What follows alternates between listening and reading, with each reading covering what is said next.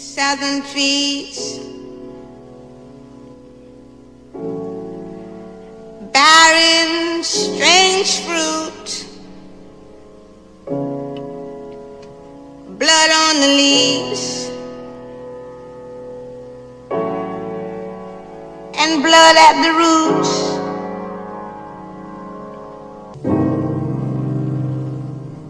Black bodies swinging in the southern breeze,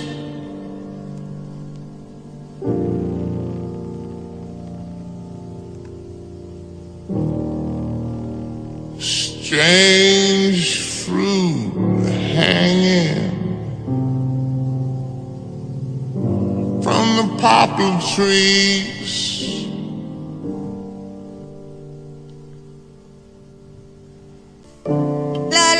I just need to clear my mind now. It's been racing since the summertime. Now I'm holding down the summer now. And all I want is what I can't buy now. Cause I ain't got the money on me right now. And I told you to wait. Yeah, I told you to wait. So I'ma need a little more time now. Cause I ain't got the money on me right now. And I thought you could wait. Yeah, I thought you could wait. These bitches surrounding me. Oh, I want something now, man. Then they talk about me. Would be lost without me. We could have been somebody. Thought you'd be different about it. Now I know you not it. So let's get on with it. We could have been somebody. Said you had to tell somebody. Let's take it back to the first party. When you tried your first Molly. It came out of your body. It came out of your body. Running naked down the lobby. And you were screaming that you love me. Before the limelight tore ya. Before the limelight stole ya. Remember we were so young. When I will hold ya. Black bodies Before the flood. I know strange fruit something strange happening from the poplar trees. From the poplar trees. You could have been somebody. We could have been somebody. Was it on the first party? When we tried our first Molly. It came out of our body. It came out of our body. Yeah. Before they call lawyers. Before you tried to destroy us. How you gon' lie to the lawyer? It's like I don't even know ya. I gotta bring it back to the know ya. Fuck them other niggas cause I'm down with my niggas. Fuck them other niggas cause I'm down with my niggas. Fuck them other niggas cause I'm down with my niggas. I ride with my niggas, I die for mine.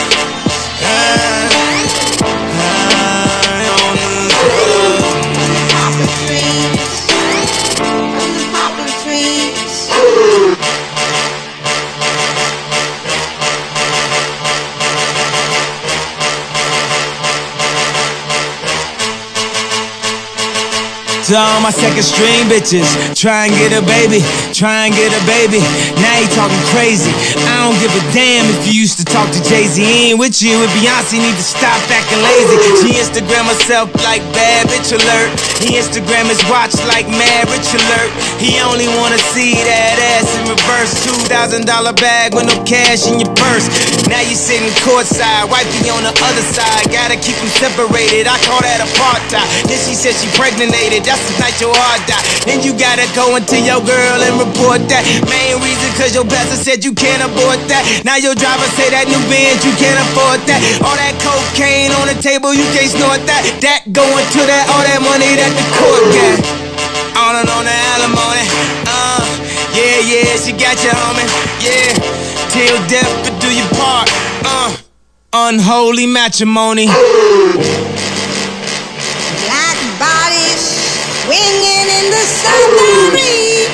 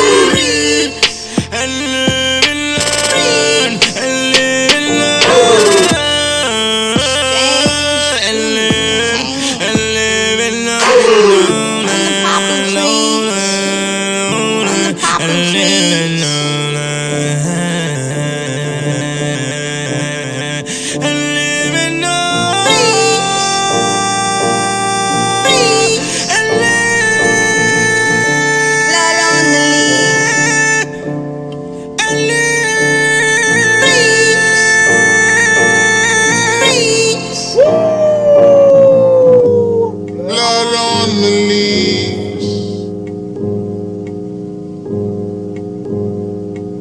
Breeze, breeze. Perfect. Perfect. Fucking perfect, guys. All praise be to the Most High God for another day with y'all. You already know what time it is. Without further ado, we're getting straight into it. So, my name is J-LEETHAL. I got a very special video today for you, as always. But before we even get straight into it, let's just go on and get all the particulars out of the way. If you don't know me, yes, again, I'll say it again. My name is J-LEETHAL, Joshua Lee, J-LEETHAL. And if you don't know me, well, that's probably because YouTube hates me and they actively censor my content. What up, Brother Sly? Shout out to everybody in the chat. Sorry for the beat, bro, but I fuck with the 808s heavy. I fuck with the drums. We'll talk about it. Sorry if the music, if nobody likes my beginning music and stuff, but I gotta get into the mode. I gotta get into my mode. Alright?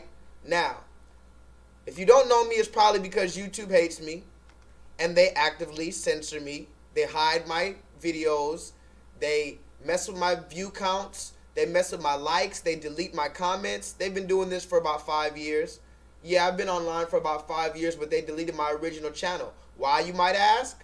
Why did they delete my original channel? Was I giving out misinformation? Was I harming anyone? Was I threatening anybody with violence? Was I inciting violence? Was I calling anybody out of their name? No, I simply gave out claims about the injection that contradict the expert consensus from the local health authorities or the World Health Organization. Yes, this is a real email that I got from YouTube and the people at the World Health Organization, and they said, J-LEETHAL, we're going to have to delete your channel because you're giving out contradictory information. Okay? That's the first thing you need to know. Why is it that I cannot contradict what the World Health Organization is saying? Why can I not contradict what they're saying? They didn't say that I was false. They just said I contradicted them and they had to take down my channel for that. Okay? So, that's why I have to be strategic moving forward. And I want to say one thing. Well, a few things. Federal law allows citizens such as myself to reproduce. Come on, read it with me, class. Federal law allows citizens such as myself to reproduce, distribute, or exhibit portions of copyrighted motion pictures, videotapes, or video discs under certain circumstances without the authorization of the copyright holder. This is called fair use and is allowed for purposes of criticism, news reporting, teaching, and parody, which does not infringe of copyright under 17 U.S.C. 107. That's the first thing I need to let you guys be known, because, you know, I'm going to give out a lot of information tonight. And just so you know, tonight is conspiracy night. Can somebody put that in the chat? We haven't had a good conspiracy hour in a minute. Tonight, we're going full-on conspiracy mode. We're going full-on conspiracy night tonight. So that's why I need to let you know that I'm just giving out criticism, news reporting, teaching, and or parody, and or conspiracy. And I'm not giving out legal advice. I'm not giving out medical advice. YouTube, did you hear me? I am not giving out legal advice. I am not giving out medical advice. I am not a doctor, quote unquote. I am not a lawyer, quote unquote. I am simply giving out my opinion that I have substantiated or formulated through a number of facts that I have independently researched on my own, and I have came to this conclusion or this thesis or this theory or this hypothesis or this opinion based on those number of facts. The last thing I got to say before I move forward is this. What you're watching right now is not a live stream. This is not a live stream. I'm going to say it again. I don't know if you think you're watching a fucking live stream where you can just sit down and just scratch your ass and watch the screen, but that's not what this is. Does anybody know what this is? This is Mo Facts. Holla at your boy, Mo Facts. Mo Facts, just so you know, I know you be on YouTube a lot. Maybe you've seen other people's live streams. What you're watching right now is not a live stream. This is an online pro bono interactive learning course in which like-minded and some not so like-minded individuals gather in order to discuss nuanced and sometimes controversial topics so that we may all gain a further level of clarity and understanding moving forward. I'm going to say it one last time before I move forward. This is not a live stream. This is an online, pro bono, interactive learning course in which like-minded and some not so like-minded individuals gather in order to discuss nuances, sometimes controversial topics, so that we will all possibly gain a further level of clarity and understanding moving forward. Sensational. All right? Now, with that being said, I had to get all out the way. Forgive me. I think I'm getting better with that, though. Forgive me for taking so long. You've been patient enough. Y'all know what we about to get into. Holla at your boy. What up? What up, y'all? Holla at your boy. How are we doing tonight, guys? How are we doing? Put a 7 in the chat because all praise be to the Most High God. And this is one thing I want y'all to start doing. I've been doing it at work. You know, I work as a server in a restaurant, right? So I'm just a regular waiter at a restaurant. And one thing that I do, you know, we get tips all the time. So sometimes you might get a tip that you don't really like, or a tip that isn't, you feel like it's not enough money, like $5 or some shit like that, or somebody might tip you $2, $3, whatever, and you're like, I did all this work for this little bit of money. You know what I started doing recently? Because I've been a server for a long time. I just started doing this like maybe a month ago. Every tip that I get, no matter if it's $1, 50 cents, $10, $100, every tip that I get, even if it bothers me when I see it, I look at it, and the first thing that comes out of my mouth is, all praise be to the Most High God. And you know what? I'm going to tell you a secret. That, so far, I've only been doing it for maybe a few weeks, maybe a month tops. And it's helped me. It's helped my overall outlook. It's helped my overall interactions. It's helped me just, I feel like I'm getting better tips. It don't matter if you expected a $20 tip and they gave you $5. Just say, all praise be to the Most High God. Give God glory for every little blessing, every little thing, even if it isn't what you expected. Because remember, the Most High God has the ultimate understanding. There's a lot of things that we feel like we might want that might not be good for us in the long run. That might not be what we need.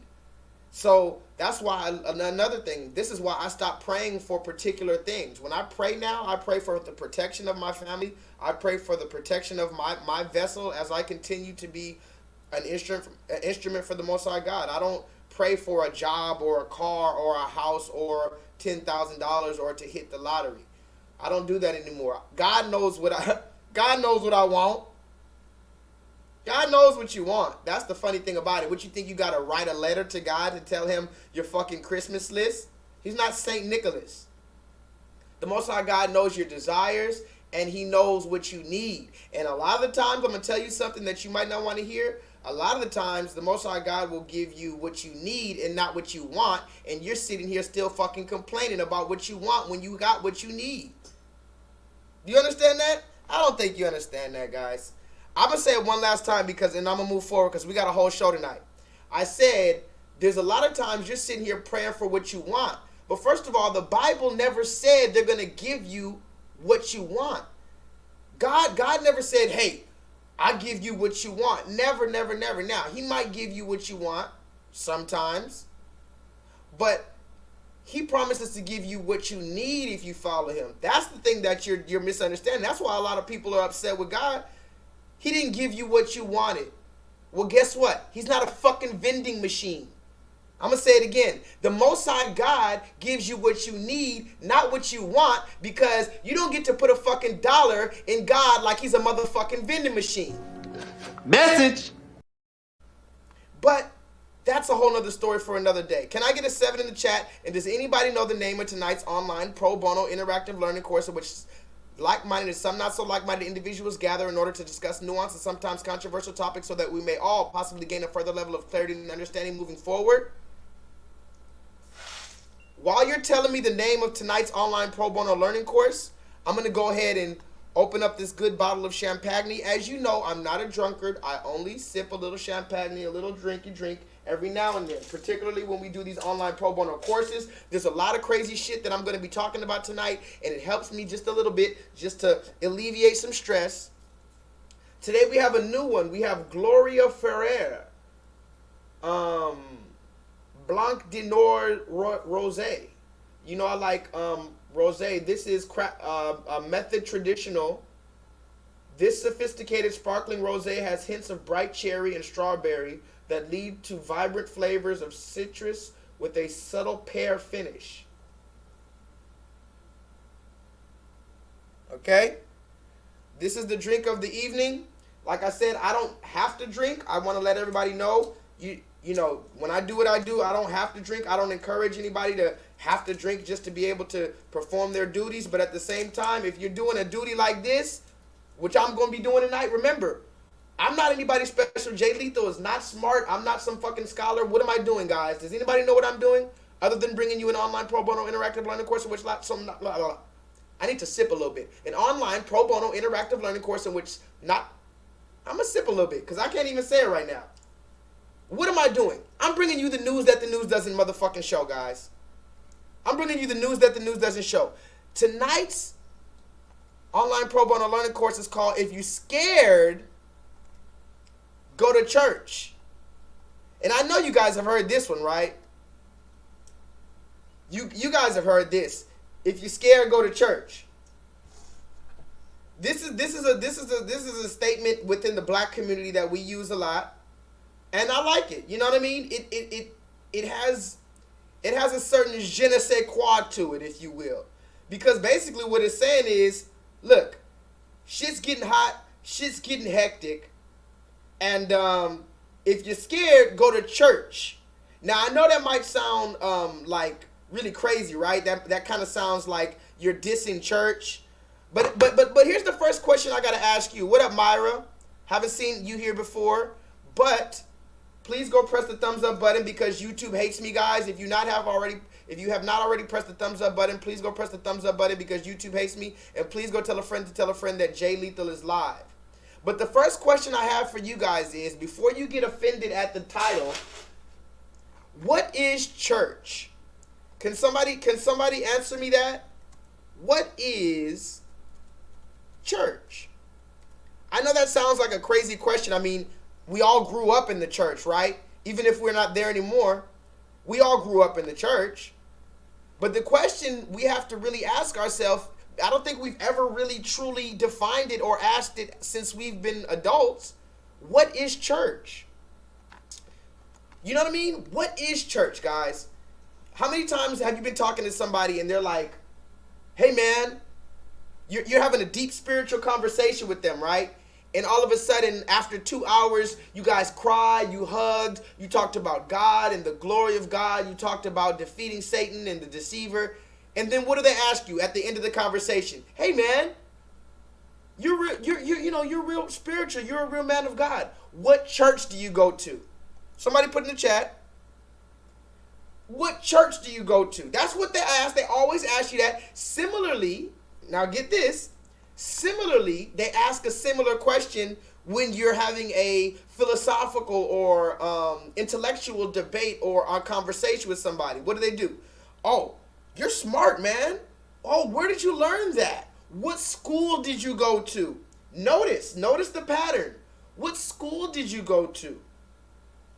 What church did you learn that from? What church do you go to? Notice it's always the same thing. People have the mentality that everything that you have in your brain somehow just came from one place. It's the same thing with my channel. You know, I call myself the Receipt King, right? And I don't take that name lightly because I be researching a lot of shit, right? And sometimes somebody will come on my channel and be like, hey, J-Lethal, where do you get all your receipts from? What? Where do I get all my... What, you think there's a website that you just don't know about that has all the updated receipts? One website where I just get all my receipts from and I just plagiarize and copy and paste and I don't got to do no research? Do you realize that you have to search here and there, here a little, there a little? Then I combine it together. Then I bring it to you. That takes a lot. You don't see the off-camera stuff. So don't ask me where I get my receipts from. Don't ask me what school I went to. And most of all, don't motherfucking ask me what church I go to. Please don't ask me that ever in life. Because what is a church? Pete is Pat. I hope I said that right. I've seen you here before. But what is the church? He says it's the gathering of God's people, the Israelites. See, because here's the first thing we need to understand, and believe me, we got a whole fucking show. Somebody put in the chat, I got a whole heap of receipts for your ass today, so don't worry about it. But the church is the gathering of God's people. That's the first thing we need to get through our heads, because we've been taught growing up, or we've been led to believe, because there was no real clarification, that the church was a building. Right?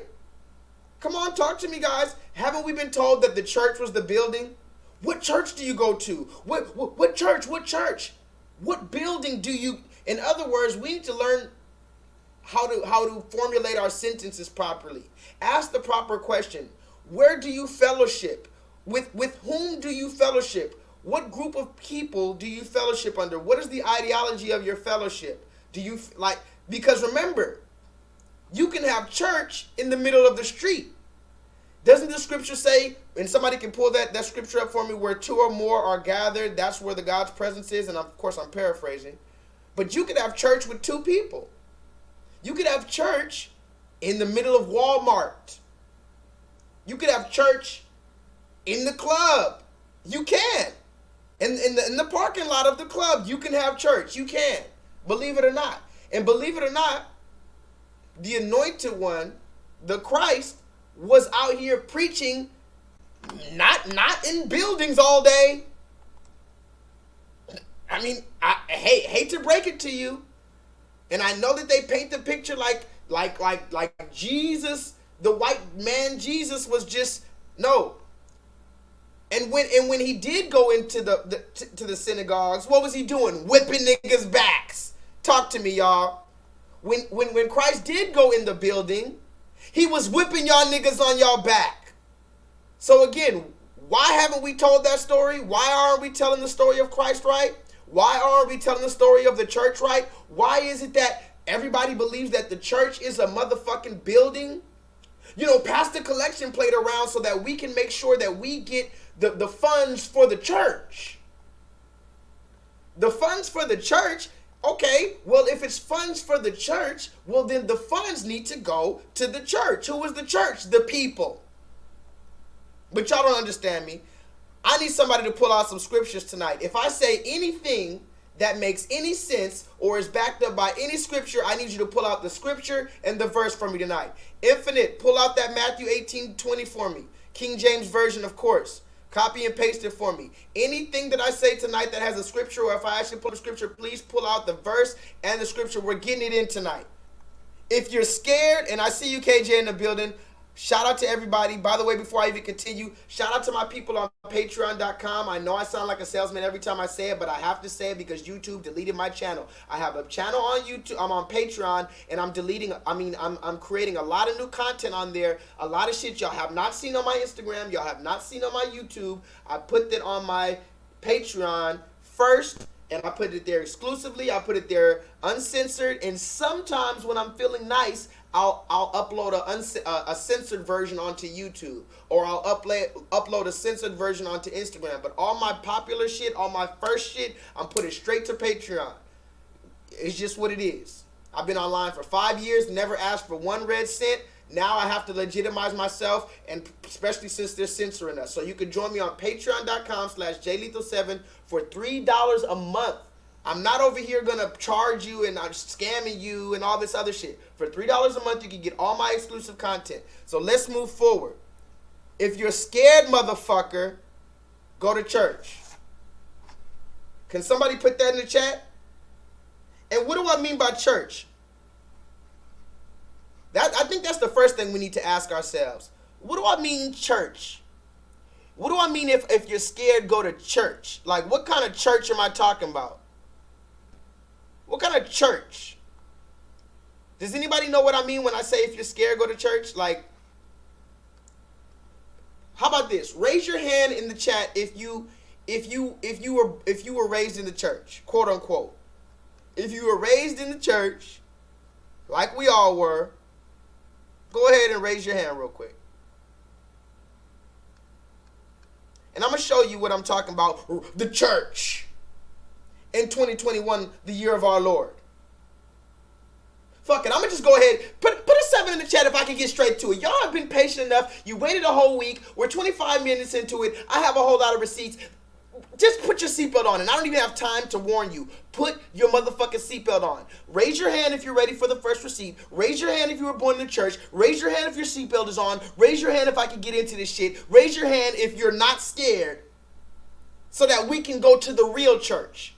Now, this is the fake-ass church that I'm telling you to go to if your bitch ass is scared. Holla at your boy. Example, in African-American churches, in places where people in the community hang out. We need to go to the community, not want the community to get to us. Would you come tell what the Lord told you?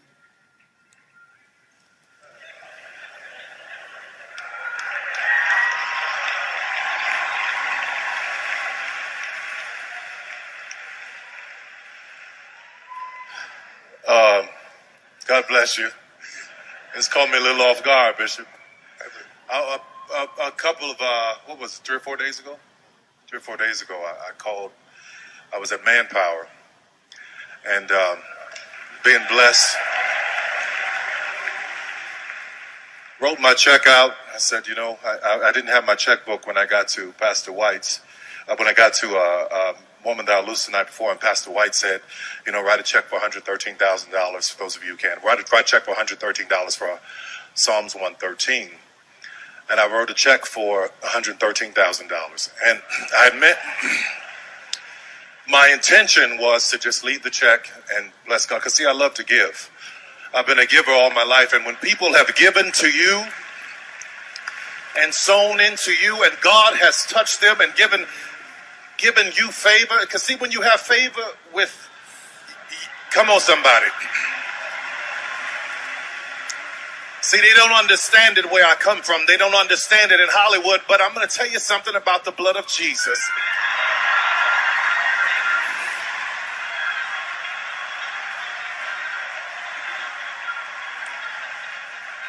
All of my life, you know, my mother, she didn't have much to give me. She didn't have millions of dollars. She didn't have some legacy, but she had Jesus. And she taught me about that God. So I didn't even know that he was trying to build this youth center. I didn't even know it, but I know how important the youth are. So we were sitting in the service, and I leaned up toward him, and I said, I've just been touched to give $1 million.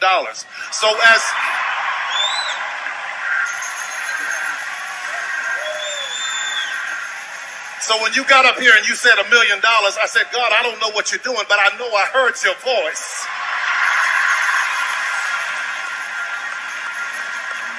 Hey!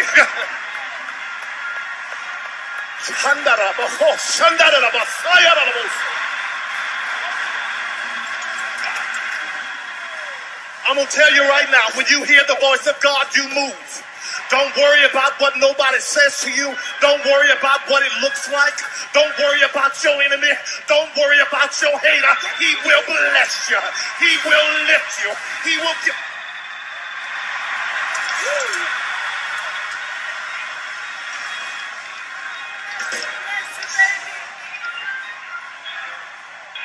Sometimes you spend too much time worried about your haters. You spend too much time worried about people talking about you. But what you need to understand is that the Bible says in order for you to be blessed, your haters have to be present. How do I know that?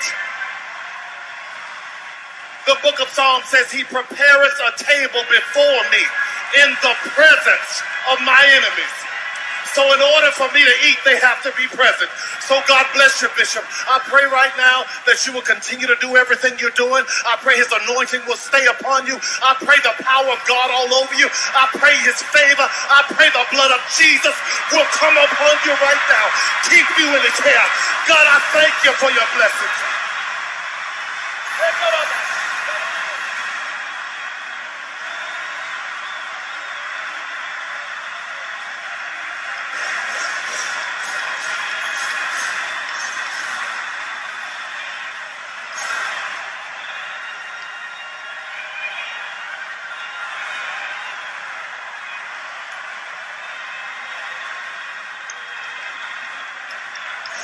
Somebody give God some praise.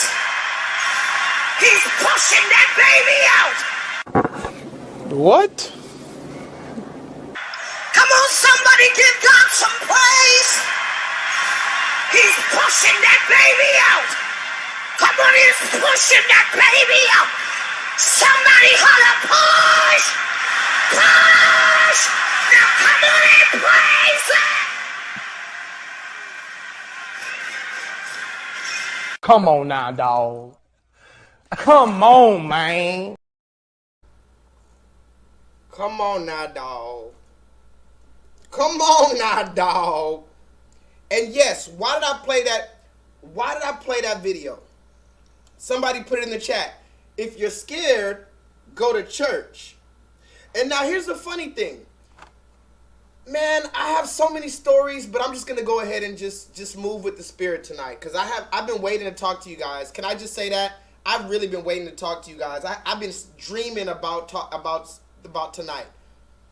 But I'm gonna just move forward. I was raised in the church, y'all. Baptized, all that shit. All that stuff. Because I don't want to call it shit. Because a lot of it made me who I was today, who I am today. Whether there was some bullshit behind it or not, my intentions were pure.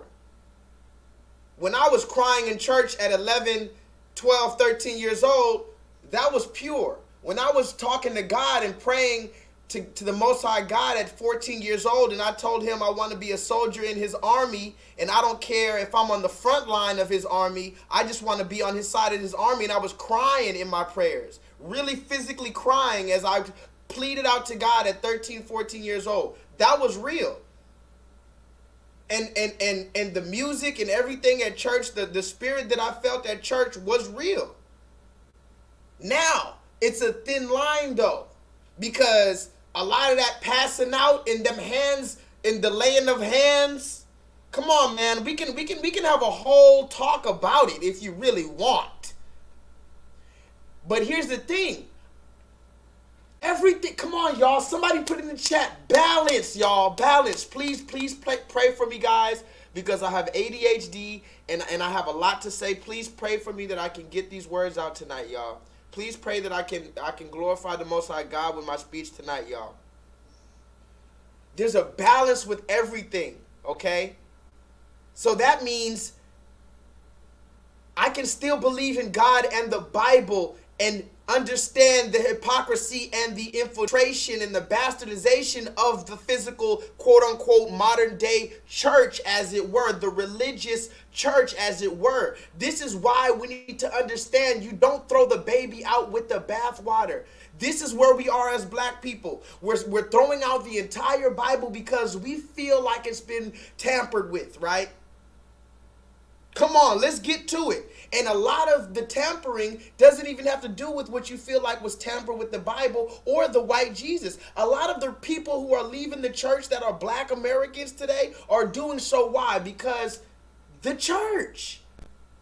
Pastor Johnson and Deacon and Reverend such and such and Deacon such and Pastor so and so. With the gold rings and the this and the that, but you're never in the hood. I don't ever see the pastor really pull up in the hood like, what up? How are you a man of Christ and you're not with the motherfucking goons? Come on, y'all. I have so much shit I gotta say. I don't even. If you're scared, go to church, guys. Whoa, hey, why are you insulting my intelligence? Are you serious? You know, I went to this one church. You can look it up, guys.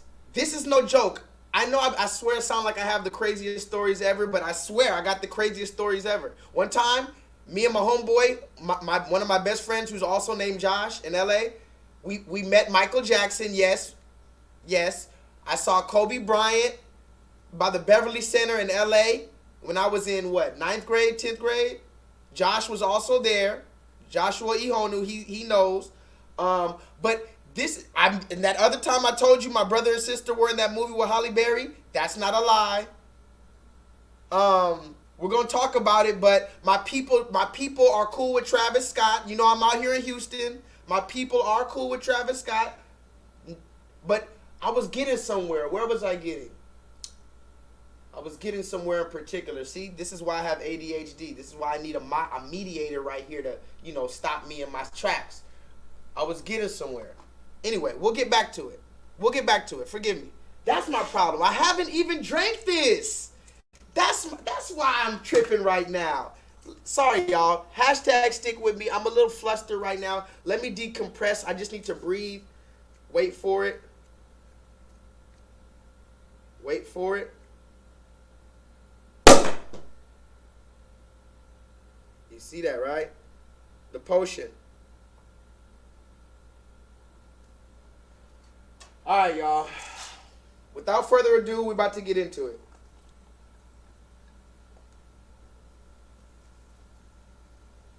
Let's get it. Now, the first thing I want to talk about is this tonight. Kanye West. I'm not even gonna pussyfoot around, guys.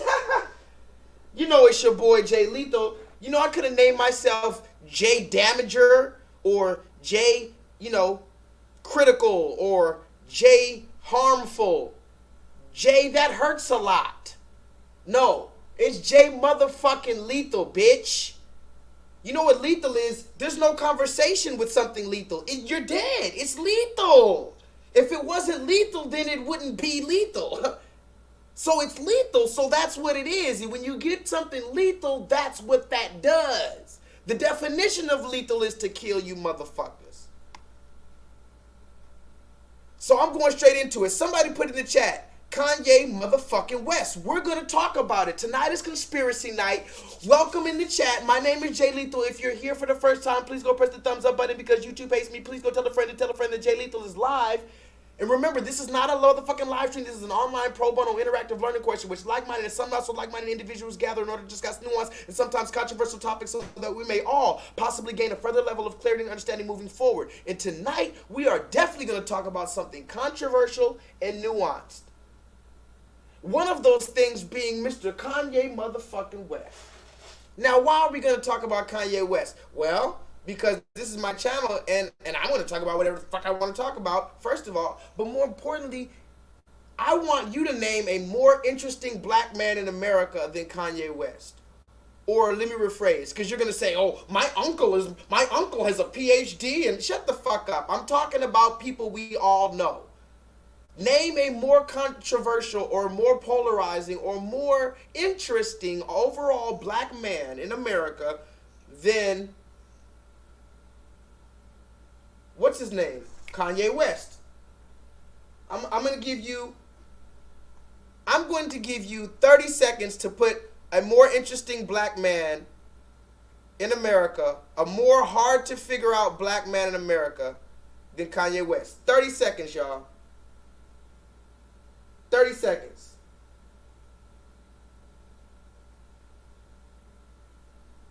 All that yip yapping and joke jacking, nigga. If you scared, go to church. You knew the job was dangerous when you took it. What up? It's the big boss dog, Snoop D-O double G, Eastside LBC, and I'm bobbing to the beat of my OG homeboy Ice Cube, and I'm C-walking on the motherfucking concrete. Yo, if you fucked up, put your cups up. Ice Cube and Snoop Dogg, nigga, what's up? See, he's a gangster, I'm a hustler. Yo, it's either thank ya or it's fuck ya. I'm down with Lil John, ain't got to pretend. Crump juice, nigga, run the club that you in. You scary motherfuckers don't wanna bring the ruckus. You just spend all your time in the club trying to duck us. And if you walk by, nigga, I'ma knock five, nigga. From your ass, you can come try, nigga. In the hood, all the way down south. I ain't Mike Jones, keep my name out your mouth, bitch. We can get it crackin' if it get the clickin' clackin'. Look at Mr. Jackson, nigga, with no reaction. If you're scared, go to church. We gon' hit you where it hurt. That don't work, we'll put you in the dirt. Cause a whole lot of rappers make a whole lot of noise. Lyrics full of steroids, niggas paranoid. And when you get that blow up, it make you throw up when you realize your favorite rapper ain't got no nerve. If you a scared motherfucker, go to church. If you a gutter motherfucker, do your dirt. If you a down motherfucker, put in work. If you a crazy motherfucker, go berserk. If you a scared motherfucker, go to church. If you a gutter motherfucker, you down till you die. If you a down motherfucker, put in work. If you a crazy motherfucker, go berserk. Click, clacking, pistol packing, crip ragging, hoe. I'm probably already got so many copyright strikes, but you know, if I don't get it, if we don't push the limit, what fucking fun is it? It ain't no fun if the homies can't have none. That's what I was taught when I was younger. So what we're gonna do today, forgive me, I didn't push the camera all up, and so what we're gonna do today is talk about it. Mr. Kanye West. Does anybody know a more interesting figure than Mr. Kanye West? I'm gonna read the comments. Peace to everybody in the chat. I'm gonna read comments later. What up, Leonard? What y'all know about Mo City? You know about Mo City? Buckshot, holla at your boy. Yeah, Travis Scott is from Mo City. We're going to talk about Travis Scott. Don't worry, guys. We're getting into it. As a matter of fact, I didn't take too long.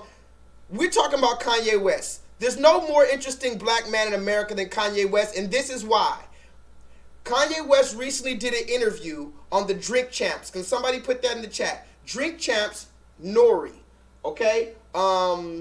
Now, we have a few things to talk about, so I'm going to go and get into it. But I saw this interview with Kanye West, and the funny thing about it, you know I stay on YouTube, so I knew that he was doing an interview. And I saw because I follow the Drink Champs, I'm subscribed to them. And so I saw, I saw it premiere. It said it was going to premiere with Kanye West. I said, Kanye? You know, Kanye doesn't do too many interviews. And he hasn't done an interview in a quick little minute since he dropped his album. So I was like, oh, Kanye's going to be on the Drink Champs? And you know, the whole show Drink Champs, have anybody ever seen the show Drink Champs? If you haven't seen it, it's a show on YouTube, a podcast with the rapper N-O-R-E. And they have another not black man, so I don't know if he's a red man or what, but I've noticed another pattern on a side note that all these people who have these podcasts who we're supposed to believe that they're on their own, like Ari Spears, I've noticed had one, Joe Budden, I noticed had one, the most recent dude, Nori, who I'm talking about, they all have podcasts, and we're made to believe that they're doing these groundbreaking entrepreneurial steps to have their own businesses in the entertainment world, right? Or the online entertainment world. But when you see these people with their podcasts, why do they always got a red man? Go back and look at Joe Budden's original podcast until he just recently fell out. What's their names? What's the names of Joe Budden's people he fell out with? Rory and Mal or some shit? Red men. The moment you turn on the show, it's a motherfucking red man in front of you. How am I supposed to believe you? We're going to have real, genuine barbershop conversations as black American men when you got a red man sitting there, yeah, let's talk about the next topic. No, that's the whole reason we ran away from TV, is to be on our own spaces where we're not being controlled or moderated by the red man telling us to calm down or to change the narrative. So going back to the Drink Champs show, we have this show, Drink Champs with Nori. I watch it all the time, but one of the main concerns on the Drink Champs show that they talk about is that Nori talks too much. And I'll say it, I've watched it and I can agree with it sometimes. And we're going to talk about that. Can somebody put a bookmark in that?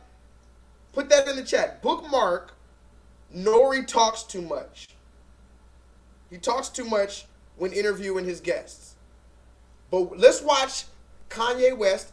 I saw this interview that they were doing with him, and I said, oh, shit, I got to catch this. And so when they premiered it, I had just got off work. It was like at 10 o'clock or something, and I was watching it, and I watched it live.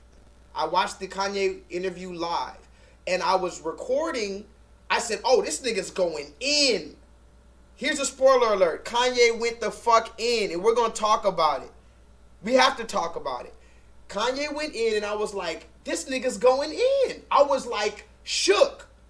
I was literally shook. I was like, and then I was like beating my chest like, yeah, nigga. Yeah, nigga. I was literally looking at my phone, beating my chest, watching Kanye talk. And we're going to talk about why. But I recorded a good portion of the 2-hour interview. Now, what I did was I took what I found the most powerful statements in that 2+ hour interview, and I compacted it into 10 minutes. Because somebody put that in the chat. The interview is 2.5 hours. I really want you to check it out so that you can see what we're talking about tonight. But I compacted the most powerful statements that I could into 10 minutes. So I'm going to play the first 5 minutes right now. We'll talk about it a little bit later. And a little bit later, I'll play the next 5 minutes. Is that okay with you guys? I'm going to play the first 5 minutes of the Kanye interview so that I don't get a copyright strike and so that we're not sitting through a whole 10-minute video because he says a lot of stuff that we got to break it down. Okay, so I'm going to play the first 5 minutes right now, and then we're going to talk about it. We're going to play the second 5 minutes later. Now, before I move forward, can I ask you one thing? All I ask you, I'm not even asking you for nothing else. Just please get a pen and paper.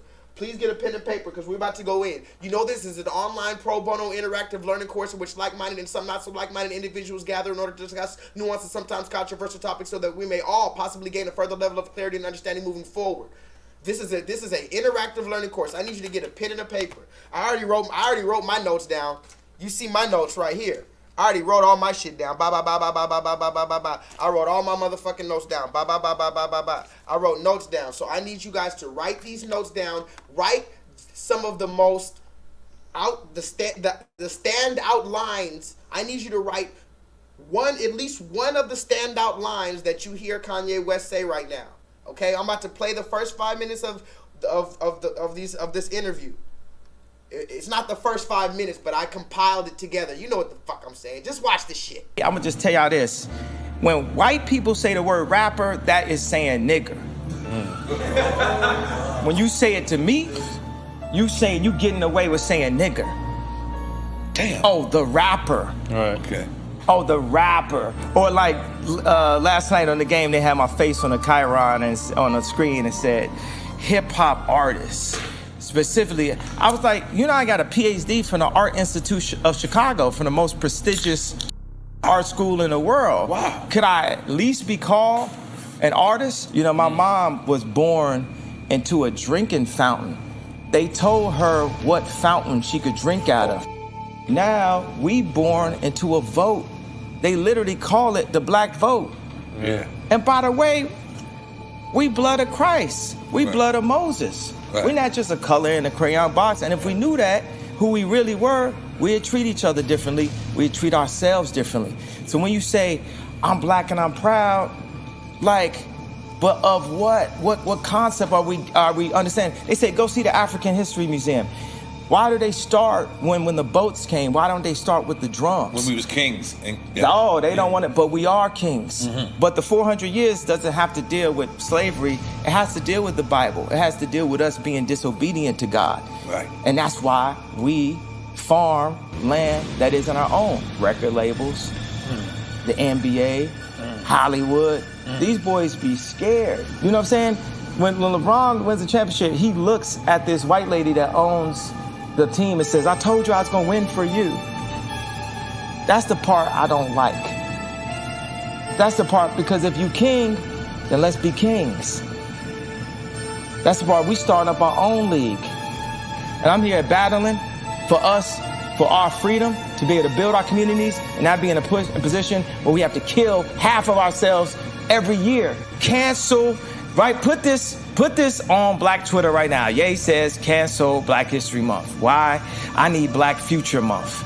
I need Black Possibility Month. I'm tired of seeing us getting hosed down. I'm tired of talking about slavery and how we should only be so lucky to vote for a woman we ain't seen since the election. I need Black Possibility Month. I'm tired of seeing us getting hosed down. I'm tired of talking about slavery and how we should only be so lucky to vote for a woman we ain't seen since the election. I mean, we should... Jesus, I can't go there. Okay, large pro or primo? Large professor or primo? I'm trying to get off away from this. Y'all thought I wasn't gonna get killed by this interview. I'm doing everything I can, bro. No, we can't. No more Black kids. This is here to remind you of who they want us to be and not who we really are, bro. And you know when I say they, who there's overlapping they don't love you. They will put up with you, but they do not love us in that way, and they are afraid of what is inevitable. You ever seen the kid in Tiananmen Square in front of the tank? Yeah, think about this happened when Biden, remember he said, Charlemagne, if you didn't vote for me, then you're not black. You know? Well, that showed you how comfortable he was and how much they talked before that. And you know what must have happened afterwards? They got in the room like, y'all niggas done fucked up. I ain't supposed to be showing that y'all like that. That y'all like that. That y'all like that. This is some 1984, bro. This is mind control. This population control. How about we start owning some stock or some land? What we own? Braids. You can't have braids. What we own? The N-word? You can't say nigga. But you can't buy your house. You telling somebody what they can't do? The person they own the block can say what the fuck they want to say. And we talking about this our block. You don't own the block. And you know how you own the block, first of all? It's not even what you financially doing it. It's the way you taking care of the block. In hospitals today, they would tell a black mother that the baby not finna come out today because we are inside. Us as 12 tribes of Judah, as a member of the Hebrew people, we are still inside of our genocide. Us as 12 tribes of Judah, as a member of the Hebrew people, we are still inside of our genocide. Like, you thought that I wasn't gonna try to get killed in this interview?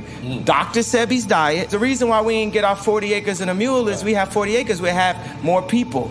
We have more people and we have leadership with the leaders not strategically taken out of the community in the 80s and the drugs and guns put into it. And then the algorithm, we at the brink of it. You know what I'm saying? After this interview, I possibly could be taken out. But the interview has happened though, because I've infected y'all to think in the yay way. All right, y'all. All right, we're gonna talk about it. Now, this is a controversial topic, and I'm not gonna be able to, I can do a whole live stream on Kanye, but I'm gonna spend about an hour on him, and we're gonna try to move forward because we got more stuff to talk about. But we do have to talk about it. Why? Because I feel like Kanye is the most interesting black man in America.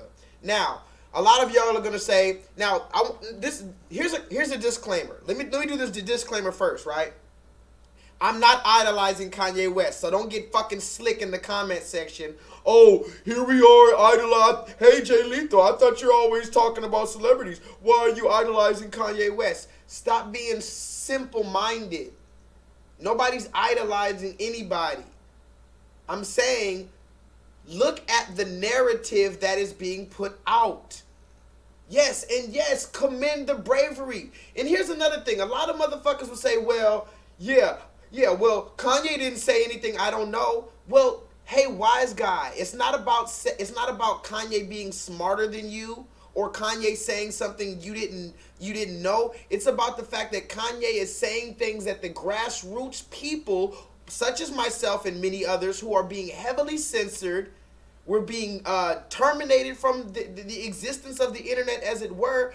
We've been saying these things and putting our neck on the lines, and we've been running into a brick wall for years and years. We wish we could get 10,000, 100,000 views. This man, Kanye West, got what? He's sitting at what? 5, 6, 7 million views in 3 to 4 days? Saying the same information. Now, let's go through some of this information because I got to move forward. Kanye was saying some of the same information that I've been saying in my videos for years. And if you would get your fucking head out of your ass and stop trying to be so fucking stiff-necked and egotistical like we always are, then maybe you can give a man some credit instead of always trying to be the #1 fucking honcho out this bitch. Because me, like I said, yeah, I believe I've been saying this shit longer than Kanye been saying it. I've been Judah gang. But what do I look like? Oh, well, I've been knowing that. You look stupid if we're trying to get out of slavery, you stupid. And I'm just saying that with all love. Let that man be on that big platform and talk his speech. Now let's run through some of the things that Kanye said. I got to move forward. Somebody put some of this in the chat. Which one was your favorite? He said, calling me a rapper is like calling me a nigger. Again, remember, we have different code words for nigger. I've talked about that before, right? The different code words for nigger. Jogger. Remember Ahmaud Arbery? Now they call us joggers. They call us rappers. They call us thugs. These words are particularly for us. When they don't want to say nigger, they call us a jogger. Oh, he's a rapper. He's a thug. Those are the words that go on us. So when he said calling me a rapper is like calling me a nigger, I said that before. Let's see, number 2. He said, look, you called me a rapper at the basketball game the other day. I have a PhD from the Art Institute of Chicago, which is one of the most prestigious art institutes in the world. I have a PhD from there. Can I at least just be called an artist? Why am I a rapper still? Then he said, he said, listen, by the way, you talk about I'm black, but I'm blood of Moses. No. This is what he said. This is exactly what he said. He said, my mom was born into a water fountain. Okay. And then some people didn't understand what he meant. He meant his mom was born into having to drink from this water fountain or that water fountain. And he was born into a system where he had to choose this vote or that. He had to choose only one vote. Some people didn't understand what he was saying, but I understood what he was saying with that. So I thought that was dope. But then he said, we are blood of Christ. We are blood of Moses. We're not just a color in a crayon box. Now, what does that sound like? First of all, that sounds like Kanye's been watching a lot of the Israelite videos. That's what it sounds like, because that's the exact verbiage that they say in those videos. A lot of those brothers say we're not a color in a crayon box. But remember, J-Lethal talks about being black as it pertains to being absorbed with light. So Kanye was saying the same thing I'm saying, like, okay, are we black? Okay, but what is black? How many times have you heard me say that? What is black? So again, look at these different themes that I've been trying to get out in my videos, but Kanye got it out on a big level. What do I look like talking about, oh, well, he's in the Illuminati, or he married Kim Kardashian, or any of that other shit to detract? See, that's what it is. That's what you have to understand about this matrix. Let's go to the matrix, because y'all aren't understanding what's going on. So put a 7 in the chat for Kanye West if you at least still have your ear out for him and you haven't thrown him fucking out with the bathwater. Because in the Matrix, this is what's going to happen. Every time we're about to have real fucking conversation, somebody comes with the stupid, well, Kanye's in the Illuminati, or Kanye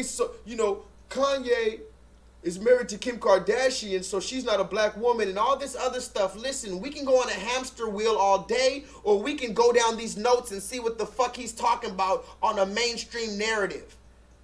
7 million views in a few days. He said, we are the blood of Christ. We are the blood of Moses.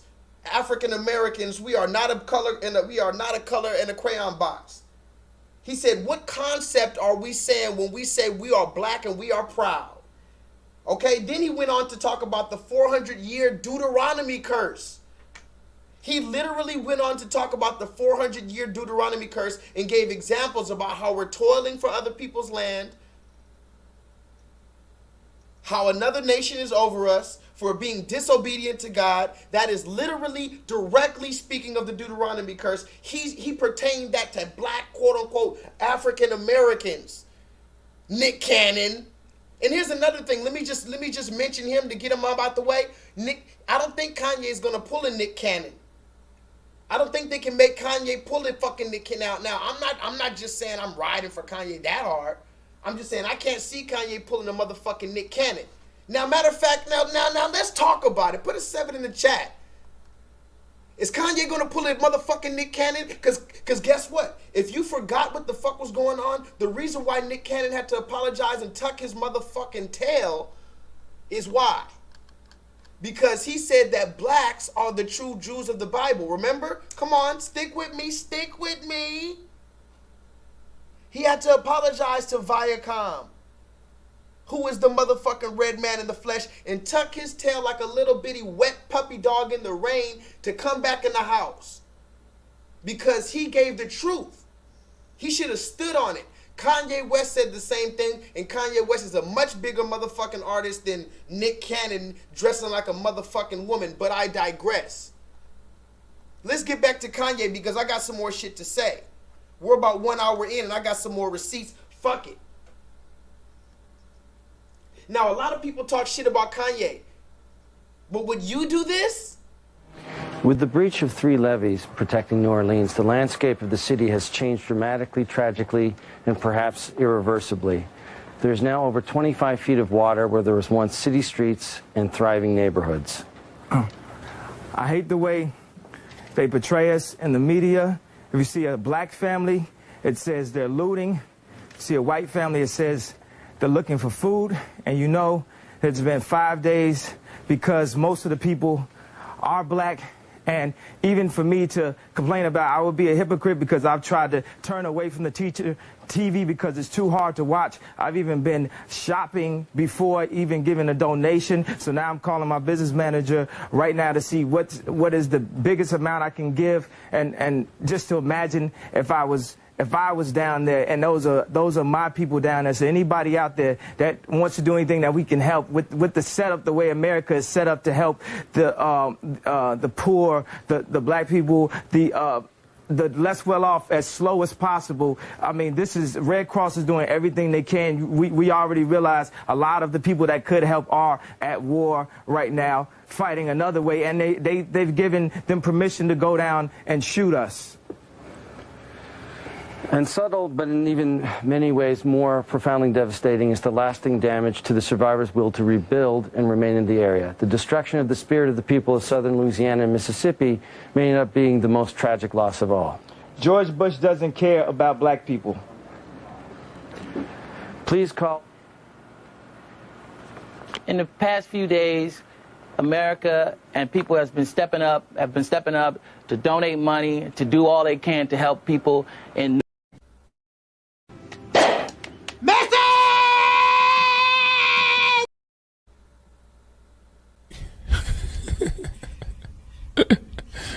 Sensational. Fucking-sational. Now here's my question. Are they coming for me? Somebody said I'm buffering. Talk to me, guys. Am I clear? 7 in the chat. Somebody said I'm buffering. They coming for me already? Oh, shit. Oh, shit. Are they coming for me, y'all? A la verga.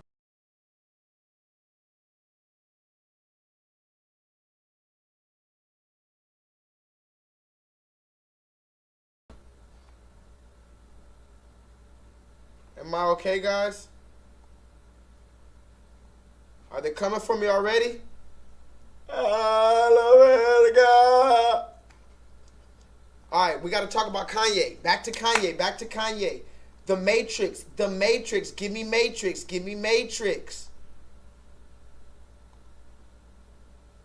Kanye sat up there on live television right when Hurricane Katrina happened. And I never forgot this. A lot of y'all niggas got short-term memory loss. Kanye, who didn't have to, he was supposed to read a fucking script. Did y'all forget that? Y'all niggas be so... I swear, some of y'all niggas are fucking superheroes in the chat. Some of y'all niggas, I would have done this. And I'm going to just talk about it. Y'all are the same niggas that would watch a Freddy Krueger movie or watch a Jason Voorhees movie or watch a Michael Myers movie talking about, well, shit, why didn't he just jump out the window? I would have just used my fist and broke through the glass and jumped head first through the window down a 7-story flight of stairs. Get the fuck out of here. When you're actually getting chased by Freddy or Jason, then let me see what you really gonna do.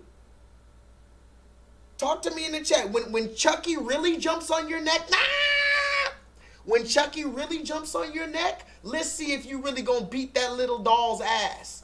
It's easy to talk that shit when you're sitting on the fucking comfortable warm couch eating your popcorn watching the scary horror movie. But when you're really there, would you do it? Talk to me, guys. Can you hear me? I said You niggas is talking about what you would beat up Freddy Krueger. You the type of niggas that been sitting on the motherfucking couch talking about, well, I would have whooped Freddy Krueger's ass. I'm asking you, if you had multi-millions of dollars and you were in Kanye West's position, would you get up there right when Hurricane Katrina happened? Because if you go back and look what happened, George Bush was out there on vacation, because I have family from New Orleans. George Bush went on vacation and he was playing golf and eating cake and doing all kind of crazy shit, and he flew over New Orleans while they were there in rat-infested, feces-infested, dead body-infested waters. And listen to what Kanye said. He said they've given them permission to go down there and shoot us. Now this is where it gets controversial, guys. Hey, YouTube, I'm just giving my opinion. I'm just giving my opinion, YouTube. I'm not anybody special. I'm not a medical expert. I'm not a, doctor or nothing. I'm not a legal expert. But I heard the same story from people in New Orleans that were saying that the government, this is just what I heard. I got ears, man. You ever seen Scarface? When he was talking to Frank, he said, oh, you're going to do a deal without me? He said, I got ears, man. I hear things. Somebody put that in the chat. I got ears. I hear things.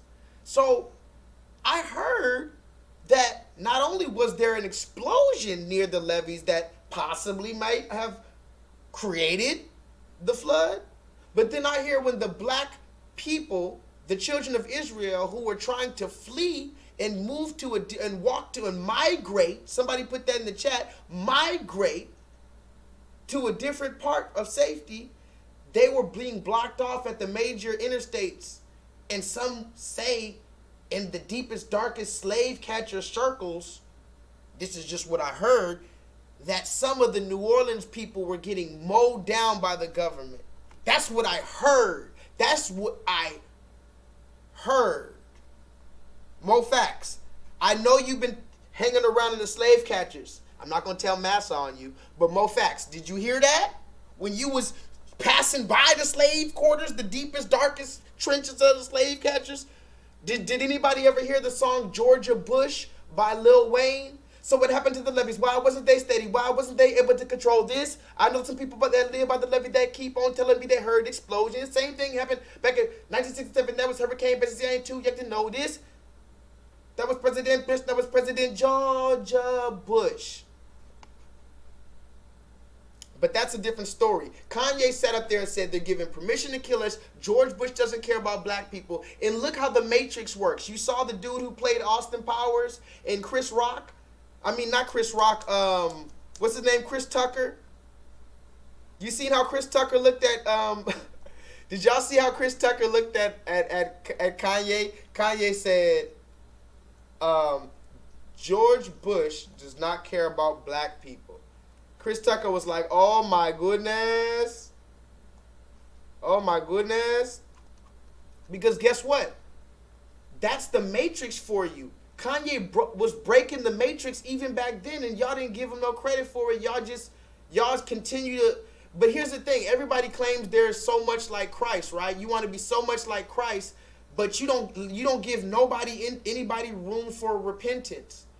Nobody can ever repent at all, and there's no redeemable qualities for anybody because what they did way back then, oh, he married this person, he made a song about that, this and that.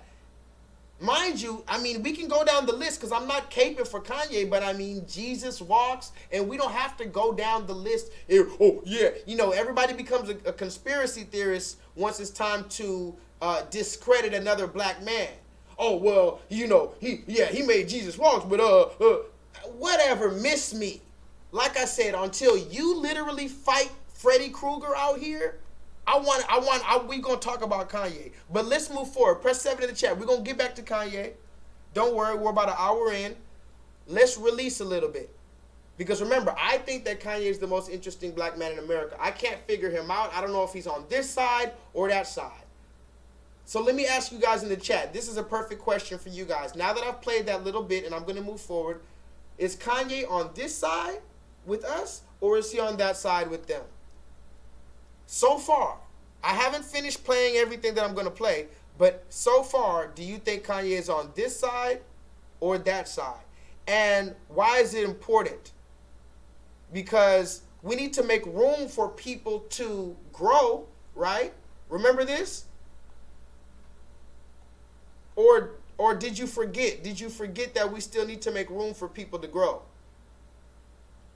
See, and that's another thing with black people in particular. You don't allow nobody to be great until they're dead. And I've talked about it a million times, and I fucking hate that. We don't allow black people to be great until they're dead. But if you really look at some of the people that you call great, I don't know if you would call them great when they were alive. Would you still call them? Would you still call Malcolm great before he had T-shirts and books and everything? When Malcolm was out here on his grind and he just barely was getting out of jail, but he was reforming his life and he was trying to give you a message about God, would you give him a chance? Or would you talk about when he was Detroit Red and he was picking locks and he was gambling and he was addicted to heroin and smoking blah, blah, blah, blah, blah, and fucking white women and prostituting and all this other stuff? Which one are you going to talk about? So let's talk about Mr. Malcolm. Is Malcolm on this side or that side? I'm pretty sure everybody would say Malcolm is on this side, but what if I told you Malcolm was whoring around and stealing from people and picking locks and gambling, and he was addicted to drugs and out all hours of the night? What if I told you that?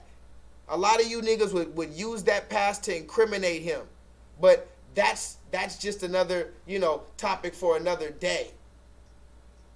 Can we move forward? And am I clear?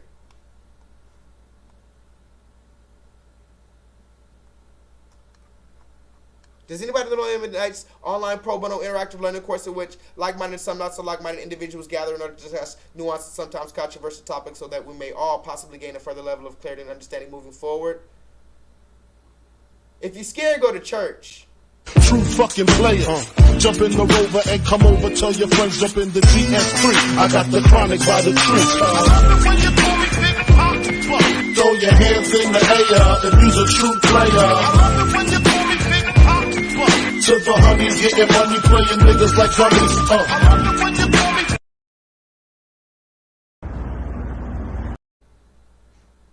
Just so you know, I'm going to give you a news flash, because when I first saw that, I didn't know what I was looking at. I thought that was just somebody getting a fake beard.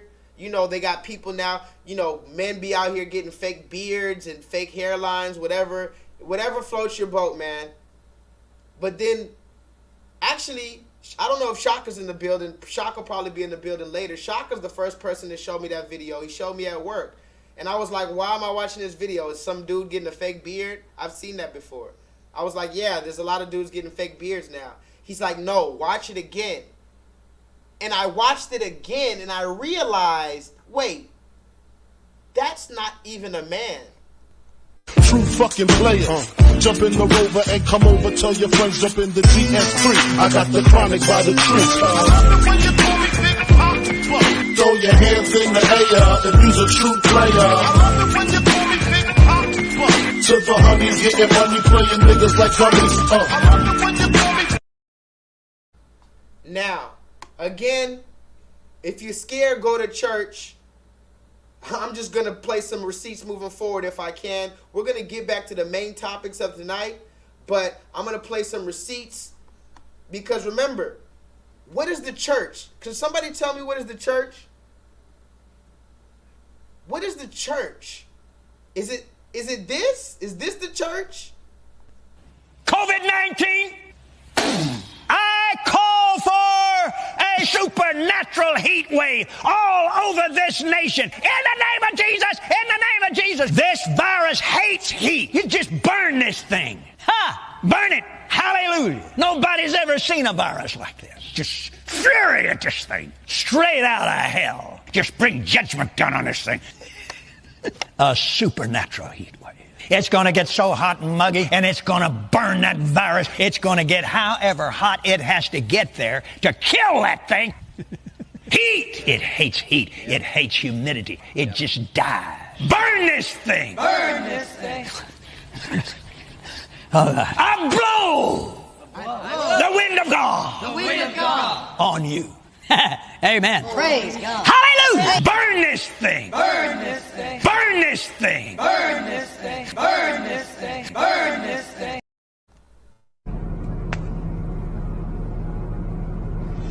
Make.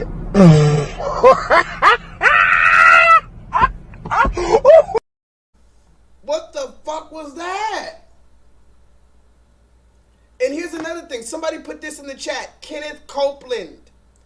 Kenneth Copeland. Go ahead and put that in the chat. What the fuck? No, I'm playing that one more time.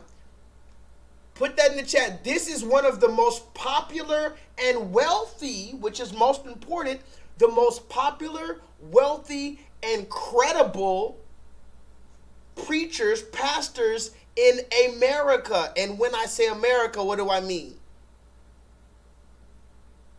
I'm going to say it one more time. This is Kenneth Copeland, one of the most popular, wealthy, and credible pastors / preachers in America. And when I say America, of course I mean that place with 3 Ks.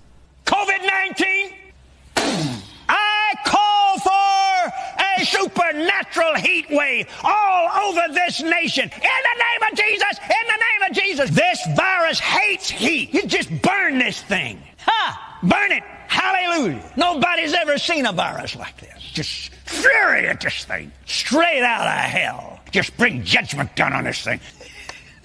A supernatural heat wave. It's going to get so hot and muggy, and it's going to burn that virus. It's going to get however hot it has to get there to kill that thing.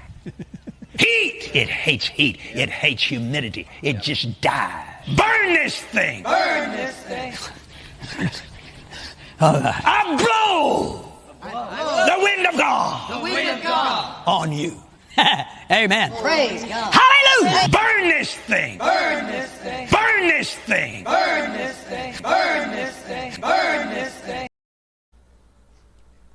Yeah, this is one of the most popular dudes in America. Somebody look up the total net worth of Kenneth Copeland for me. Remember, this is an online pro bono learning course. Somebody do me a favor and look up the I think Solo Dolo, shout out to Solo in the building. Solo said, how many jets does he have? And I don't have time to pull up the receipts on Kenneth Copeland because I got more. Somebody, hey, Solo, next live stream, remind me to pull up some, matter of fact, I'm going to write it down right now.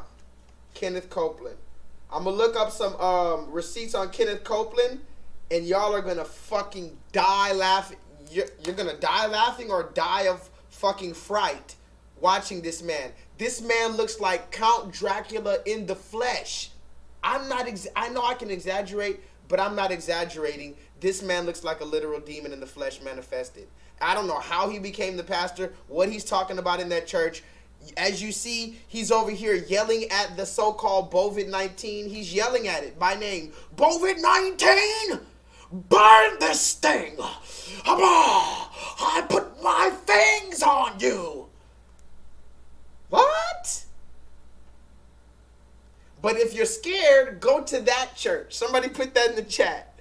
If you're scared, go ahead and go to that church. And matter of fact, while you're at it, go to that church and have this nigga be your pastor. Hey!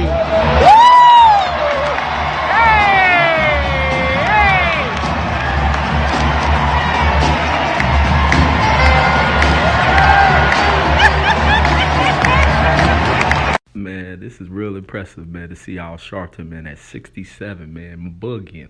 Look at Sharpton, man, getting down like he really is James Brown. But, man, it's funny looking at this dude.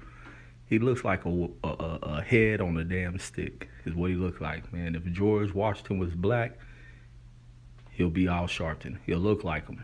I wouldn't say he'll be like him. But just knowing Al Sharpton from all those years of me being a child, seeing him as an activist in the 80s, he walking around almost about, 300 pounds, and then see him drop this dramatic weight loss. But with that weight gone, this old man can get down. Look at him popping, man. This is crazy, man. Watching Al Sharpton get down, man. But I can't even. I can't. I just can't anymore with these niggas, man. These are the people that are appointed over us. At some point, this is the reason why I do these streams every Monday night. Because at some point I said I have to do something, even if it's insignificant, if it's not in the grand scheme, I have to do something to change this. There's no reason Al Sharpton is laying in satin sheets at night. And you better believe Al Sharpton has the finest satin sheets and the Ferraris and all that other shit, because he's doing this buck dancing ass shit over our people now. And people such as myself, or not even myself, I'm not even going to put myself in the conversation.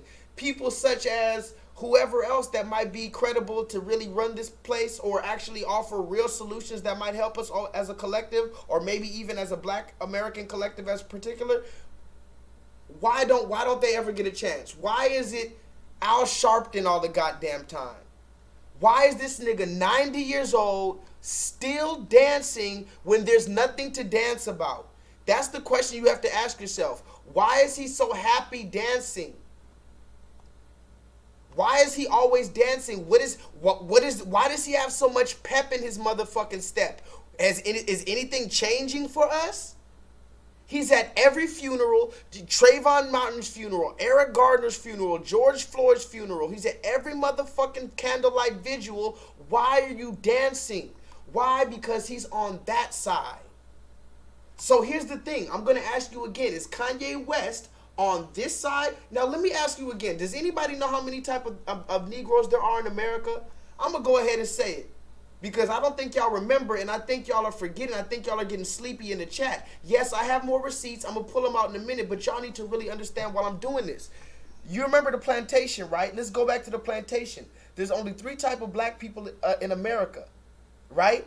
The house slave, the field slave, the runaway slave. So I'm asking you, which one is Kanye West? That's the better question. I'm not going to ask you, is he on our side or this side? But I'm going to ask you like this. When you heard Kanye West, he said, remember some of the things he said. Let's go back down the list. Some of the things Kanye West said. He said, Kanye West called out LeBron James by name. He said, LeBron James, when you won the trophy for the Lakers, you looked at that red woman. By the way, a red woman owns the Lakers. He said, you looked at that red woman and you said, I won this trophy for you. I don't like that. Kanye said that. He didn't have to say that. Okay? He also said he's starting his own league. And somebody put this in the chat. By the way, Kanye is partnering up with Ice Cube. Can somebody put that in the chat? We're always talking about starting up black leagues, and here somebody's gonna get simple again. Well, the big 3 isn't only owned by black people. There's white people in it too. Yes, they might have a white partner here or there. The face of it and the main contributor and the main shareholder is Ice Cube. And now Kanye West is joining on with the big 3. They got all these black players. They're trying to have baby steps in Babylon. Can somebody put that in the chat? That's another name for a video. That's going to be another video. Look out for it. Baby steps in Babylon. We got to take baby steps in Babylon. You niggas be, oh, well, he didn't go to the moon and back, so I'm not even going to, he's a bitch ass nigga. I've seen so many people on social media hating on the motherfucking Kanye interview. And I'm like, did you hear what he said? And this is another thing I have to say real quick, just because I'm on a rant right now. I had a lot of shit to say. Did anybody put a 7 in the chat if you saw the Kanye interview?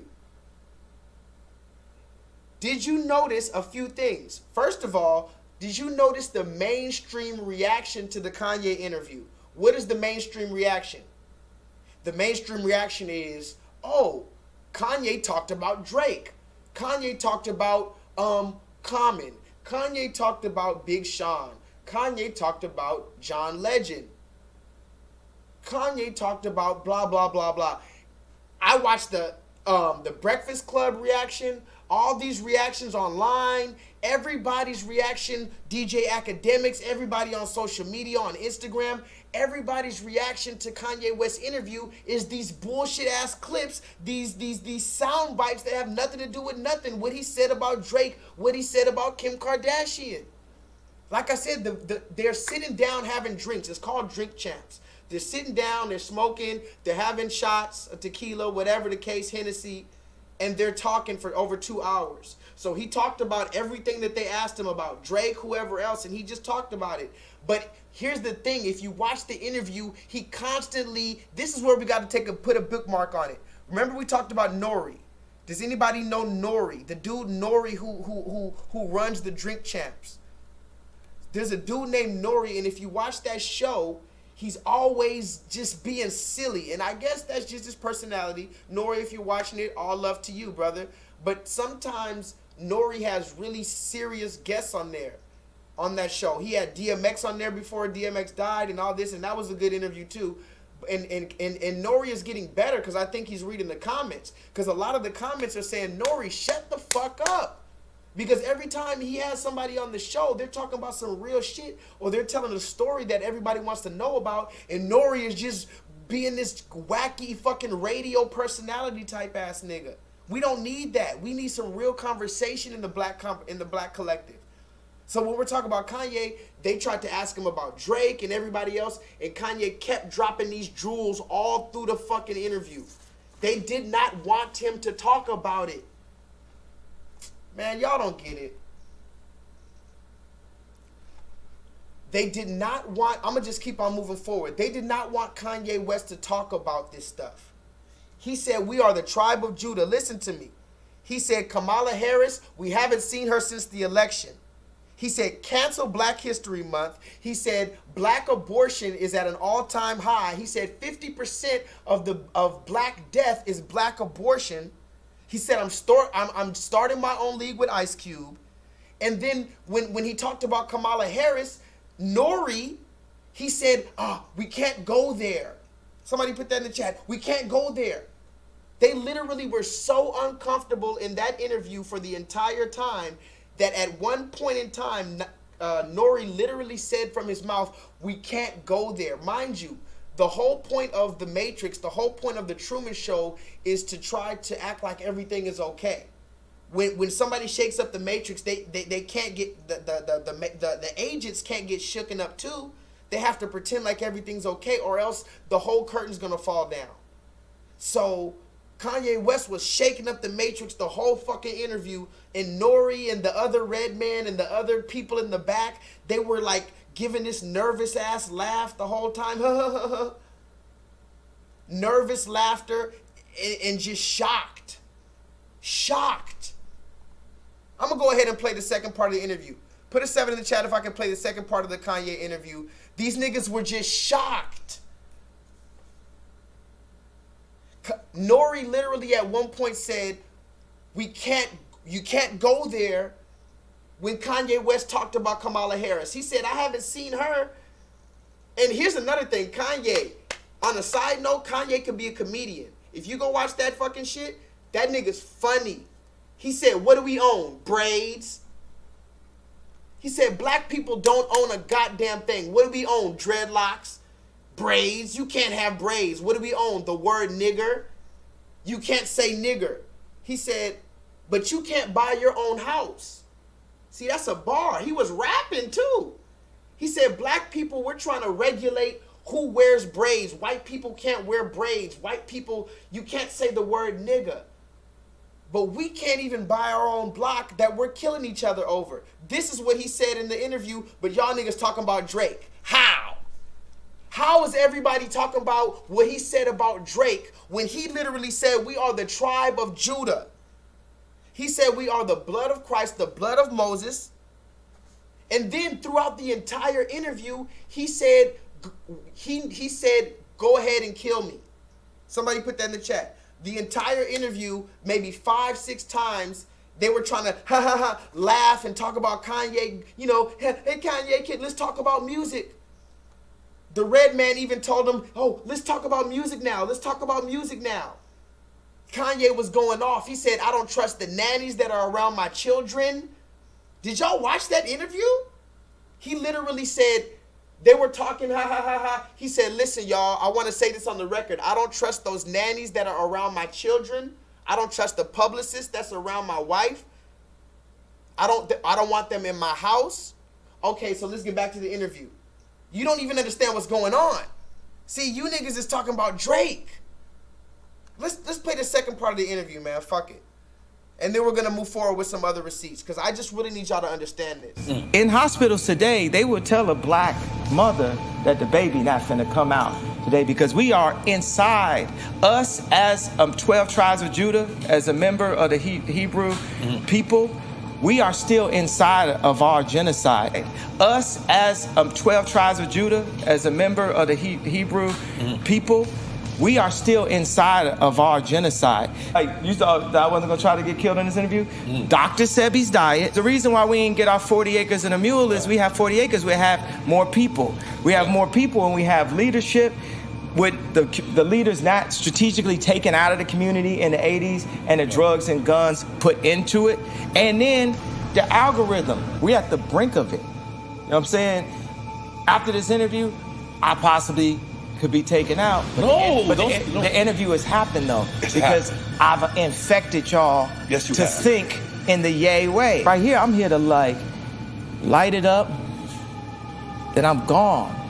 But after an interview like this, I did my job. But if I hadn't come to you and said this and kept it to myself, then God couldn't have used me. You know what I'm saying? I only fear God, as I said, and I'm not always obedient. You know, it's a lot going on.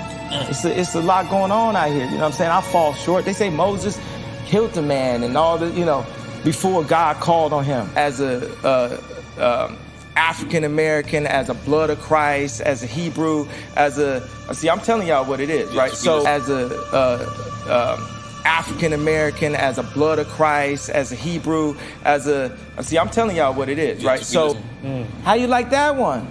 Once y'all collaborate and listen, come get me. What y'all gonna do? Y'all me too me? Y'all come up with some type of scam? Y'all gonna come up with something and try to take me? No, God had me for a reason. Boy, this there will be blood. Stop fucking with me. Cause y'all fucking with my money. Y'all doing shit. I got 80 accounts right now. I got people that's like, why I got 80 accounts? That's that Bob Marley through the toe. You know what I'm saying? I make hundreds of millions a year.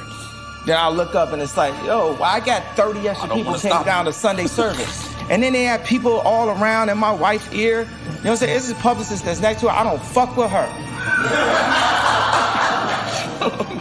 Really? That was as clear as you could say.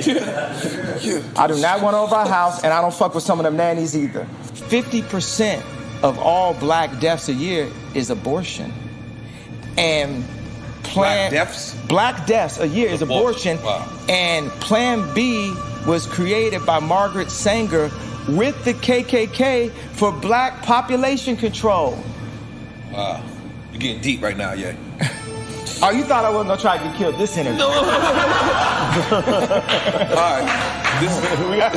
I gotta let you know. We're gonna come to music now. Let's get into some games. This is what I cried about during the election. Those tears is gonna be gospel someday. Man, it's like, where is God in this conversation? You know what I'm saying? Who do you work for? Because if you don't work for God, then you're working for the devil. So who you working for at this point? Rise up, man. Look inside of you, man. That's what we own. That's what we own. We own God time now. Somehow I made it this far, man. You know, to be able to give y'all this information. I'm a man of God. God got me covered. And as long as I'm alive, God's not finished. God.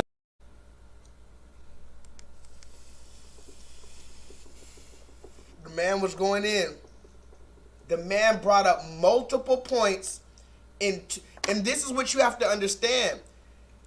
It looks to me like he's navigating the matrix. He went on one of the most popular shows. He knows the Breakfast Club is gonna chop up the interview, or there's 3 people at the Breakfast Club, and we already know how the Breakfast Club does shit.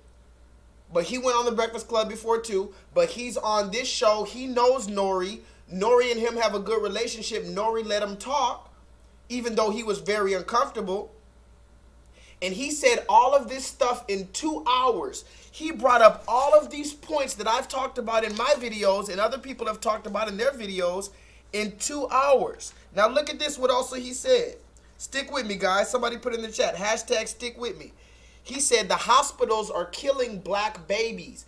The hospitals are mistreating black mothers and misdiagnosing black pregnancies in the hospitals because we are still under our genocide as the tribe of Judah, as the Israelite people. He said under the curses of Deuteronomy that we're facing because of our disobedience, we are now in the hospitals where the nurses are looking us dead in our face and lying to us about our fucking children. That's what Kanye West said. Now, I'm going to ask you again. There's 3 types of Negroes in America.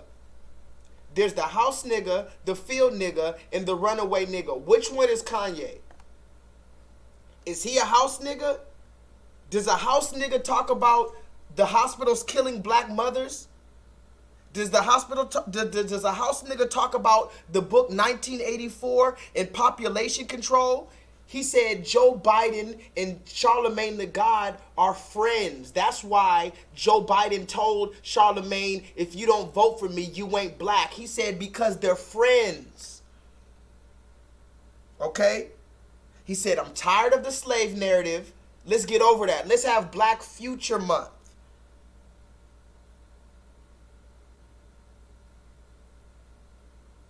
He mentioned Dr. Sebi. Somebody put in the chat, Dr. Sebi, just to put the cherry on top, he mentioned Dr. Sebi. And again, I'm not caping for Kanye, but yes, I kind of am. I'm trying to, like, I'm not saying the man is perfect, and I'm not going to give the man a fucking golden ticket to heaven. Who do I look like? You've got a golden ticket. You've got a golden ticket. I'm not going to give the man a golden ticket to heaven. All I'm saying is, from the track record of Kanye, the man is interesting to say the least, and I can't say that he's a sellout, particularly after this last interview. Also, he talked about the algorithm. Can somebody put that in the chat? By the way, if I'm not reading your comments, blessings unto you. If you're new in the chat, my name is J-Lethal. Please go press the thumbs up button because YouTube hates me. Please go tell a friend that J-Lethal is live. I'm going to read all these comments later. It's just right now I got to get all these notes out because I got more notes. Somebody put this in the chat. He talked about the algorithm. I talked about this all the time. Remember, my channel was deleted. My views are being messed with. They don't even give me 100 views, and I know the little weird shit. They're deleting my comments. They're taking away my likes. One day I have 40 likes on a video. Next day I come back, I only got 12 likes. They do all this little weird shit to make it look like I don't have no kind of clout or out here or whatever the case. That's called the algorithm. Kanye West talked specifically about the algorithm. He said the algorithm is affecting him. He said they're hiding his shit. They're trying to hide his shit. I'm going to read the comments in a minute. Can I move forward, guys? I'm going to continue to ask, which one is Kanye?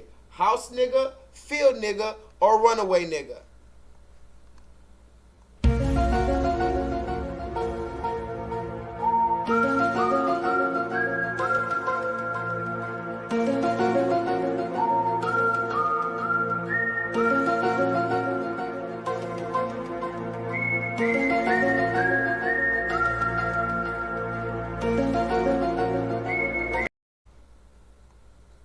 All right, y'all. Now, does anybody know the name of tonight's online pro bono interactive learning course in which like-minded and some not so like-minded individuals gather in order to discuss nuanced and sometimes controversial topics so that we may all possibly gain a further level of clarity and understanding moving forward? By the way, as you know, at 2 hours, I'm turning up. We're switching the whole flow. At 2 hours, we're going to switch it up. Okay? At the 2 hour mark, we're switching it up. Thank you for everybody sticking with me. Oh, look at this. Look at this, guys. Breaking news. Somebody put that in the chat. Breaking news. Breaking news. Oh. Ooh, look at this. Ooh. KPRC2 is your vaccine central, and tonight the CDC formally approved the use of Pfizer's COVID vaccine for children 5 to 11 years old. But the latest data shows a majority of parents aren't ready for their kids to get the shot. Health reporter Haley Hernandez has a closer look at what this could mean in the fight to end the pandemic. The Centers for Disease Control Advisory Panel approved emergency use of Pfizer's COVID vaccine for children 5 to 11 years old. Now parents make the final call on whether their kid gets the shot. We'll be the first ones like, come on, let's go. And he's a champion to getting his vaccine, so. 28 million children are now eligible for the vaccine. Distribution has already started, and by Monday, 15 million doses will be available nationwide. Today, Texas Children's Hospital received its first shipment of the vaccine, saying they will begin giving shots tomorrow morning. Children will get 1/3 the amount of medicine given to adults in 2 shots 3 weeks apart, which means kids could be fully vaccinated by Christmas. But for many families, a jab isn't in their holiday plans. I'm not giving that vaccine to any of my children. In a survey by the Kaiser Family Foundation, 73% of parents say they will not vaccinate their children right away. Many pointing out children rarely get sick from the virus and questioning expedited testing protocols and potential side effects. A lot of pediatricians, though, are pushing back on that concern. We have the best scientists in the country who are reviewing this data, who are reviewing it independently. And if all goes the way that we expect it, will show us that the benefit of vaccination outweighs the risk. And health officials stress the vaccine provides a key weapon in the fight to ultimately end the pandemic. If you want to schedule a vaccine for your child, we've posted a link to Texas Children's Hospital on our website, click2houston.com. They have already begun scheduling for those appointments. I'm health reporter Haley Hernandez, KPRC 2. Somebody put in the chat. Somebody put in the chat. The injection has been approved for 5-year-olds. I'm going to say it again.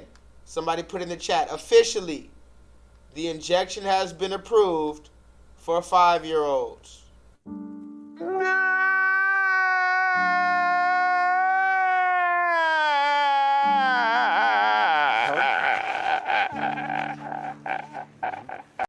And also remember, it's okay for black men to cry.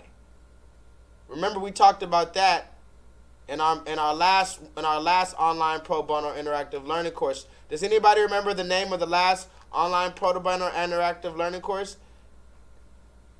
Y'all remember that one? I was like, what more do you want from me? But it's okay. It's okay, black man. I feel you, my nigga. I feel you. If nobody feels you, dog, I feel you, bro.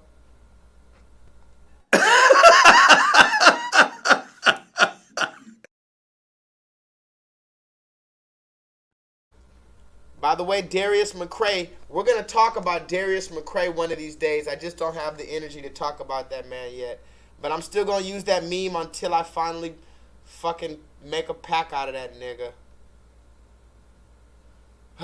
Put a 7 in the chat. By the way, if you're here, please go press the thumbs up button because YouTube hates me. I'm not going to ask you for anything, although I do have a Patreon. You can join for $3 a month. Yeah, baby. You can get all my exclusive uncensored content. I'm bringing you real raw shit. Where else on YouTube? Drop it in the chat. Fuck that. I'm about to talk my shit. Name the person on YouTube that's rocking with your boy. Fuck it.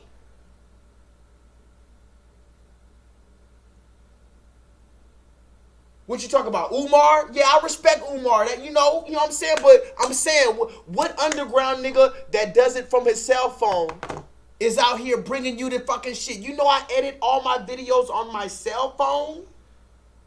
Believe it or not, every single video I've ever brought to you has been brought on to you from a motherfucking cell phone, an Android at that. How, Sway? And they don't give me my motherfucking propers. They don't even let my shit get to 1,000 subscribers. They don't even let my videos get in the hundreds or no kind of motherfucking views. Come on now. The least you can do is go press the thumbs up button.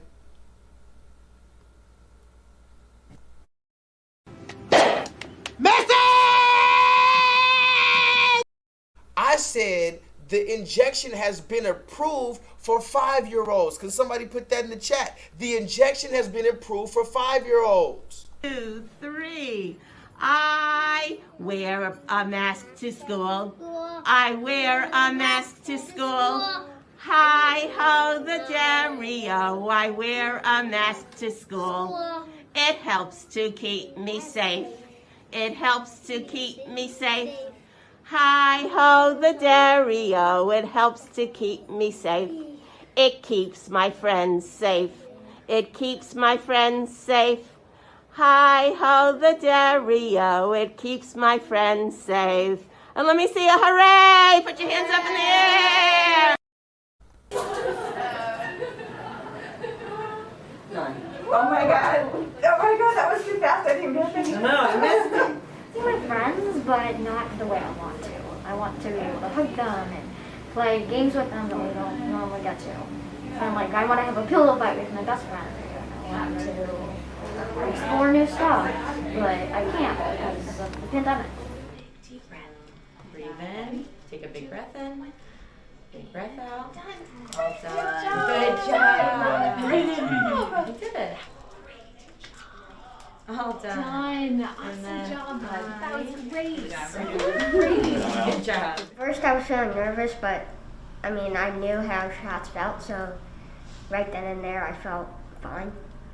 All right, ready? You know, because you're a champ. See what I'm saying? Done. Great job. Great job. I got my COVID-19 vaccine. You did. Oh, Great job. You want to put that on?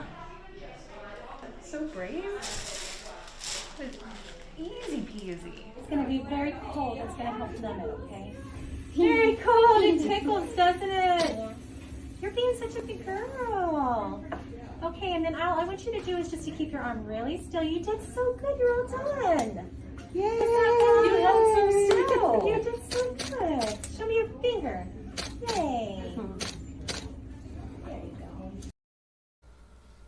So this is the rollout. Somebody put that in the chat. This is the rollout for the first kids to be injected by America. And remember, I'm not giving out any medical advice or legal advice, and I'm not telling you anything. I'm just giving. Can somebody put this in the chat for me in all capital letters? J-Lethal is just giving you or showing you the news that the news doesn't show. Can I just fucking do that?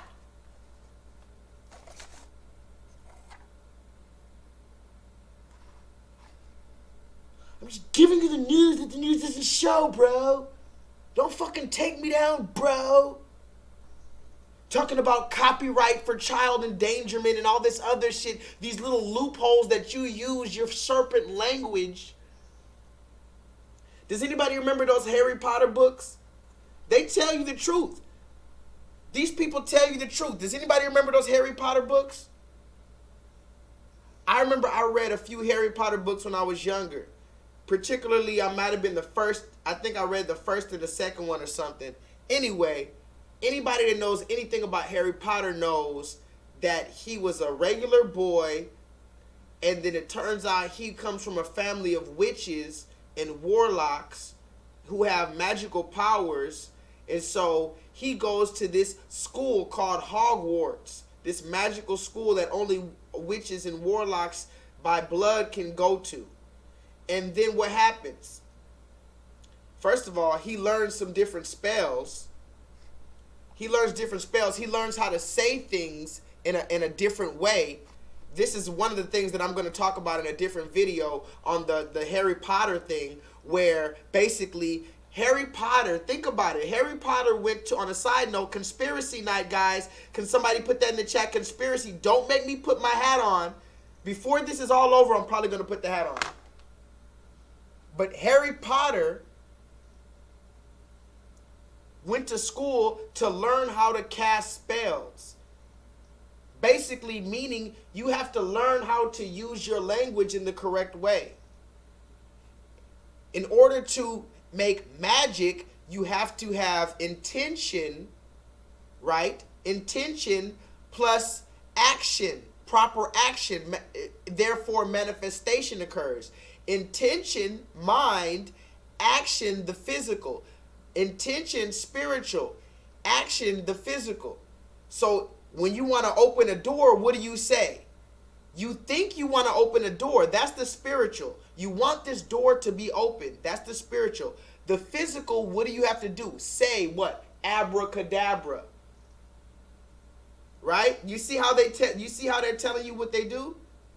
But in the story of Harry Potter, they have a different schools. Different. Not they go to school, but they have different. What is it called? Classes. Come on, Gryffindor. Somebody knows about Harry Potter in the chat. Anyway, they have one of the schools that's called Slytherin. And for some reason, Harry Potter could understand the words of the snake.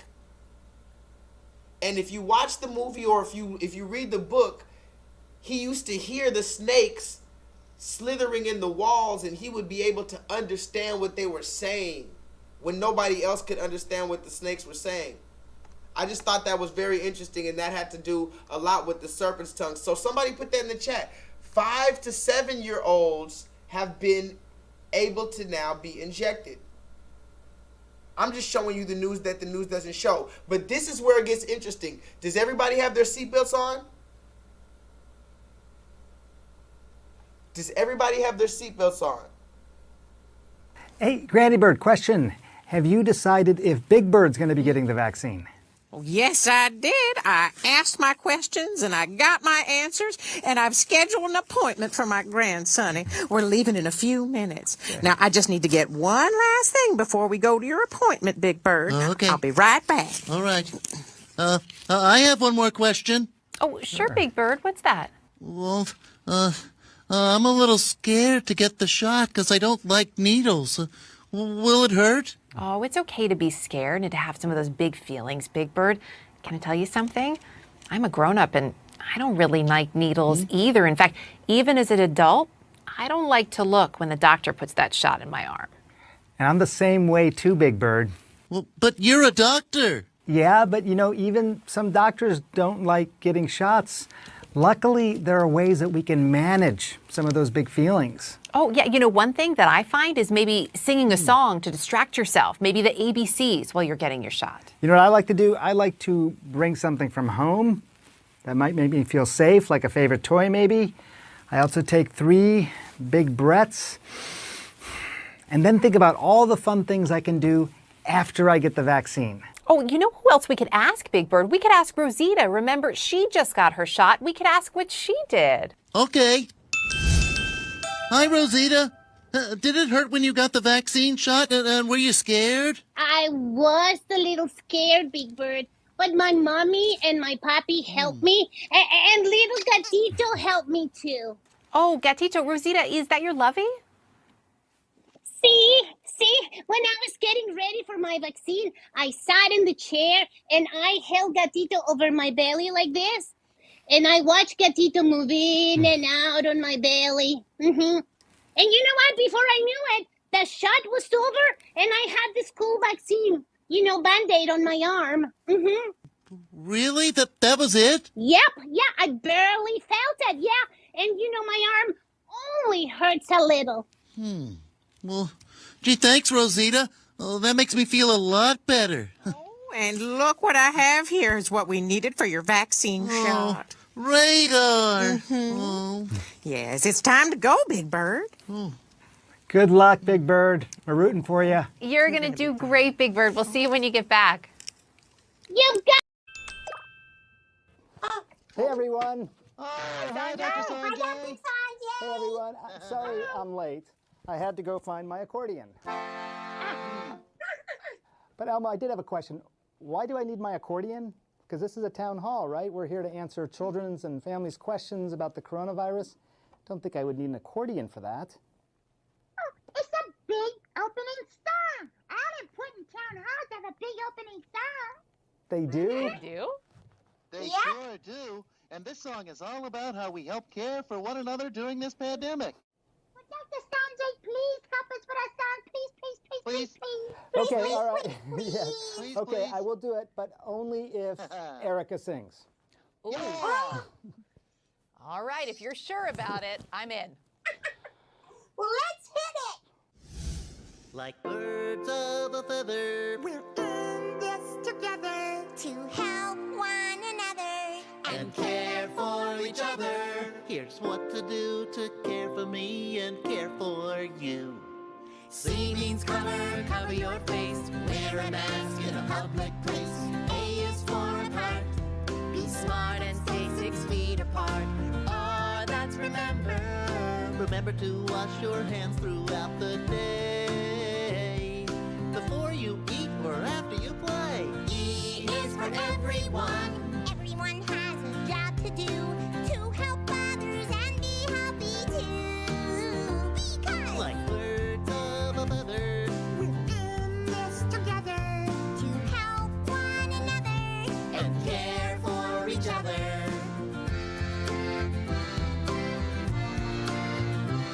That's one doctor on the accordion. C means cover, cover your face. Wear a mask in a public place. A is for apart.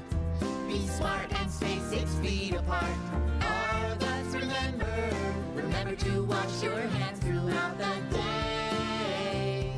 Before you eat or after you play. E is for everyone. Everyone has a job to do to help others and be healthy too. Because like birds of a feather, we're in this together to help one another and care, care, care for each other.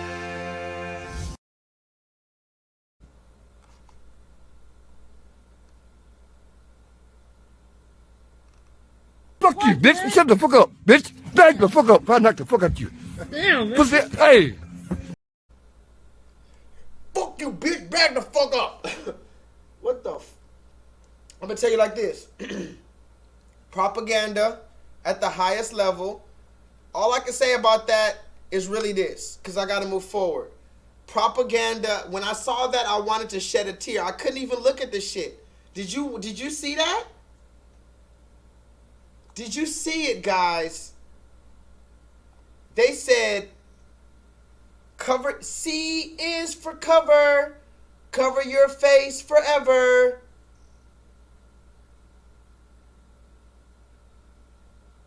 A is for apart. Forever you're gonna be apart from your family. T is don't touch. Don't ever touch your family ever again. Step away from your family. Q is for quarantine. You'll be in a house forever. D is for double mask. Wear 2 double masks on top of each other forever. Yeah! Hey, Elmo, what do you think about this? Somebody put that in the chat. What does Elmo think about all of this? Well, I don't know. What does Elmo think? Does Elmo want to go? Okay, Daddy, Dr. Elmo says you're healthy. Oh, well, thank you. Our children and families want us to be healthy. That's why I and lots of other grown-ups got the COVID-19 vaccine, so we can stay healthy and get back to the moments we miss, like seeing our friends and family. Here you go, Daddy, for a healthy checkup, a sticker. Oh, thanks, son. With free COVID-19 vaccines, sunnier days are ahead. Visit getvaccineanswers.org. I hate it here.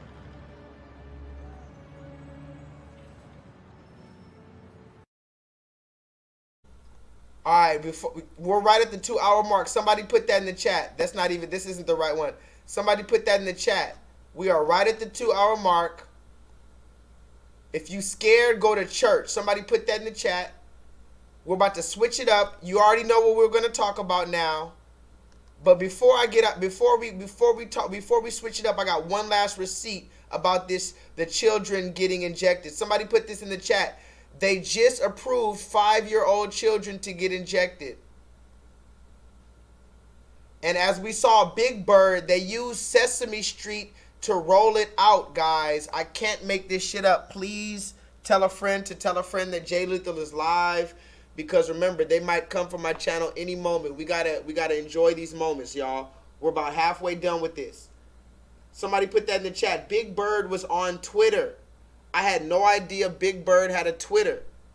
He says, I got the injection today. My wing is feeling a little sore, but I'll give my body an extra protective boost that gives me and others healthy. Mrs. Erica R. Hill even said, I've been getting injections since I was a little bird. I had no idea. This is a real tweet from the official blue check Big Bird. And not only that, look at this shit. All of the fucking Sesame Street characters. Wait a minute, y'all. Y'all don't hear me. All of the, y'all. Smooth Jazz the Wave. How y'all doing tonight? We're about 2 hours and 2 minutes into this thing. I told you at 2 hours we're going to switch it up. Please forgive me. We're just running about 5 minutes behind. I got to say this last thing just to end it off on this before we switch it up, guys. Smooth Jazz the Wave. I am your host, J-Lethal, and this is the J-Lethal Live Radio Show. Blessings to you guys in the chat. Can we get a round of applause for you guys? Thank you guys for being here another night. You could have been anywhere in the world, but you're here with J-Lethal. But I'm going to tell you one thing. The official Twitter of the Sesame Street gang, they all got the injection. All of them. Every single one of them. You see, Grover said, Super Grover may have many special superpowers, but he also knows when to ask a friend for help.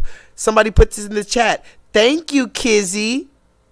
Has anybody been following J-Lethal for a while? Smooth Jazz the Wave. I'm trying not to get too excited. Has anybody been following J-Lethal for a while? We talked about this lady named Kismikia Corbett. Look at what Grover said. Grover said, thank you, Kismikia Corbett, for teaching us all about the injections at the town hall today. Look at what Ernie and Bert said. Ernie said, Orange, you glad we learned all about injections at the town hall today? He, fine. Orange who?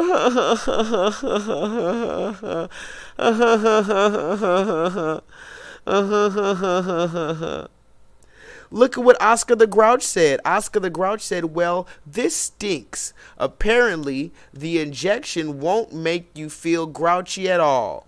That's what Kismikia Corbett said today at the town hall anyway.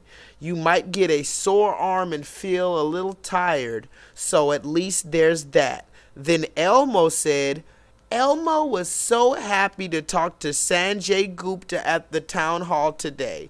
Elmo learned that Elmo's friends can get the injection right now, and soon Elmo can too. Do we see what's going on? Do we see what's going on? Do we see for the children? Okay, last thing I'm gonna say is this: 5-year-olds now will get the injection mandate. Fuck that! I don't need that shit in my life. You die, motherfucker! Oh my God! What do you think I am, huh? What do you think I am, a fucking worm like you? I told you, man. I told you, don't fuck with me. I told you, no fucking kids. No, but you wouldn't listen. Right, you stupid fuck. Look at you now. Tell them niggas why you mad, son. Tell them niggas why you mad, son. Tell them why you mad, son. Tell them why you mad, son. All right, y'all. Y'all know what you came for. It's 2 hours. Somebody put in the chat, we're at 2 hours. We're at 2 hours, y'all. You know what that means, right? Do you know what that means? We're about to switch it up. We're going to have the conspiracy night begins officially right now. Conspiracy night begins officially right now. Right now.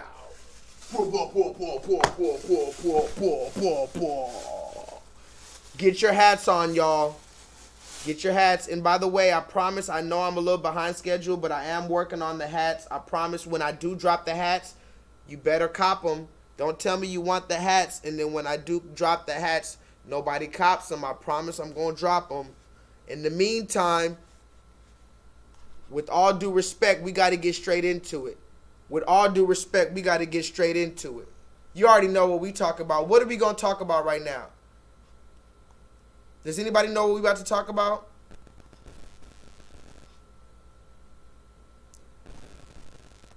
Two hours in the chat. Thank you guys for coming in. But guess what? We have to talk about this, guys. And this is something that actually happened in Houston. This is something that happened in Houston where I'm living at right now.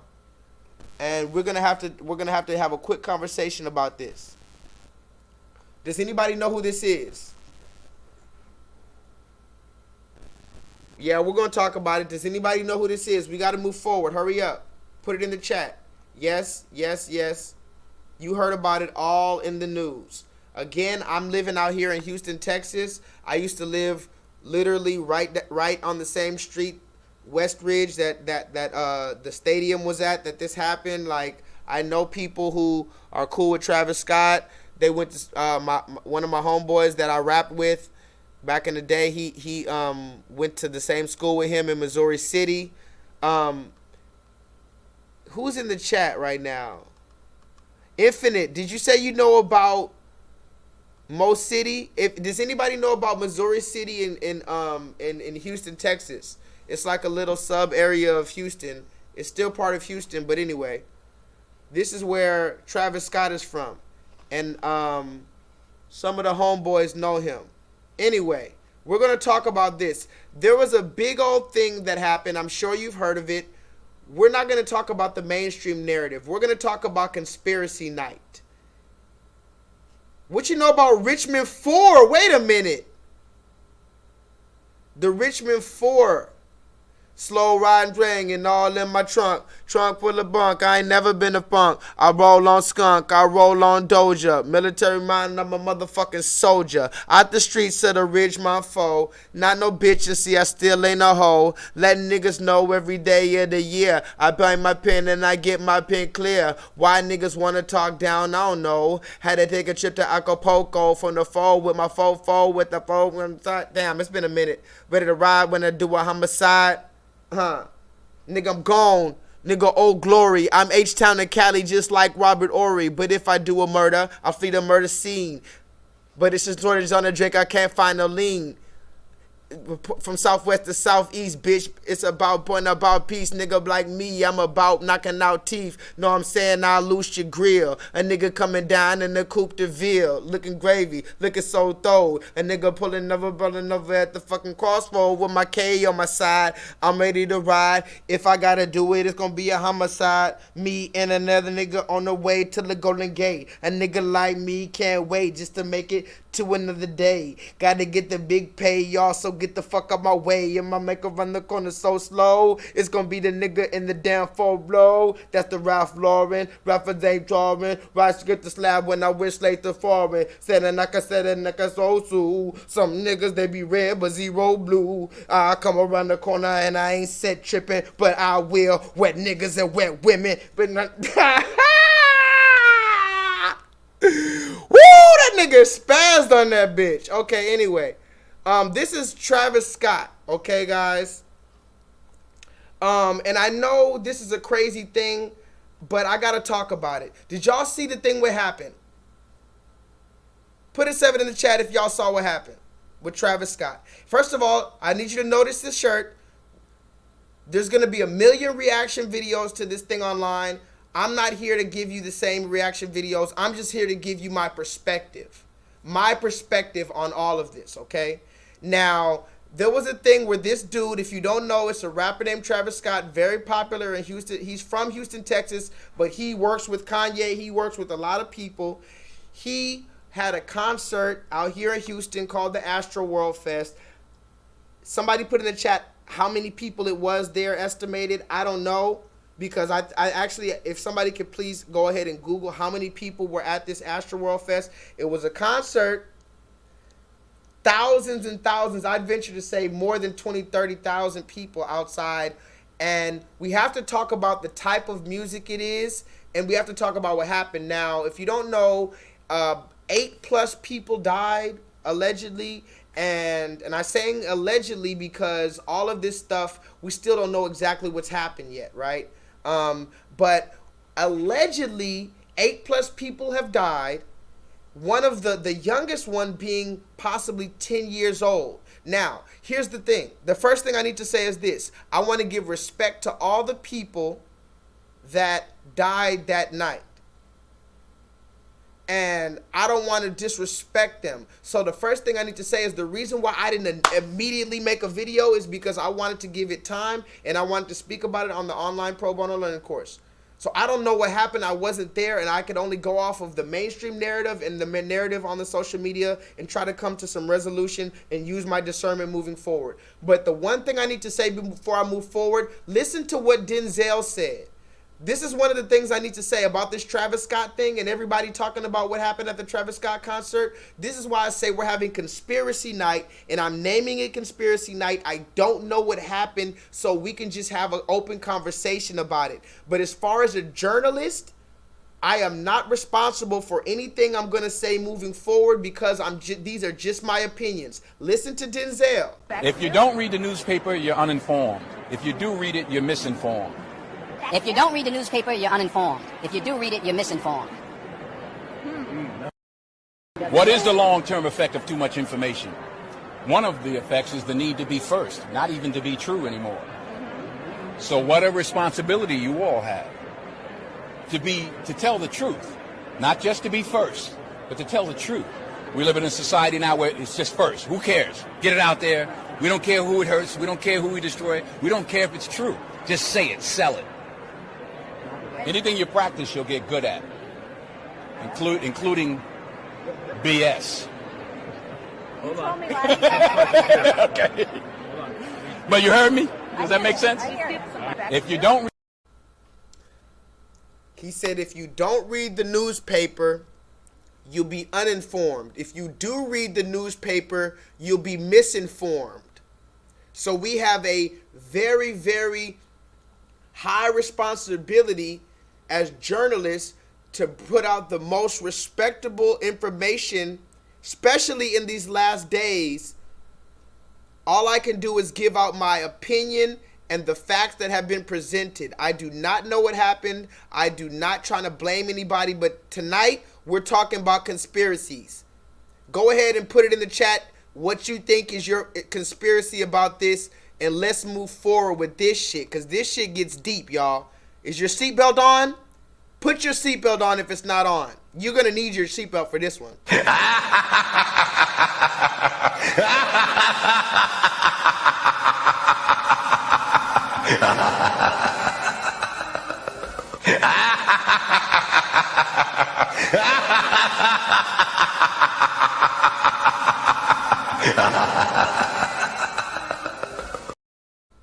So I think the first thing we need to talk about is the type of music, or just the concerts in general. Let's not talk about Travis Scott yet. Let's ease into it real quick, because I think this is really important too. Okay, this is important too. Does anybody know the rapper Playboi Carti? This is another rapper who is very similar, who has a very similar fan base to Travis Scott. This is a dude named Playboi Carti. Actually, I like a lot of his music. He's definitely not lyrical or anything like that, but he's transformed over the years, and as of lately, I'm not going to go into it, but he's got kind of weird lately, but he's gone real rock star. Let's just say he's went rock star. Playboi Carti, put it in the chat. Playboi Carti, he turned into a rock star and started painting his nails and at the concerts. Remember, this is what we need to talk about, because it's all gonna talk about Travis Scott at the end of the day. But hip hop, first of all, let me say this. Let me say this. Rock and roll was created by Chuck Berry. That is a black man. Hip hop was created by black people. So regardless if we're talking about hip hop tonight or if we're talking about rock and roll, at the end of the day, those are our inventions. That's the first thing we need to understand. But the more importantly, what I'm trying to get you to see is this. Hip hop concerts, we got a lot of shit going wrong with hip hop concerts. We got fights and stabbings and shootings, but never do we start doing the mosh pit and hitting niggas with our shoulders and fighting each other in the stands. That's that red man rock and roll shit. Can somebody put that in the chat? All that mosh pit, raving, raging, put that in the chat. All that shit is red man rock and roll rage.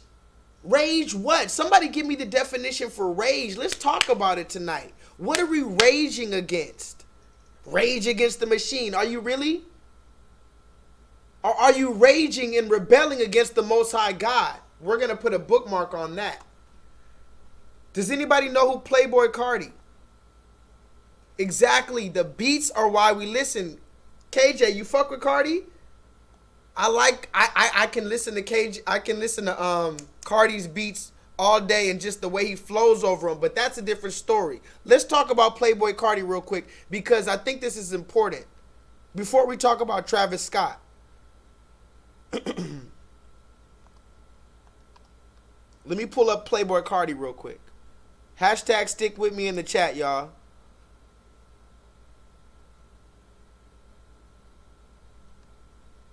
Look at the fans.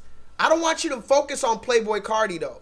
This is Playboy Cardi and his fans, but he's been, and I've been keeping these receipts for a long time before Travis Scott even happened. Before this thing happened with Travis Scott, I already had these receipts. I was noticing how the fans of Playboy Cardi, first of all, 95% of them were red people. We know this. Let's talk about it. We don't have time. Let's keep moving forward. 90% of the motherfucking fans of these people are red fucking suburban children with money to blow, silver spoons in their mouth, fucking inheritance money, trust fund babies. And they like to smoke reefer, smoke pot, smoke grass, and listen to the 808 drums, listen to our black suffering, listen to our black culture. And they know every fucking word to every fucking black song. But you better believe it. These little TikTok, Betty and Chad and fucking whatever, Barbara, whatever their names are, they know the songs better than we do. So when it comes to Playboy Cardi's fans, 90% of them are red people. And when they get into the fucking crowd, they just start beating each other up on some red man, caveman, rock and roll shit. Let's talk about it. Playboy Cardi, put it in the chat.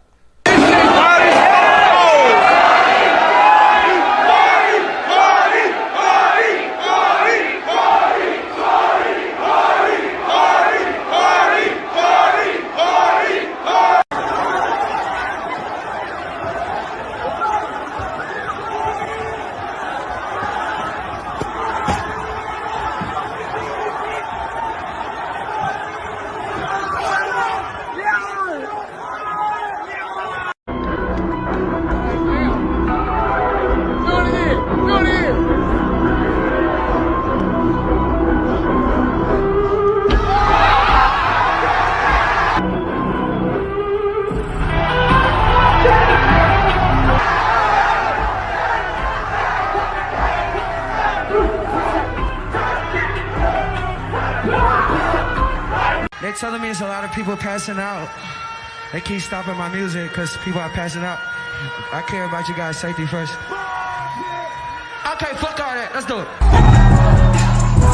Let's fucking go!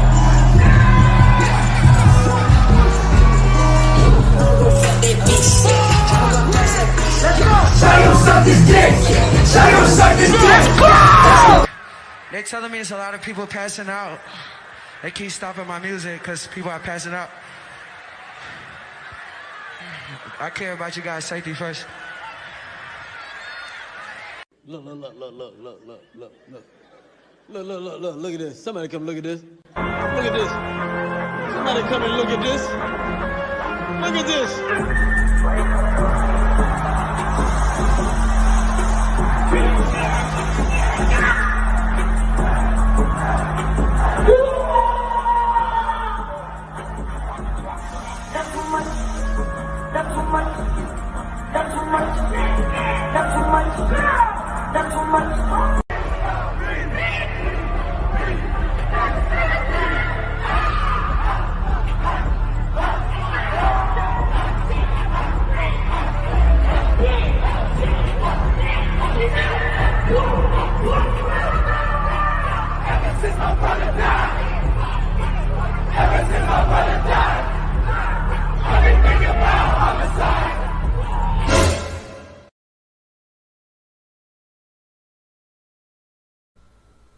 So you got 90% red people in the crowd with a black man on stage with his nails painted, his dreadlocks dyed red.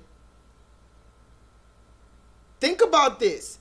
90% red. Look, that's Playboy Cardi right there. A black man. But 90% of these people are red. They're jumping in the stage, beating each other up, talking about, I've been thinking ever since my brother died. I've been thinking about homicide. Again, I'm not here to judge anybody because I literally have Playboy Cardi on my playlist. I've been listening to Playboy Cardi for years now. Not even joking. But when you look at it, did you see the upside down cross? Jay says, funny that you talk about Cardi. My friend just went to one of his concerts in Inglewood. Funny that you talk about Inglewood. I'm from Inglewood. I lived a few places in California and LA, but I actually live right there by the Great Western Forum, right there on Manchester. That's where I lived for like a few years. Anyway, Playboy Cardi is now dancing on stage with his fingernails painted and his hair dyed red with 90% red people in the motherfucking crowd while he has an upside down cross and they're jumping into each other, beating each other up, passing out. This is a phenomenon that's going on right now in America. This has already been going on before the Travis Scott thing. This is what I need you to notice. So keep it in your mind, not only are they doing this rock and roll shit where their red man culture is now infiltrating into hip hop and they're beating it. Here's my thing. I've known about mosh pits for years. I've never been in a mosh pit. I don't want to be in a mosh pit. And I'm going to tell you like this. If I go to a Future concert or if I go to a Kendrick Lamar concert, if I go to a whatever concert, a fucking Travis, whatever concert I go to and somebody bumps me, we're just going to fight to the death, my nigga. We're literally fighting. Ain't no punching me on the side and bumping into me, nigga. We fighting, dog. I don't know what type of shit y'all got going on in these mosh pits, but from what I seen, y'all banging each other up. No, I don't do that. That's not what I came here for. You will get your ass thoroughly handed to you. Fuck is you talking about? But not only are they beating each other up, now they put the upside down cross in that. You saw the upside, put a 7 in the chat if you saw the upside down cross with Playboy Cardi, because I got to move forward. We're talking about Travis Scott tonight. We're talking about Travis Scott, right? Let's look at, I put a little list together of Travis Scott, why people are mad at Travis Scott. Now, if you don't know, like I said, a bunch of people were like that, bumping each other, and somehow a bunch of people died at the concert. Now, here's the thing. This is the reason why I said we need to be careful, because there's a bunch of different narratives out there. Can somebody put the different narratives that you heard? It's conspiracy night. Go ahead. You don't got to just listen to me. Put your favorite conspiracy. I've heard it was a blood ritual. I got my motherfucking hat on. Don't worry about that. You can't tell me nothing I haven't heard. I heard it was a blood sacrifice. We can talk about it.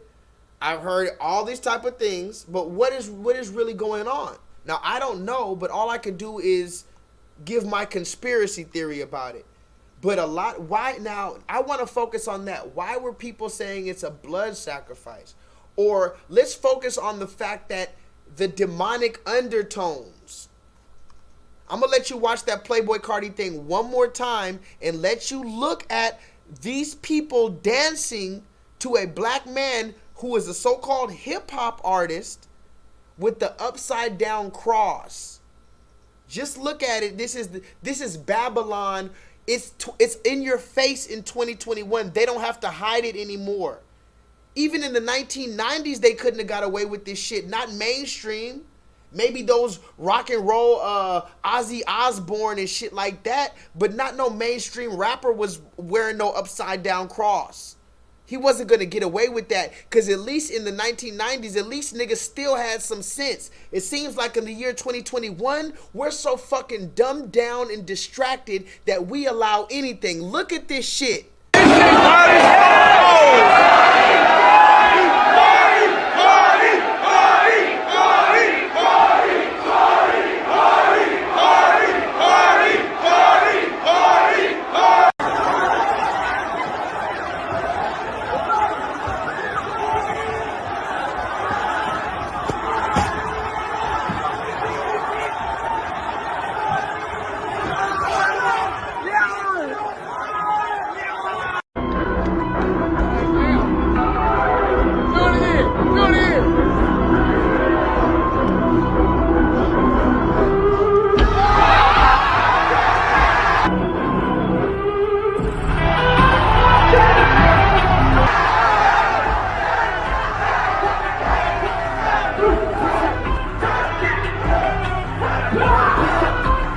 They're telling me it's a lot of people passing out. They keep stopping my music because people are passing out. I care about you guys' safety first. Okay, fuck all that. Let's do it. Let's fucking go!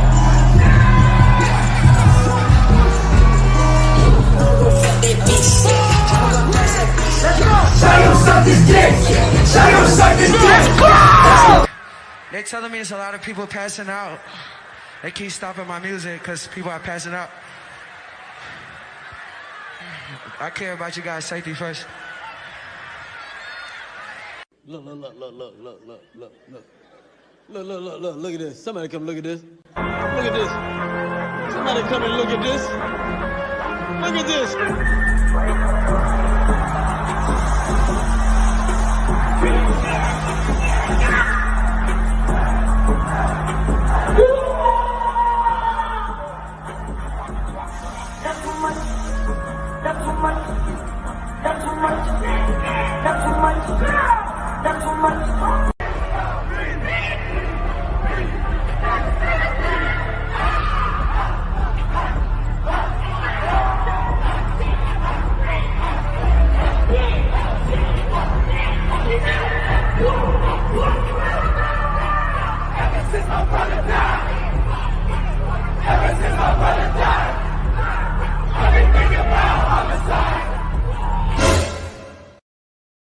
And this is another question I've had since the beginning of time. What is it that red people resonate with? Why are red people always the 90% of the motherfucking concert goers? What are they coming to? What do they resonate with? You don't see 90%. Think about it, y'all. Break out of the fucking matrix. I'm tired of playing with y'all. I'm about to slap one of y'all. Wake up. Where do you see 90% black people at a fucking what's that any white person's concert? I wanted to name that woman. What's her name? Damn. It's one of these women that she's real fucking artsy and shit. Damn, I wish I knew her name. But you don't see 90% black people at a red woman's concert, a red man's concert. You don't see 90% black people at fucking Garth Brooks' concert. Why are 90% white or red people at our concert? What do they resonate with? What are they resonating with at our concerts, y'all? Talk to me. We're talking about death and destruction in our culture. We've talked about it before. Hip hop is full of death and destruction and braggadocio. What do these red people resonate with? When they go to concerts, making my way downtown, walking fast, waking fast, and we don't resonate with that. Black people do not resonate with the frequency of making my way downtown, walking fast. We don't ever have our time to fucking make our way downtown, easy breezy, beautiful cover girl. If a black person is making our way downtown, we're either fucking on our way to court or we're trying to avoid the motherfucking cops in the downtown area. Ain't no making my way downtown. We will have our head smacked with a motherfucking baton in the middle of that Disney song. Stop it. We don't resonate with the red man's music. Why do they resonate with ours? Do they come from our culture? Do they know what it means to get it out the mud? Do they know what it means to truly turn up like we turn up? No, they don't know any of our shit. They are the reflector, like I told you the definition says, and the only reason why they know anything is because we tell them.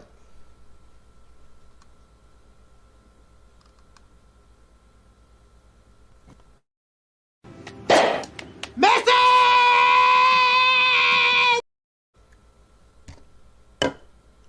Now let's talk about Travis Scott. That's what you came to see, right? Shout out to, I'm going to go ahead and give a shout out to Pronto Doe.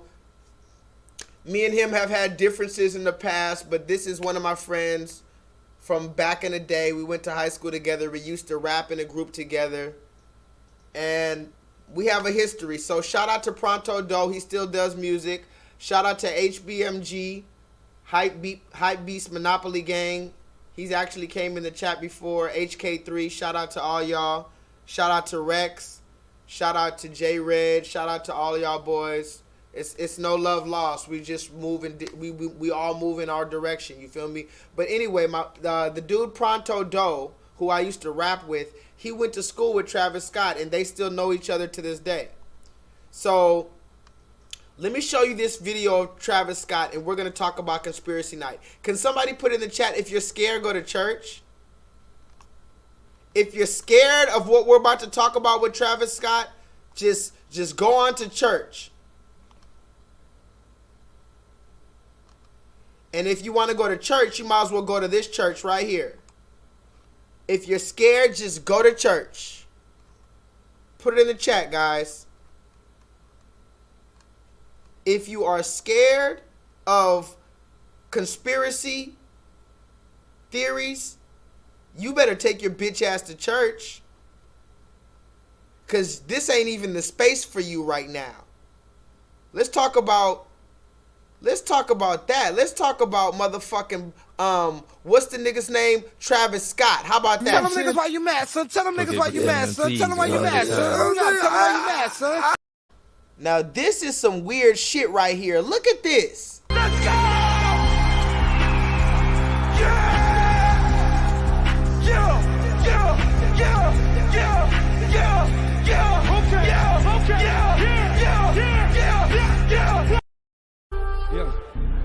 Jah turn the flame night. Oh. Just play it slowly. We need somebody to help him. Somebody pass out right here. Somebody pass out right here. Hold on, don't touch him, don't touch him. Everybody just back up. Security, somebody help jump in real quick. Keep going, just keep it this way. Somebody jump in, come on, security, get in there, let's get in there, let's get in there, let's get in there, let's get in there. Yeah.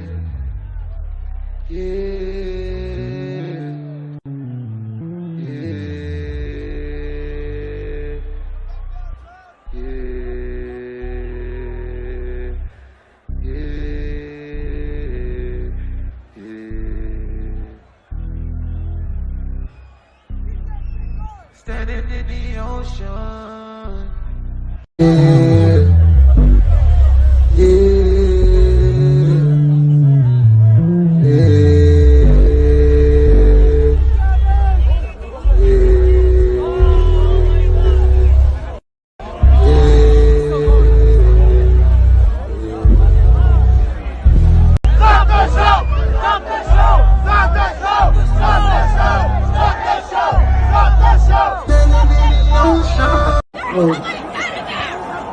That's okay with you real quick. Stage me, let's do it.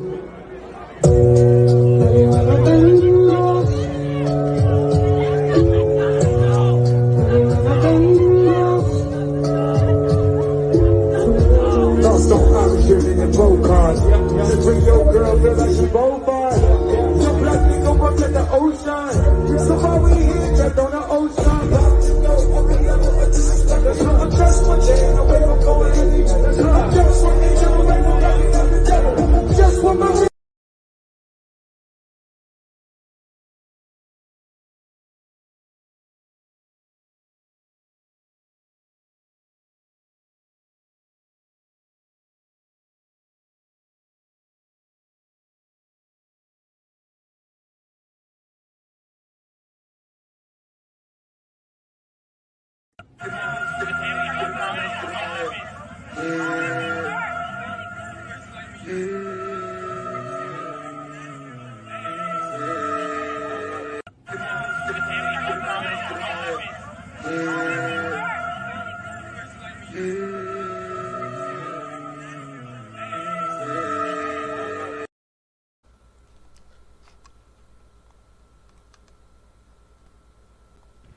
Can somebody please tell me what the fuck is going on?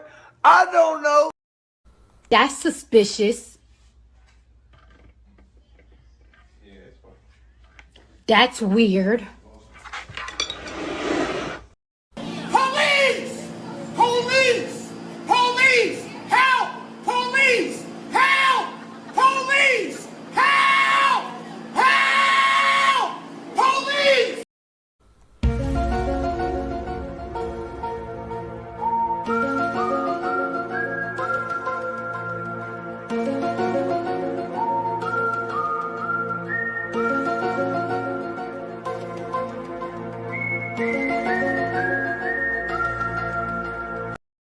Alright, y'all, let's talk about a conspiracy night, y'all. And by the way, I'm going to go ahead and do this. Let's do this. I think this will be the beautiful, perfect time to let somebody call in. You don't have to show your face, guys. Don't be scared of me just because I'm so-called J-Lethal. My name is Josh. I'm just a regular guy. My name is Josh, guys. Call in. You don't have to show your face, because I know some people are scared to show their face, particularly during conspiracy hour, so you can just hide your face completely. It'll just look like this. You just can have your voice. Talk to me about the conspiracy. Let me know your conspiracy about Travis Scott. Did you see him sitting there? Now, here's my conspiracy. Let's go ahead and talk about it. Now, Travis Scott, I'm not going to blame him for what happened, but all I'm saying is somebody put that in the chat. That's suspicious. That's weird. It's very suspicious and weird that Travis Scott literally saw the people passed out, and they were saying he's dead, he's dead. Ambulance everywhere. He stopped the show. I'll give him credit for stopping the show. He stopped the show to say, hey, look, that dude is dead right there. That dude is passed out, unconscious. We don't know if he's alive or not. And then he just starts chanting, ah, what? Wait a minute. That's suspicious. That's weird. I don't think you saw it. Did anybody see that? He literally pointed out the dude who looked dead, who was probably dead, stared right at him, and then he told the people in the background, if you know anything about music, he was talking to the DJ and talking to the people who do the music. He said, okay, just keep the music playing, but keep it slow, keep it moving slow. And he has auto-tune on his microphone, so he's like making all these noises on auto-tune with the microphone while he's watching people pass the fuck out. Now, mind you, people pass the fuck out all the time. We talk about Michael Jackson, da-da-da-da-da-da-da. But when you see this going on, you should at least stop the show. And this is the controversy. Why didn't he stop the show? And then we can talk about the other conspiracies. The other conspiracies, did I put the stream in the chat? Oh, if y'all want to come join the chat, y'all can. But let's talk about the other conspiracies. They said the stage was in a triangle form. Now, I'm just bringing out the conspiracies. The stage looked like a triangle, and it had an eyeball in the middle. Somebody put that in the chat. The stage looked like a triangle, and it had an eyeball in the middle with flames shooting up, and then they had people walking at the top of the mountain. I'm going to play it again, but wait a minute, Travis Scott. I'm going to ask you a question, Travis. Who do you serve? Can somebody put that in the chat? Travis Scott, who do you serve? You have these people walking on top of a mountain. It looks like they're going to heaven, possibly. But do you serve the Most High God? Travis, I'm just asking you, brother.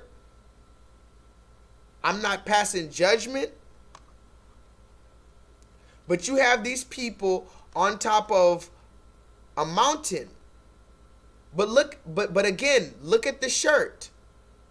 The shirt, it shows regular blue people who I guess are regular people. They're going through a portal. Can somebody put that in the chat? They are going through a portal. They are going through a transformation in which they're coming out red with horns on their head. They are going from blue to red, regular with no horns. Now they have horns on their head. This is one of the things that was brought out about one of his most recent shows. I think he wore this show. He might have wore this shirt at his show. But let's look at it one more time as he looks at the people who are dead. It looks like they're dead. I don't know if they're dead. YouTube, don't try to take me down, YouTube. I'm just giving you the news that the news doesn't show. But it looks like the people in the crowd were dying. It looks like he was close enough to see that. It looks like he was close enough to hear that. And it looked like he kept singing, and he told the DJ to keep going and going and going. That's the controversy. Look closely. Let's go! Yeah! Yeah! Yeah! Yeah! Yeah! Yeah! Yeah! Okay! Yeah! Okay! Yeah! Yeah! Yeah! Yeah! Yeah! Yeah! Jah turn the flame night. Oh! Oh! Oh! Oh! Oh! Just play it slowly. We need somebody to help him. Somebody pass out right here. Somebody passed out right here. Hold on, don't touch him, don't touch him. Everybody just back up. Security, somebody help jump in real quick. Keep going, just keep it this way. Somebody jump in, come on, security, get in there, let's get in there, let's get in there, let's get in there, let's get in there. Yeah. Yeah.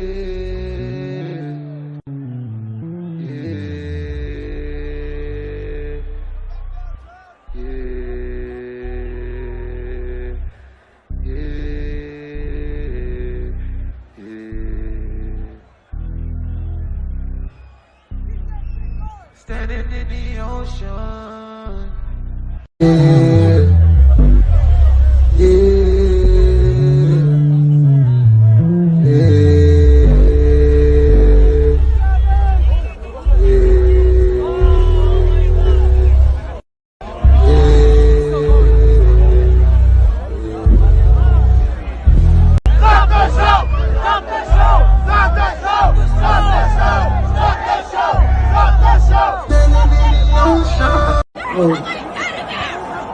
That's okay with you real quick. Take me, let's do it.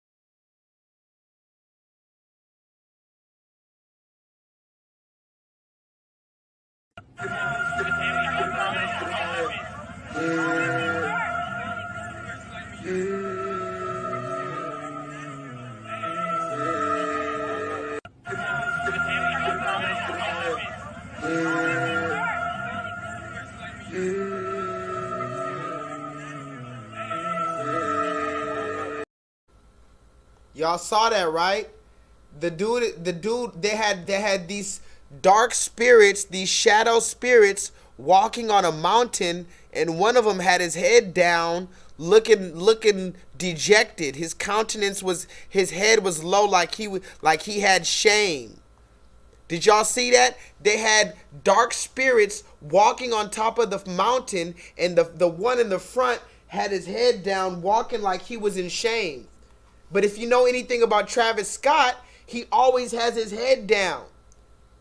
I've never been able to understand that. Does anybody know why Travis Scott, all of his videos, all of his pictures, he doesn't look up. He always has his head down. That's the first thing I ever noticed about Travis Scott from the beginning of time. He takes pictures like this. All day. Travis Scott, he never looks he never looks at you. Travis Scott never looks at you. He's just like this. Do y'all know what I'm talking about? Y'all, am I the only one who knows what the fuck? Am I tripping? Every time you see Travis Scott, he's looking down. Right or wrong? So you got Travis Scott looking down. Matter of fact, I'm gonna show you what I'm talking about. Let me show you what I'm talking about when I say Travis Scott was looking down all the time. Let me see.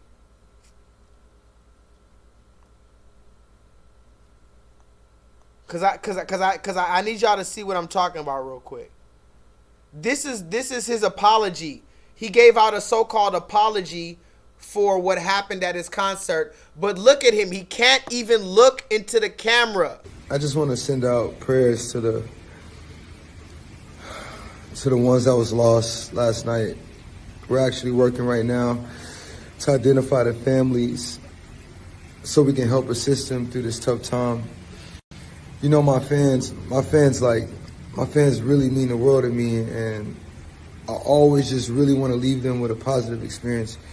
And anytime I can make out, you know, anything that's going on, I stop the show and, help them get the help they need, I could just never imagine the severity of the situation.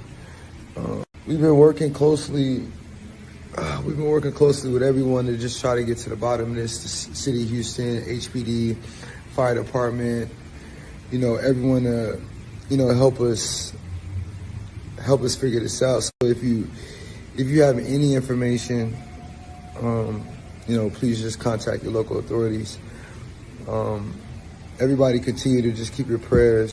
I mean, I'm honestly just devastated, and I could never imagine anything like this just happening. And I'm gonna do everything I can to keep you guys updated and just keep you guys informed on what's going on.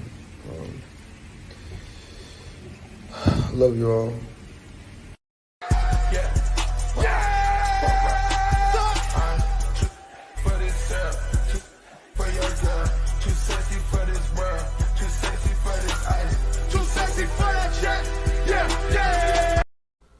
And as you see, Drake was there. Somebody put that in the chat. Drake was there. The sixth God was there as well. The sixth God was there. And yes, the stage was in a triangle. It had an eyeball in the middle of the triangle. If we're talking conspiracy night, they had all of the factors that would equal into a sacrifice. They had a triangle with the eyeball in the middle. They had these spirits walking on top. All type of crazy shit. If you're scared, go to church. Tell Travis Scott. Who does Travis Scott serve? Does he serve the Most High God, or does he serve the other side? And on a side note, I'm going to ask you guys again in the chat, for everybody in the chat, there's only 3 types of black people in America: the house slave, the field slave, and the runaway slave. Kanye West, which one is he? Is Kanye West a house slave, a field slave, or a runaway slave? Put it in the chat. Don't be scared to put it.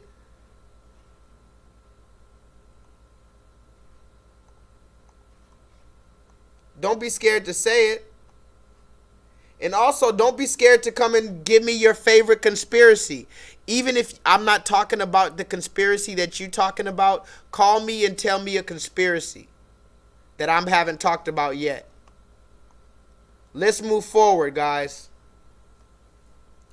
Can we move forward? We got to continue talking about these concerts real quick. Because remember, we talked about Playboi Carti, and we talked about the influence of the red man merging into hip-hop, and he's bringing the mosh pit. Somebody put that in the chat. The mosh pit, the rage. You know, these people go out and they literally go to a concert and they say, I'm going to go rage. But go ahead, KJ, put the definition for rage in the chat again. What does it mean to rage? Who are you raging against? What are you raging against? Do you know what music was made for in the first place? Come on, y'all, speak to me. Do we know what music was even made for in the first place? Music was made for worship. Music is for worship.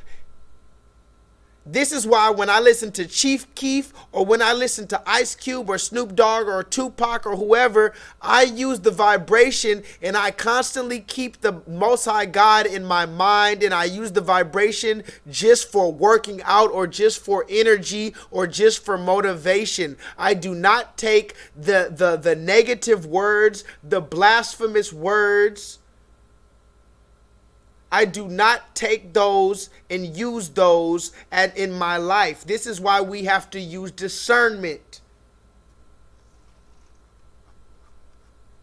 Can I get a 7 in the chat if you understand what I'm saying? Come on. Can I get a motherfucking 7 in the chat, or do I not make any sense to you? Amen. So go get the fucking vaccine and stop being stupid, hoe.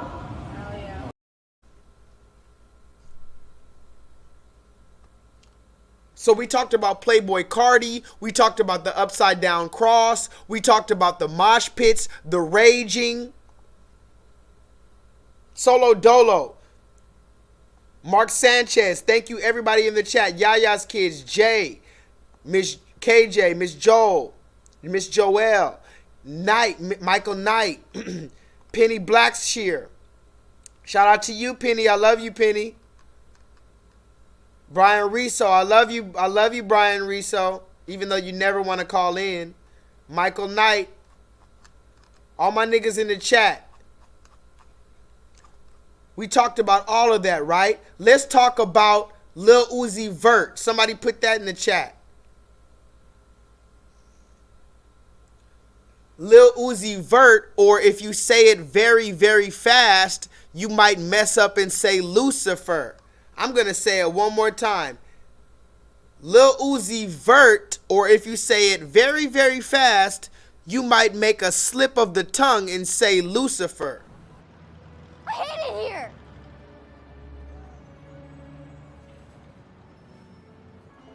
I hate it here. Hold on, let me explain something to them real quick. Before everybody starts screaming and saying, oh, like I told y'all earlier, you motherfuckers entered the rapture. And if ain't nobody flying up to heaven right now, obviously all y'all motherfuckers going to hell. Right with me. So, let's get it. Oh, you already here. I'm so sorry. You can't get out. You're stuck. It's over. You heard the song a million times and you didn't even know. That's up, but I still love you anyway. Hold on, let me explain something to them real quick. Before everybody starts screaming and saying, oh, like I told y'all earlier, you motherfuckers entered the rapture. And if ain't nobody flying up to heaven right now, obviously all y'all motherfuckers going to hell. Right with me. So, let's get it. Oh, you already here. I'm so sorry. You can't get out. You're stuck. It's over. You heard the song a million times and you didn't even know. That's up, but I still love you. Hold on, let me explain something to them real quick. Before everybody starts screaming and saying, oh, like I told y'all earlier, you motherfuckers entered the rapture. And if ain't nobody flying up to heaven right now, obviously all y'all motherfuckers going to hell. Right with me. So, let's get it. Oh, you already here. I'm so sorry. You can't get out. You're stuck. It's over. You heard the song a million times and you didn't even know. That's up, but if you're scared, go to church. If you're scared, go to church. Somebody tell Lil Uzi Vert, who do you serve, Lil Uzi? And remember, I listen to Lil Uzi Vert too. Would you believe it? J-Lethal, all the shit that I talk, I listen to Playboy Cardi, I listen to Travis Scott, and I listen to Lil Uzi Vert. And I'm still going to listen to them, even after these receipts. Because I know how to decipher the two. Lil Uzi Vert doesn't have no motherfucking control on my life. I know how to listen to him when I want to listen to his song. But he told a crowd of 10,000+ people that you're going to hell. The rapture already happened. If you haven't floated up to heaven, then that means you're in hell. And then he said, you've heard this song a million times, but you didn't know what it meant. I'm going to tell you what it means. It means that you're going to hell with me. And then he played his most favorite song. I don't really care if you cry. On the real, you should have never lied. On the night. Come on, y'all. Push me to the edge. All my friends are dead. All my friends are dead. He said, all my friends are dead. You didn't understand what I meant by this song. But what it meant is all of you guys are dead. You're not living in Christ. You're not living in the Most High God. You're not going to heaven. Everybody at this concert is basically going to hell because you've been worshiping a fucking demon this entire time. This is what Lil Uzi Vert said from his mouth. Broad daylight. It wasn't even nighttime at the concert. It was broad daylight.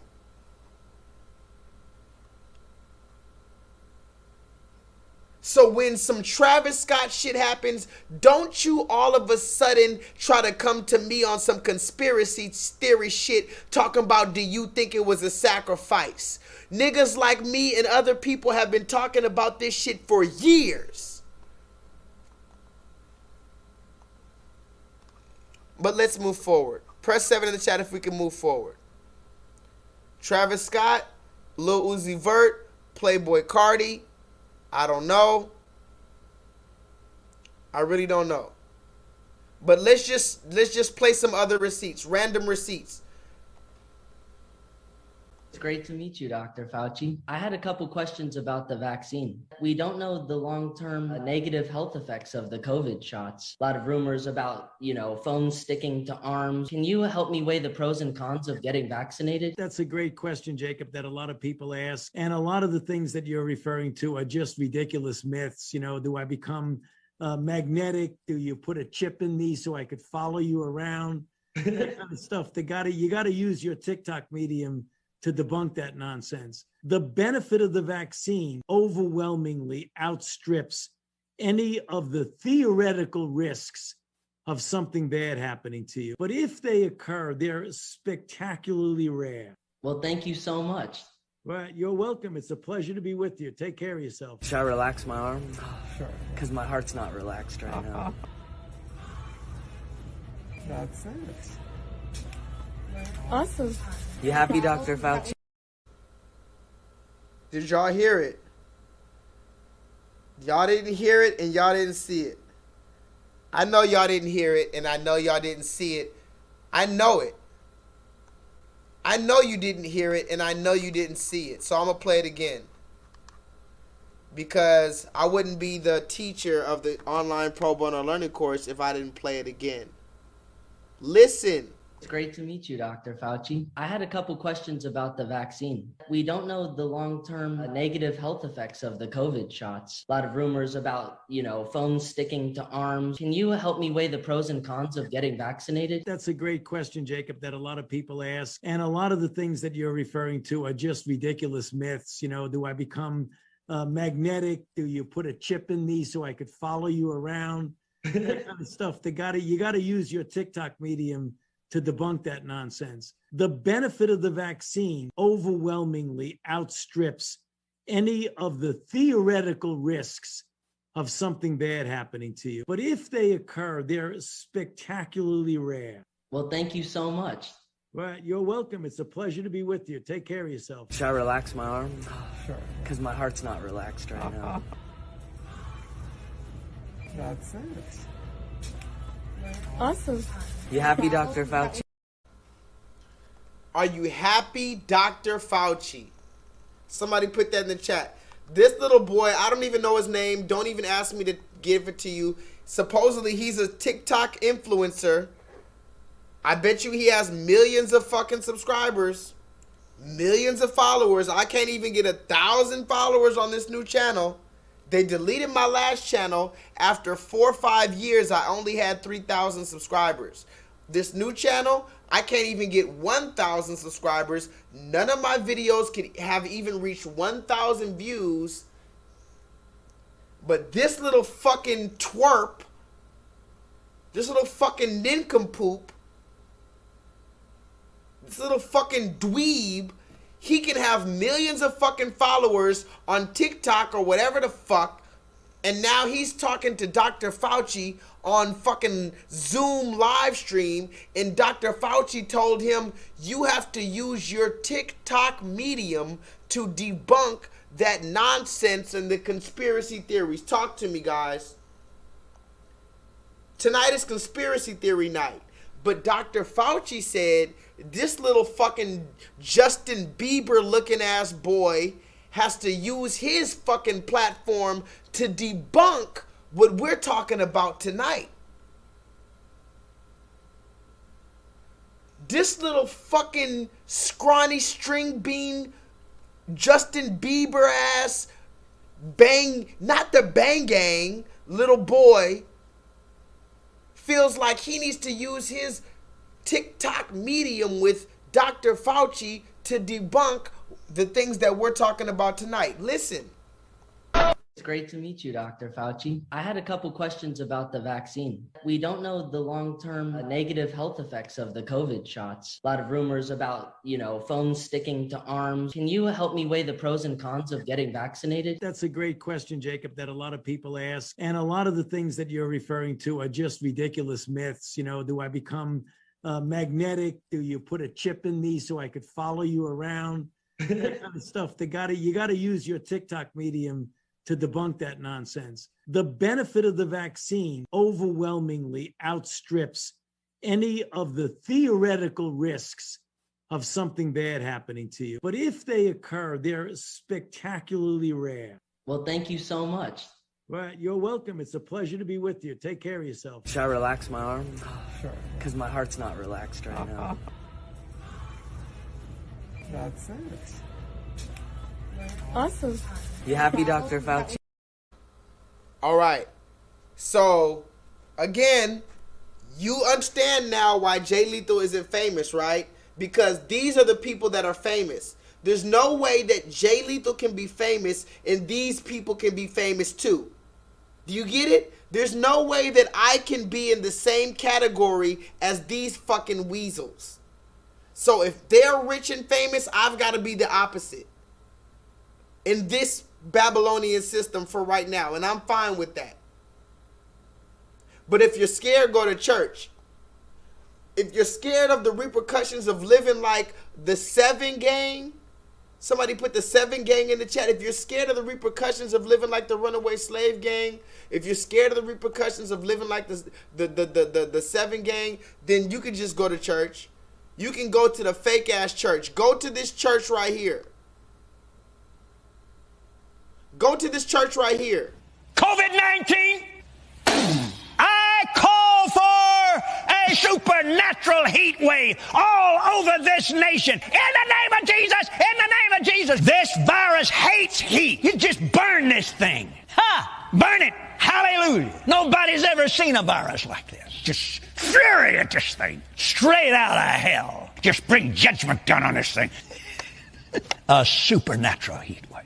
It's going to get so hot and muggy, and it's going to burn that virus. Go to that church if that's what you want.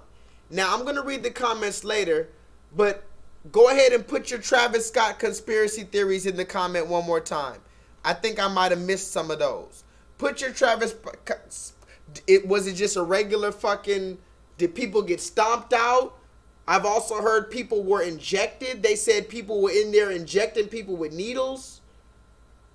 Did they just pass out? Could they not breathe? What was going on? Was it drugs? They say they were taking laced fentanyl drugs. What was going on here? And why was Travis Scott singing, looking at the dead bodies, still singing? Because let's put it like this. Even when people were passing out at the Michael Jackson concert, he wasn't looking dead at them talking about hee. It was just really weird, is all I'm saying. It was just really weird how Travis Scott was staring directly at the dead body, being escorted, and he's just still singing.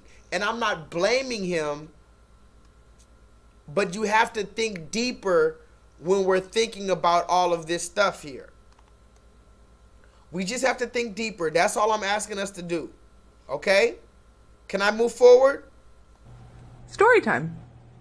This has been my first year in preschool with a class of my own, teaching alongside another queer neurodivergent educator, and we have been rocking our twos class. We've been talking about gender and skin color and consent and empathy and our bodies and autonomy. It's been fabulous.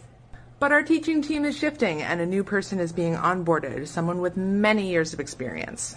So today at the lunch table, when the topic of gender and genitals came up, one of our students plainly looked up and said, "Well, I'm a girl today, but I know that teacher Co isn't. No, they're NB." And the look on the incoming teacher's face was priceless. She was shocked in a good way, and she just looked around at the two of us and said, "This class is incredible, and I am so impressed."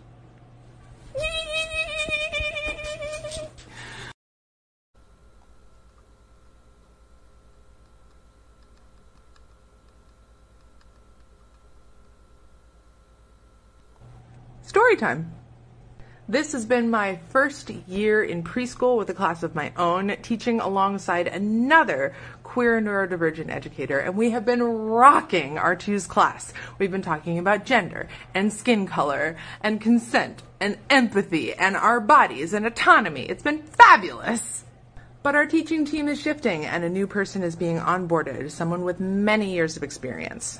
So today at the lunch table, when the topic of gender and genitals came up, one of our students plainly looked up and said, "Well, I'm a girl today, but I know that teacher Co isn't.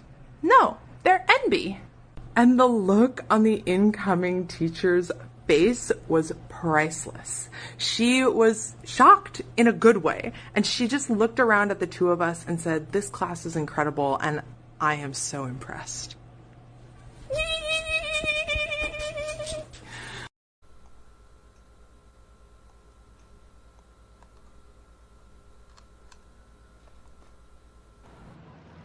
I hate it here.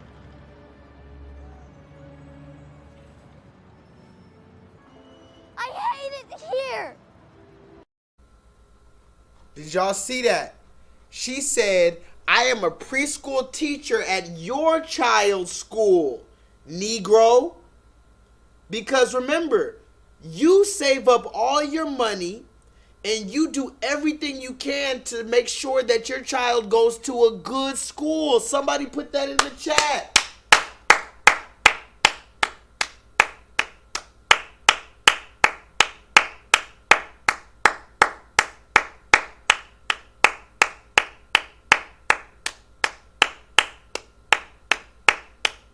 Bravo. Bravo. black man and woman of America. You have become successful. You have finally saved up all your money and got up all your accolades to send your child to a good school. But did you know that the teacher of that good school is teaching your child all about autonomy and all about consent and all about genitalia? I'm going to say it again.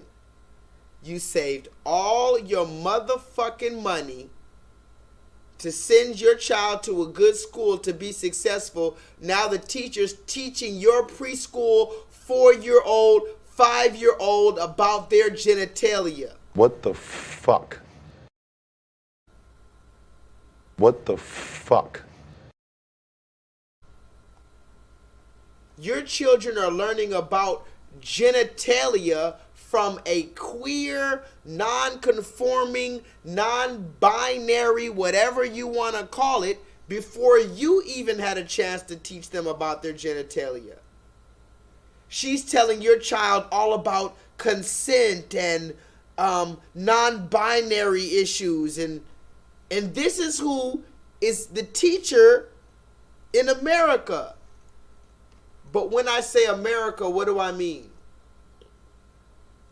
Of course I mean, when I say America, I mean you spell America with 3 Ks.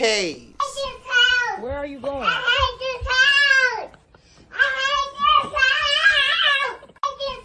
Where are you going?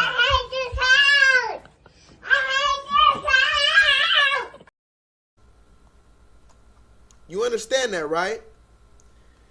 I need somebody to do me a favor. Pull up a sidebar. Go on Google. Look up the definition. We're going to go ahead and move forward. So one person look up the definition for girl. Another person look up the definition for woman. And another person look up the definition for female. I need those 3 definitions real quick. Girl, woman, female. Girl, woman, female. Girl, woman, female. Girl, woman, female. Find me those definitions. Hi, everybody. I have a question. What is a woman? It should be a very simple question to answer. What is a woman? Until that can be answered, how could we have a discussion about trans issues, biological women issues, things like that? Can anybody just give a definition of what a woman is? That's it. I need those 3 definitions. Girl, female, woman. Girl, female, woman. Please give me the quick Google definitions, copy and paste. Girl, female, woman. This person, they, them, there, needs to know the definition of girl, female, woman. Hi, everybody. I have a question. What is a woman? It should be a very simple question to answer. What is a woman? Until that can be answered, how could we have a discussion about trans issues, biological women issues, things like that? Can anybody just give a definition of what a woman is? That's it. Can anybody do that for me real quick? Do I have to do everything around here? Jeez Louise, guys. Sometimes you get on my nerves.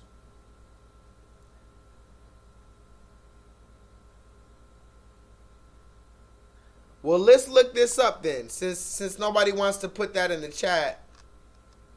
Or maybe you guys are putting it in the chat right now.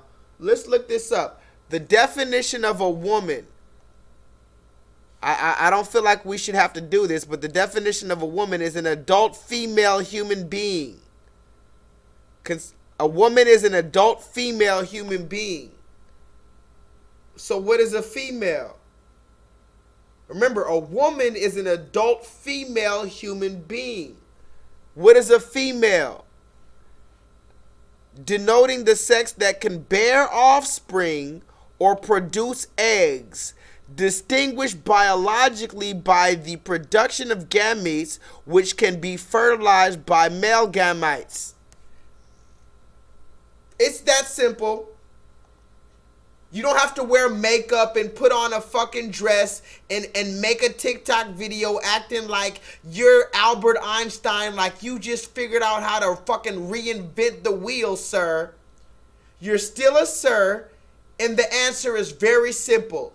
A woman is an adult female. A female is a thing that is denoting the sex that can bear offspring or produce eggs, particularly distinguished biologically by the production of gametes, quote unquote ova, which can be fertilized by male gametes. It's really that simple. It's really that simple. Amen. So go get the fucking vaccine and stop being stupid, hoe. You don't have to make a TikTok acting like you're bringing out some new conversation, a groundbreaking conversation that the heterosexual community never thought about. What is a woman? What is a woman? Oh my God, we've never thought about that. We've never thought about what is a woman.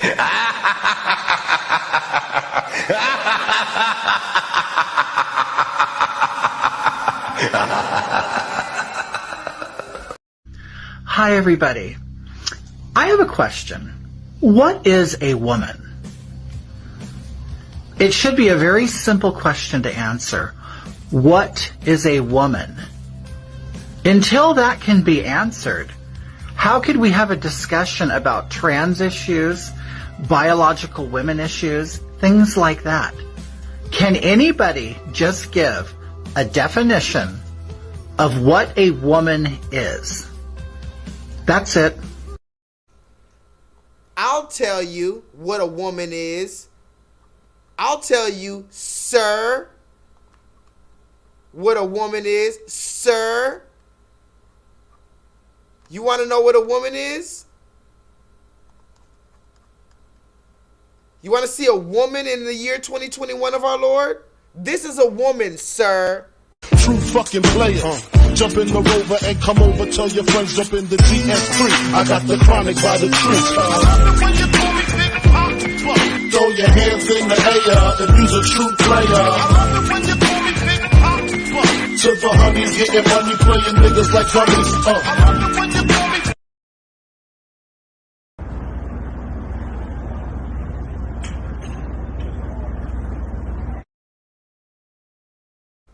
That's a woman. That's a woman. By the way, is Life of Leanne in the chat? What is a woman? We know what a woman is. Stop trying to reinvent the wheel. We have more pressing things to worry about than trying to reinvent the wheel. The wheel works perfectly. Can somebody put that in the chat? There's no need to reinvent the wheel. The wheel works perfectly. Now let's move forward. Life of Leanne is in the chat. Life of Leanne sent me a DM and look at this. This is crazy. Speaking of the Travis Scott concert and the conspiracy hour, somebody give a round of applause to Life of Leanne. She found me on Instagram. She sent me a text message or she sent me a DM. And look at this. This is from the show Adventure Time.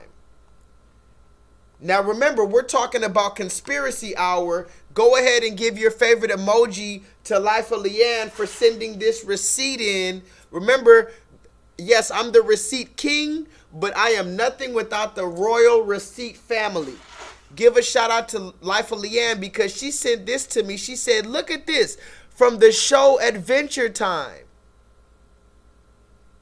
on Cartoon Network. This is what our children are watching in the year 2021 of our Lord. America, when I say America, of course I mean 3Ks, and of course I mean Babylon. And when I say Babylon, of course I mean Egypt, spiritual bondage. When I say spiritual bondage, I mean Sodom and Gomorrah. Go ahead, take your time.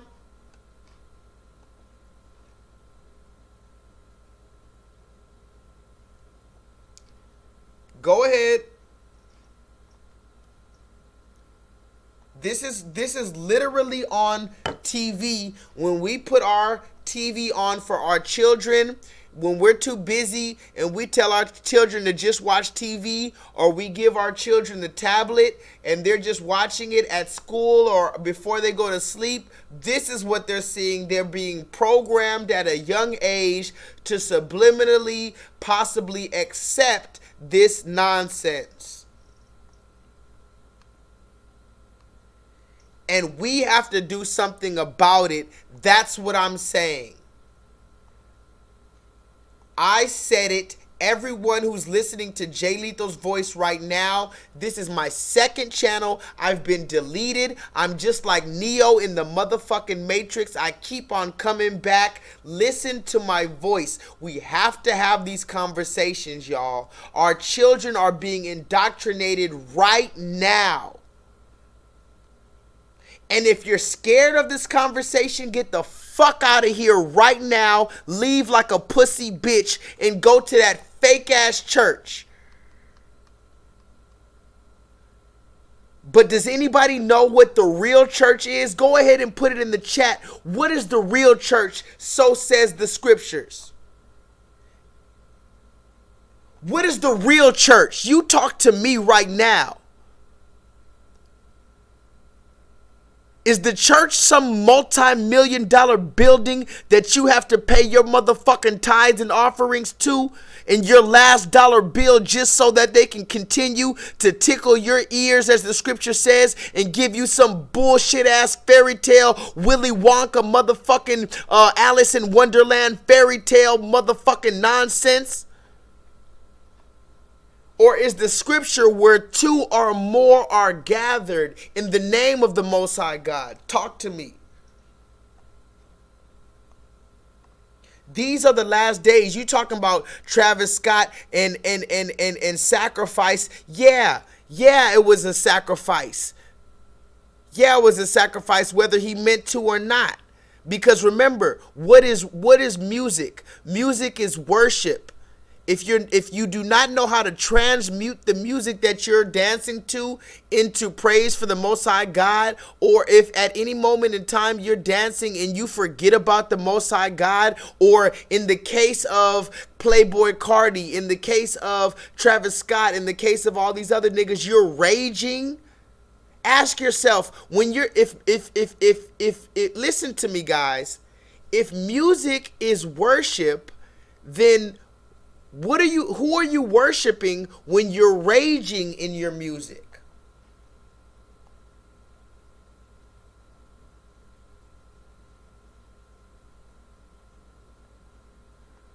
Freddy Fazbear, I've never seen you in the chat. Please go press the thumbs up button because YouTube hates me. Please go tell a friend that J-Lethal is live.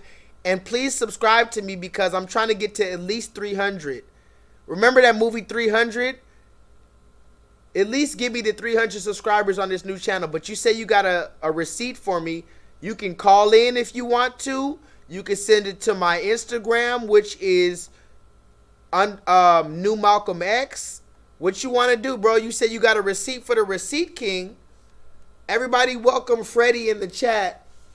He say he got a receipt for the Receipt King. But go ahead and either call in or send the receipt to New Malcolm X on Instagram. But anyway, where's the church, y'all? Somebody talk to me. What is the church? And KJ, who are they raging against when they go out on Saturday night, Tuesday night till 5, 6 in the morning and they're raging and bumping heads against each other, punching each other? What are they raging against?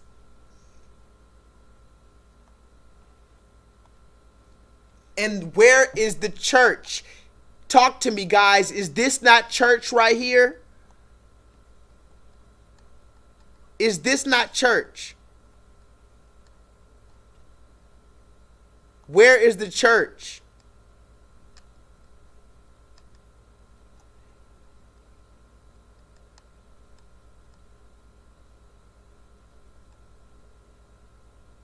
Did y'all see this right here? In conversation, are you vaccinated and what's your stance on vaccinations? Yeah, I've been immunized. You know, there's a lot of conversation around it, around the league, and a lot of guys who have made statements and I've made statements, owners who made statements. You know, there's guys on the team that haven't been vaccinated. I think it's a personal decision. I'm not going to judge those guys. There's guys who've been vaccinated that contracted COVID.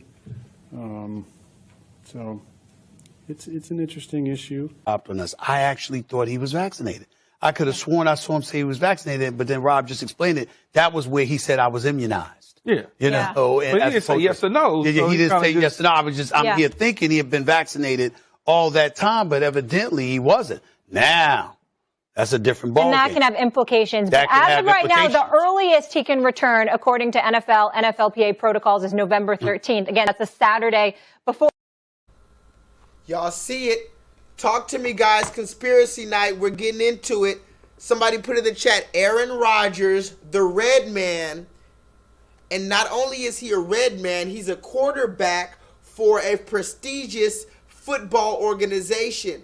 Brett Favre, Green Bay Packers, the red man's organization. He's the face of it. The quarterback. Let's talk about it, guys. Why is it? Now, this is important. Somebody put that in the chat. Aaron Rodgers. We got to talk about this shit. This is really very important. We got maybe one more hour. We got one more hour, guys. On a side note, is Kanye West a runaway slave, a house slave, or a field slave? I'm going to ask you again. Kanye West, there's only 3 types of black people in America. Is Kanye West a field slave, a house slave, or a runaway slave? But let's get back to this. Somebody put in the chat, Aaron Rodgers. He is a red man. He is the head of a football organization, and he told the press that he was immunized. They asked him, did you get the injection? He said, yeah, I'm immunized. Now put that in the chat. The serpent's tongue. Remember I talked to you about Harry Potter?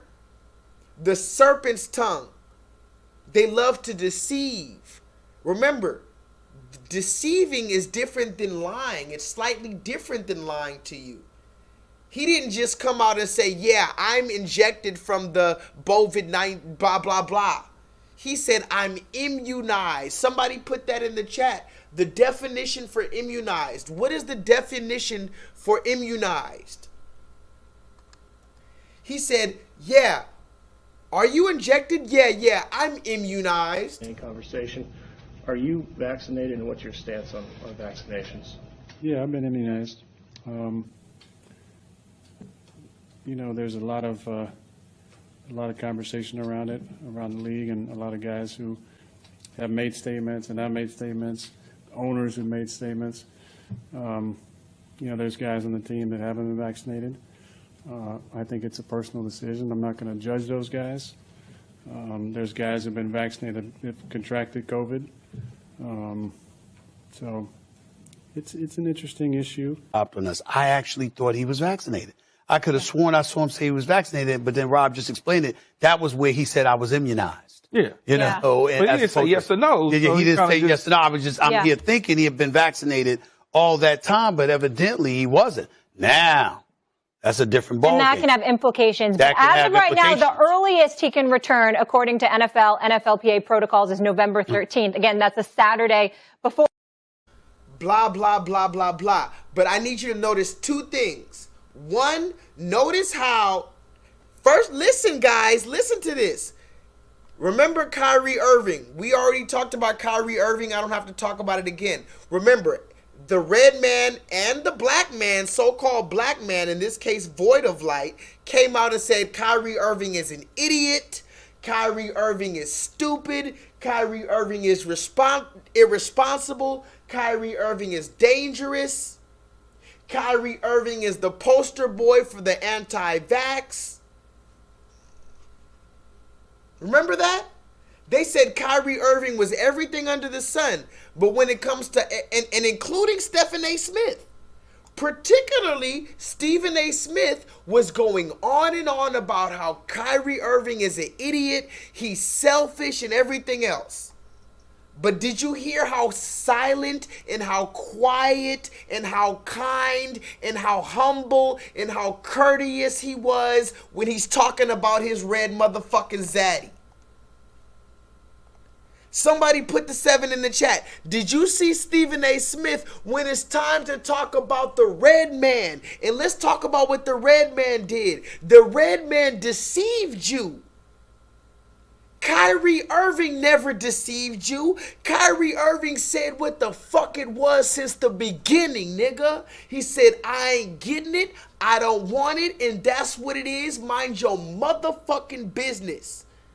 But Kyrie Irving's an idiot. He's this and that. He's stupid and selfish for telling you what he wants to do with his own body from the beginning of time. But when it comes to the red man, he changes up his language. And he uses a loophole. Somebody put that in the chat. The red man uses the same loophole he's been using since the beginning of time to try to deceive you. What is the loophole? The same loophole that the serpent used. Oh, Eve, are you sure that you surely won't die? Will you surely die if you have that fruit?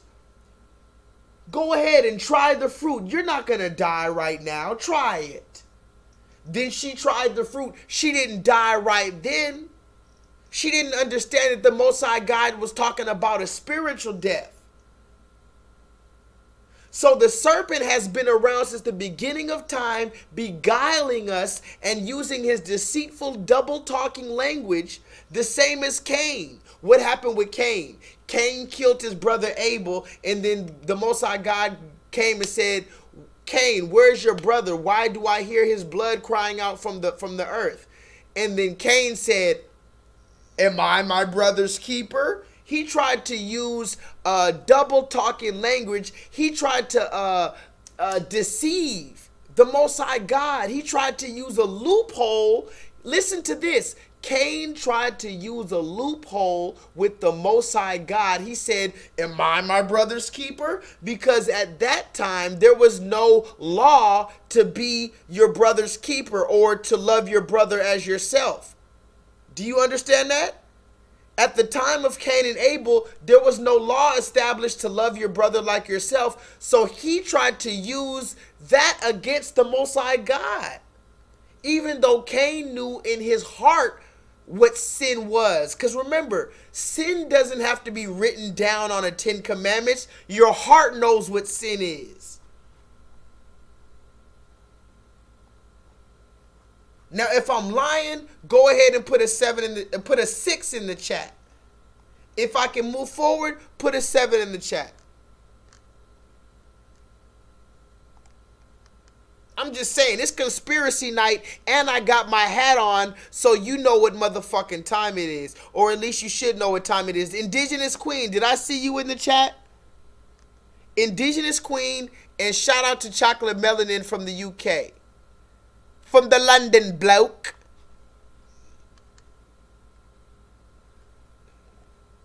Where is Indigenous Queen at?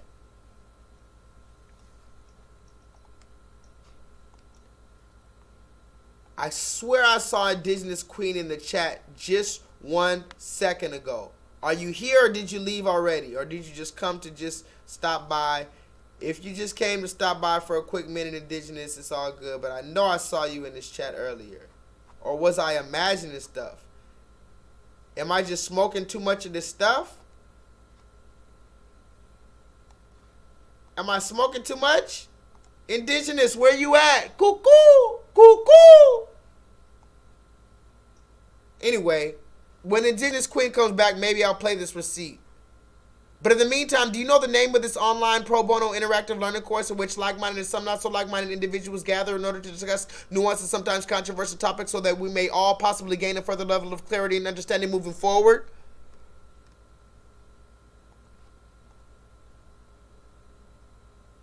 Oh, Freddie says you sent the receipt? Freddie, you sent the receipt to my Instagram? What'd you send me? A friend request? What'd you send me? Hold on. I don't see it, brother. Underscore new underscore Malcolm underscore X. That's my YouTube. I mean, that's my Instagram. In the meantime, let's move forward. Indigenous Queen, are you here? Okay, if you're not here, I'm gonna move forward. I might play this receipt without you if you left, but I really wanted to play this receipt for Indigenous Queen. It kind of sucks. I saw her earlier. Let's look at this real quick. This is interesting. Somebody put that in the chat. This is kind of interesting. Inside all of us lurks a serial killer. A killer whose primary function is to kill and then kill again. These are cytotoxic T cells, a specialized member of our white blood cells. They patrol our bodies, identifying and destroying virally infected and cancer cells, and they do so with remarkable precision and efficiency. There are about 5 million T cells in a teaspoon of our blood, engaged in the ferocious and unrelenting battle to keep us healthy. These amorphous blobs move around quite rapidly, pushing out their leading edge and probing their environment as they go.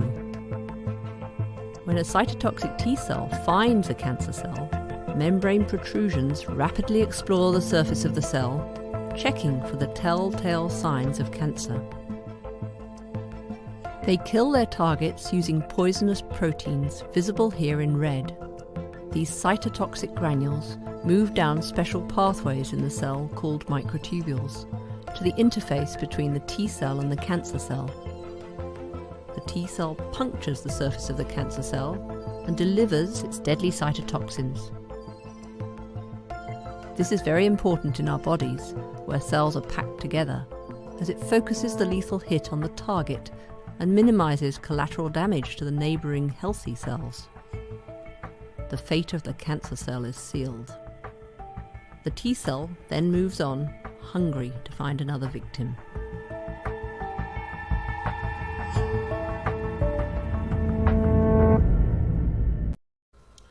So, if you didn't know, that was a real life microscopic view of the healthy cells in your body attacking a cancer cell or a foreign toxic demonic cell, if you will. Why did I talk about this? Because I need you to understand that even the cells in our body are constantly working to identify the foreign objects that do not fit there, that are not supposed to be there. In other words, even the cells in our body understand order.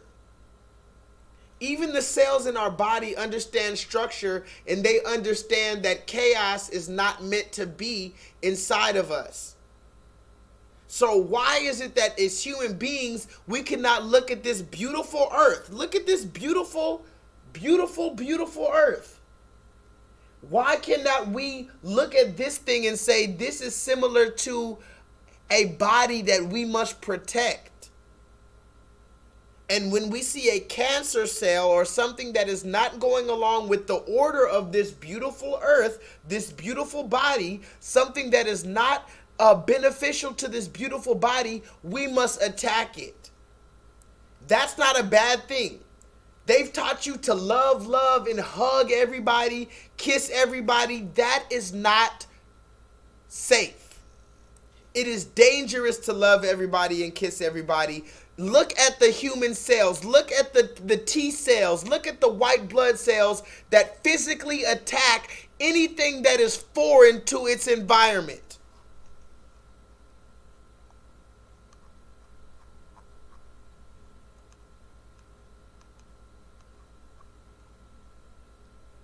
Come on, y'all. I need Indigenous Queen to come in here so I can play these few last receipts. I'm about to get out of here, bro. You don't worry about it. Matter of fact, but I got a few more receipts. You thought I was just gonna get out of here without some receipts, huh? You thought I was just gonna get out of here, okay?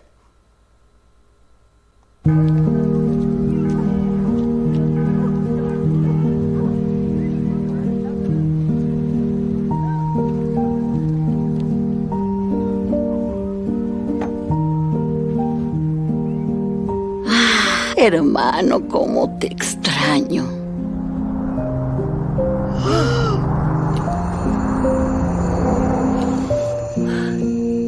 ¡Oh! ¡Tío Alberto! ¡Qué sorpresa! ¿Qué hubo, familia? ¿Cómo están? Alberto. ¿Quién es él? Es Mario, mi pareja.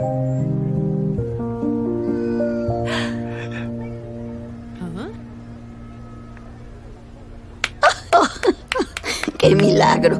Creí que este iba a estar solo para siempre. Alberto. Ay, qué lindos.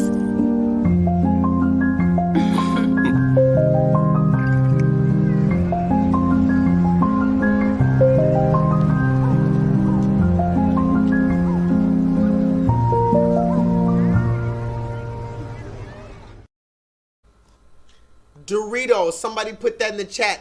That was a fucking Doritos commercial. Now, you might ask me, what does that have to do with Doritos? Don't worry, it doesn't even have to do with Doritos, motherfucker. Wake up.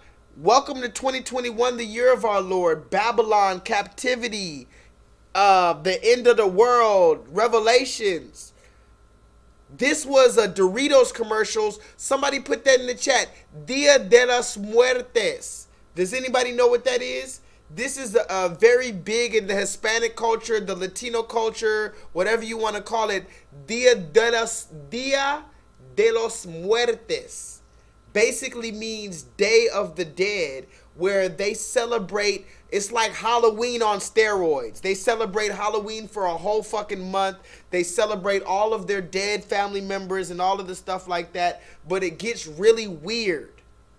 And this is where we got to talk about this real quick, because yes, I do believe a lot of the so-called Hispanics, a lot of the so-called Latinos do fall under the 12 tribes of Israel. And this is again why we're facing the captivity that we're facing, because of the idol worship, because of the Santeria and the black magic. Let's talk about it. The brujas in our community. Let's talk about the Dia de los Muertos and the Virgin de Guadalupe and all these different saints that you're praying to instead of the scriptures of the Most High God, instead of the guidance of the Most High God. But that's what we could talk about, a different story. Now they're talking about Dia de los Muertos, which is a demonic holiday. I don't give a fuck what you're talking about. The scripture says in Leviticus and Exodus and Deuteronomy, it says, I am the Lord thy God. You shall worship nobody but me. Somebody talk to me about this. I am the Lord thy God. Thou shalt worship nobody but me. Or what is this Dia de los Muertos? Okay, if they passed away, then they passed away. Give glory for their life.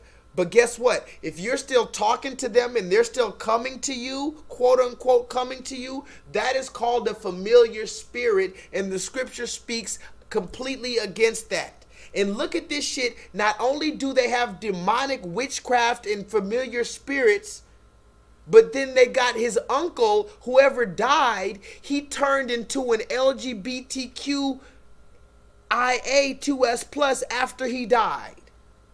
After he died, in the spirit realm, he found a man to be his life partner, and the man he's with has a skull on his belt.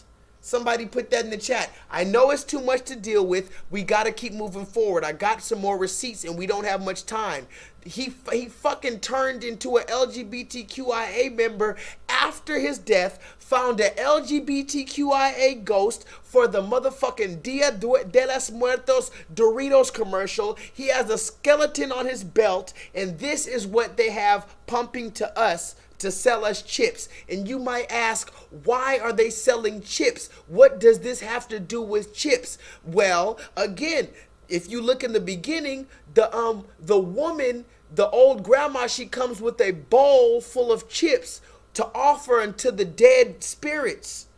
If we can talk about libations, talk about a lot of these cultures have where they give food and other offerings to the dead relatives. So she's giving Doritos to the dead relative who comes back and he turns into an LGBTQ ghost to sell Doritos. You figure it out.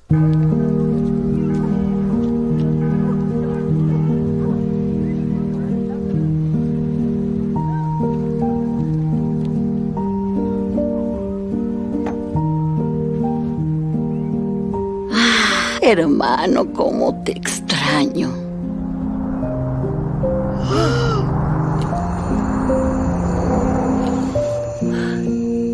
¡Oh! ¡Tío Alberto! ¡Qué sorpresa! ¿Qué hubo, familia? ¿Cómo están? Alberto. ¿Quién es él? Es Mario, mi pareja.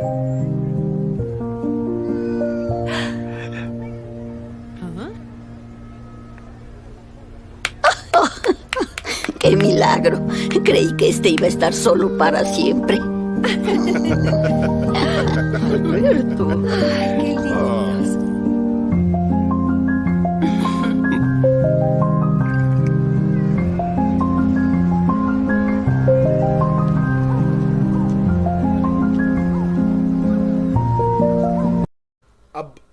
I'm going to just say it, abomination against the Most High God. Somebody put that in the chat. That's just what it is. Let's ask again.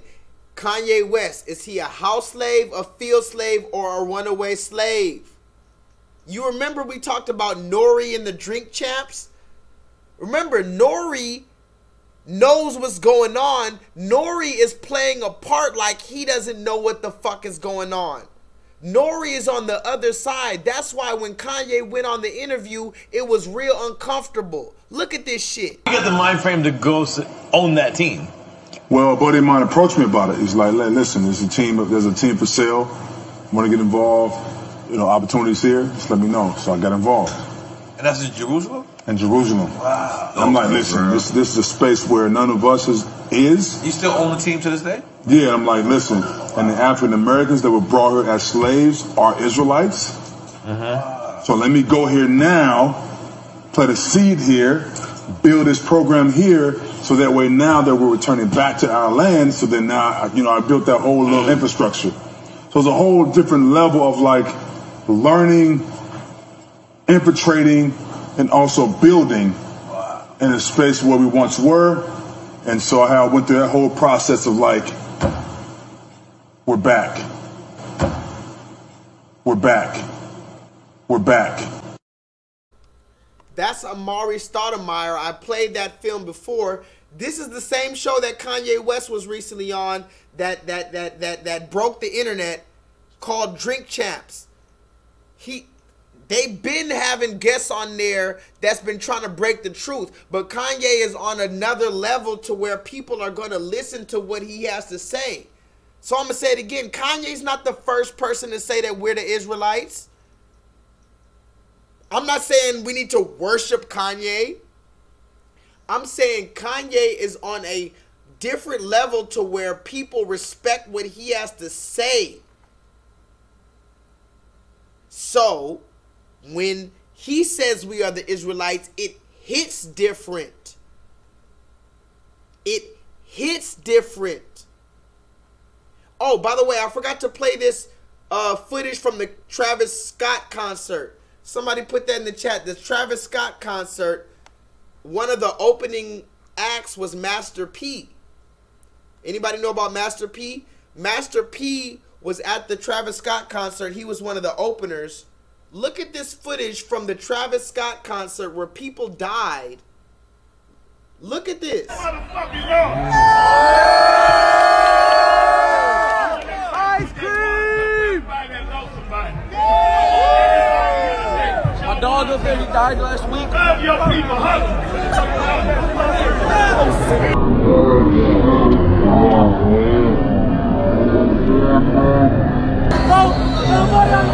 Oh, this is my dad's song before he passed away. Damn, bro. Nah, exactly. This was the song we played at the funeral. Nah, but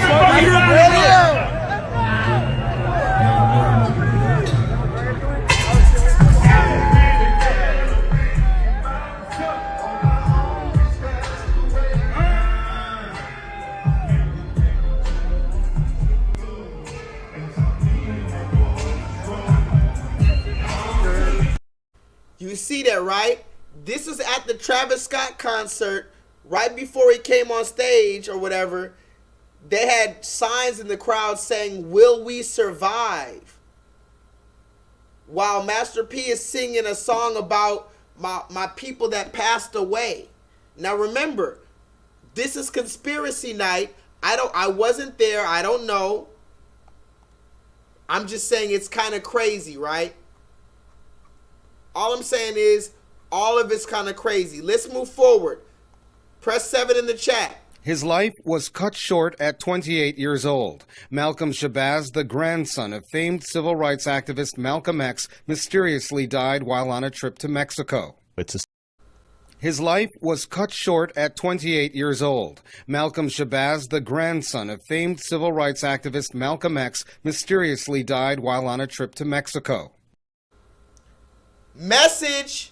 His life was cut short at 28 years old. Malcolm Shabazz, the grandson of famed civil rights activist Malcolm X, mysteriously died while on a trip to Mexico. It's a significant loss, and it's not only a loss, but the way that the news has been reported, it's been done in such a way as to impugn the legacy of his grandfather. Some reports say that Shabazz was robbed, while others say he was murdered. In a report from Talking Points Memo, according to an associate, Shabazz was badly beaten during a robbery last Wednesday in Mexico City. But others, such as Dr. Randy Short, a friend of Shabazz, have other theories. There are two stories there. However, the Milenio newspaper out of Mexico City said that when Malcolm was in the hospital, his death was a result of trauma to the body. Trauma to the body isn't gunshot. So this gun that shows up, I don't know why. There are hundreds of black men that are being... Somebody put it in the chat. This is real life, y'all. You might think that I'm just some conspiracy theorist.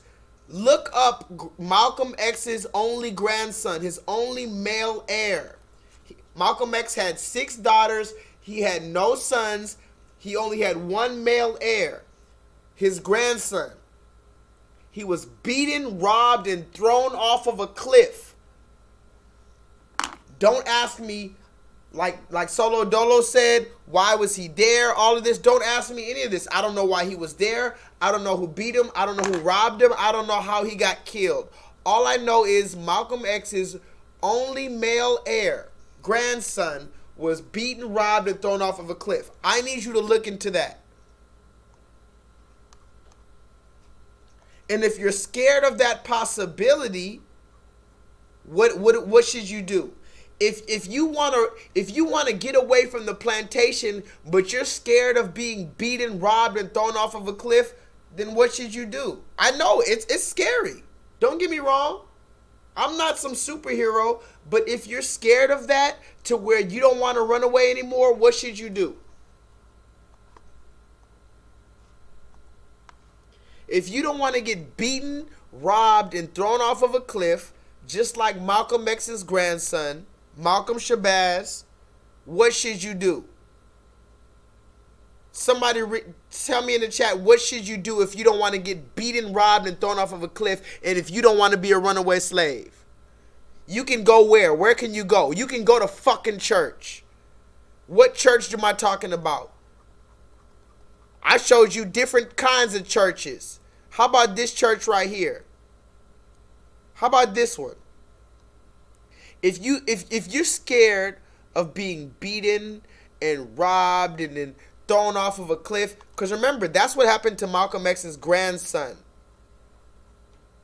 That's literally what happened to his grandson. But if you're scared of that, go to this church right here. How about this church? This is a different kind of church than the normal church. This is a so-called Hebrew Israelite church. You can go to this Hebrew Israelite church.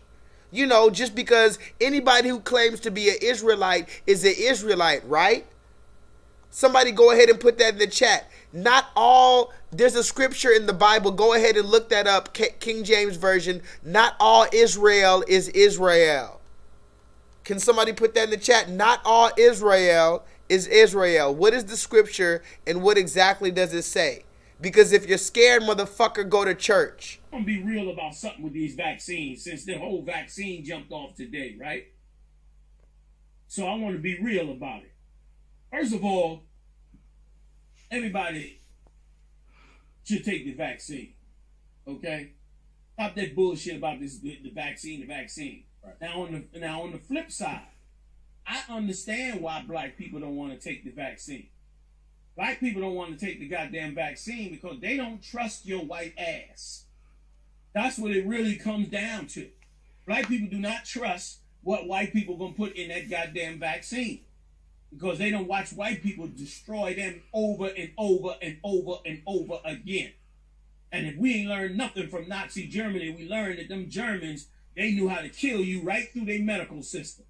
They was killing every injured or maimed or paraplegic in the entire country.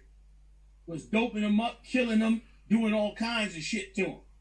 So I understand how black people think. But take the goddamn vaccine shot. Stop listening to the conspiracy theorists out here telling you not to take the vaccine and all that. Man, listen.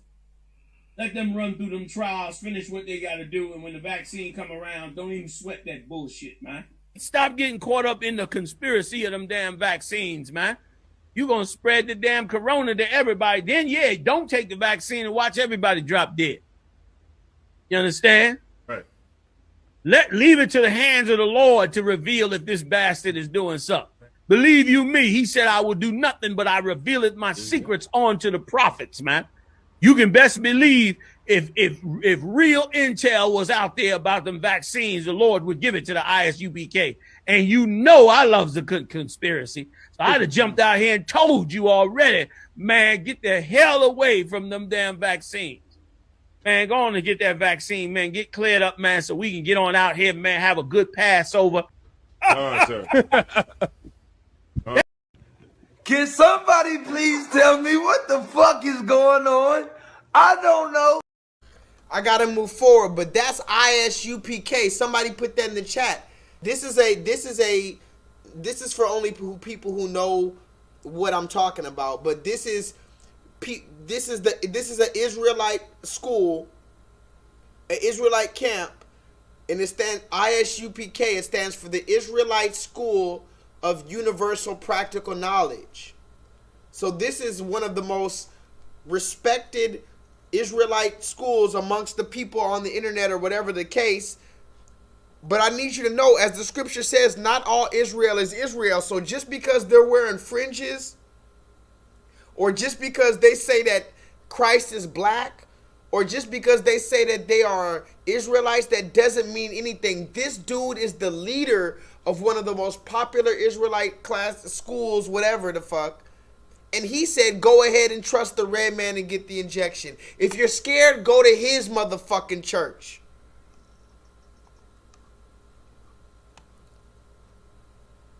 If y'all are scared, go to his church. Whoa, hey, why are you insulting my intelligence? Are you serious? We are on our final hour, guys. Press 7 in the chat. Please go press the thumbs up button because YouTube hates me. We are on our final hour. Let's run through these last receipts, y'all. Y'all know who this is? Who is this? Who is this dude?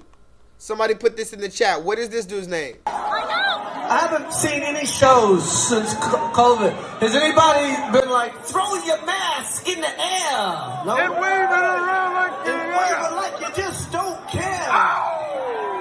Where's my anti-vaxxers at? Where you at? You fucking dumb Kyrie motherfuckers.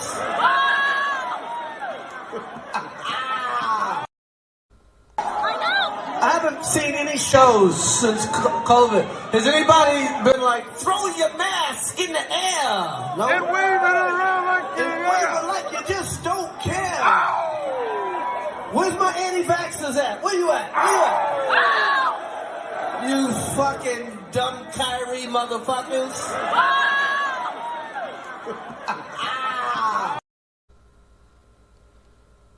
Who is that? Chris Rock's bitch ass. Still, remember, Kyrie Irving is the joke of America, but they don't make a joke out of Aaron Rodgers. They don't talk about how Aaron Rodgers used the same deceiving language that the red man has historically used to take over what he has now today through ill-gotten gains. They don't want to go into that. They want to make Kyrie Irving the face of this shit, even though he just said, I'm minding my motherfucking business. I'm going to take the loss of all these millions of dollars, even if it means whatever, losing my position on the team.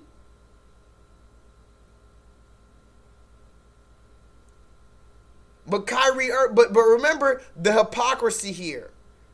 That's all I want to show you, the hypocrisy. Let's move forward. 7 in the chat. Let's move forward. Year-old with special needs is brain dead after court documents say he was beaten and stabbed to death inside a Harris County jail cell. An investigation is underway tonight as his family begins to demand answers from the Harris County Sheriff's Office. KPRC2's Sion Rhodes is live for us with the details. Sion, what is his family saying? Well, Lauren, they say they just don't understand how this could happen after they asked the sheriff's office to protect their son. Fred was a super loving kid. He wanted to fit in more than anything. The day Fred Harris was arrested, Dallas Garcia came to the Harris County Sheriff's Office concerned for her son's safety. I told him, I said, this is not a place for him. He'll never understand. The 19-year-old had severe intellectual disabilities with an IQ of 62. He weighed just 98 pounds. And I didn't leave until I got some answers. And when I left, they said that my son would be okay and that they would handle this. So then we're here now, a couple of days later, and this wasn't handled. Harris was booked into the jail October 11th, charged with aggravated assault with a deadly weapon for an incident at a group home. He showed a knife to someone that he was scared of. Last Friday night, Harris was found unresponsive and severely injured in a cell after what the sheriff's office described as a fight with another inmate. He was declared brain dead on Sunday. When a 240-pound person just jumps on you and you're 98 pounds, it ain't a fight. It's just an attack and an assault. 25-year-old Michael Ownby now charged with aggravated assault causing bodily injury. Fred could have been put into isolation or into some cell with a non-violent individual, but instead he was put with a 240-pound individual proven to be extremely violent and who had manufactured a knife in the jail. We will get justice for Fred. Harris's mother telling us that the Sheriff Ed Gonzalez, called her just today, saying that he was sorry and that changes needed to be made. They say this is part of an ongoing chronic understaffing. There's even a federal lawsuit that was recently filed by jail staff complaining of a lack of staffing, a lack of funding, and serious safety concerns here between the inmates here and with the guards. The Texas Rangers investigating this case. Live downtown, Sion Rhodes, KPRC 2 News. You hear that, right? This is where I live. Houston, Texas. We're back at it again. Back in the news again. Houston, Texas. They say even the employees of the jail in Houston, Texas are filing a complaint because of a lack of staffing. So they have a lack of adequate staffing at the jail. What does that mean for the people in the jail who were already treated like fucking dogs in the pound? I'm going to say it again. Even when they had enough people working there, they were still treating the fucking prisoners at the jail 90% black people, they were still treating them like fucking dogs in the pound. So what do you think the jail looks like in 2021 when they have to wear a mask after COVID-19 and a fucking lack of fucking staff, and the prisoners and the staff fighting each other? What does it look like? And you're telling me you want me to go there? Fuck off. Suck a dick. Suck a dick. You're gonna have to literally catch me. I keep telling you. You're gonna have to catch me. Suck a motherfucking dick. I'm not going back. You son of a bitch. Suck a dick and swallow the cum, you fucking bitch. What the fuck I look like sitting down next to the red man because you said so? And this is how you got it going on in there? You got people getting beaten to death and nobody can say nothing about it? There's nothing to be said? You got the people who work for the jail filing lawsuits against the jail? And I'm supposed to go sit down because you said so. This is your man. Yes. Look at the screen. The white man is the devil, the Bible speaks of. And that's what you're going to settle for. I'm going to stick beside him.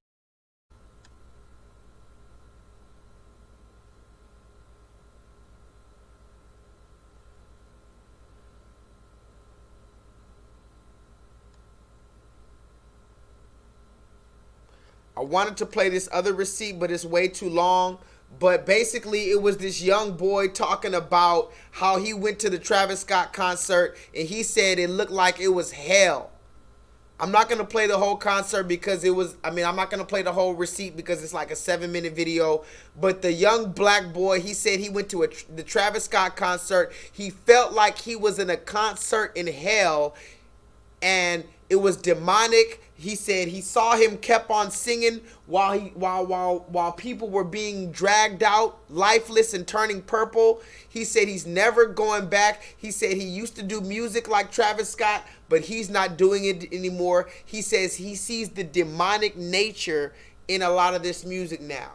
So can we give a praise unto the Most High God for, even though those children were, died and all this stuff, can we give a praise to the Most High God for the people in that crowd who are now going to seek God's guidance and God's light and God's embrace, because they realized that the path that they were going down was demonic and it led to a place that they didn't want to be at. So now by default, they're going to search out the opposite of that, which is the 7 gang. Can we give a shout out to the new 7 gang? The people from the concert, and how about that? You're not going to hear that in any other video, I don't think. Let's give a shout out to the people at the concert, at the Travis Scott concert, who are now going to turn to God because they saw that something demonic was happening and they didn't want any parts of that. Let's give a shout out to them. Because remember, it's not too late until it's too late. And even though we're 7 gang, that doesn't mean that somebody else can't be 7 gang tomorrow. Even though you are running with the 6 today, remember Drake, somebody put that in the chat. Remember Drake said, I was running through the 6 with my woes. Even though you were running through the 6 with your woes, that doesn't mean that tomorrow you can't be a 7 gang. The thing about the Most High God is he'll allow you to repent. That's what makes God so great. Come on, sing it with me in the chat, God.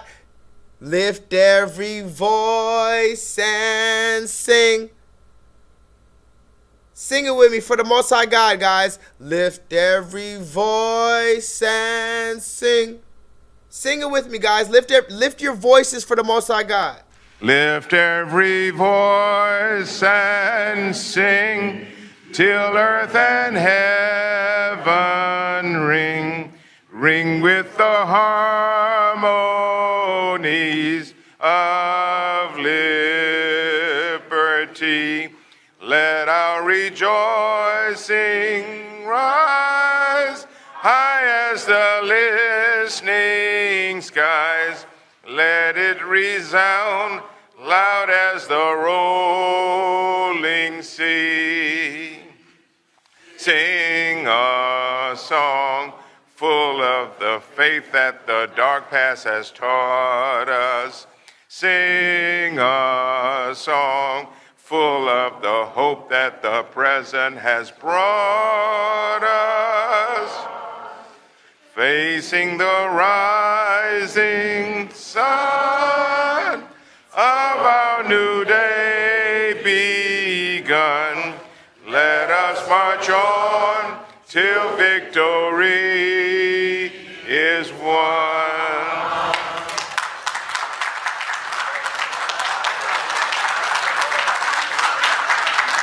What the fuck? Out of pocket for that shit. Way out of pocket. What do you gain from that? Oh my God! Wow!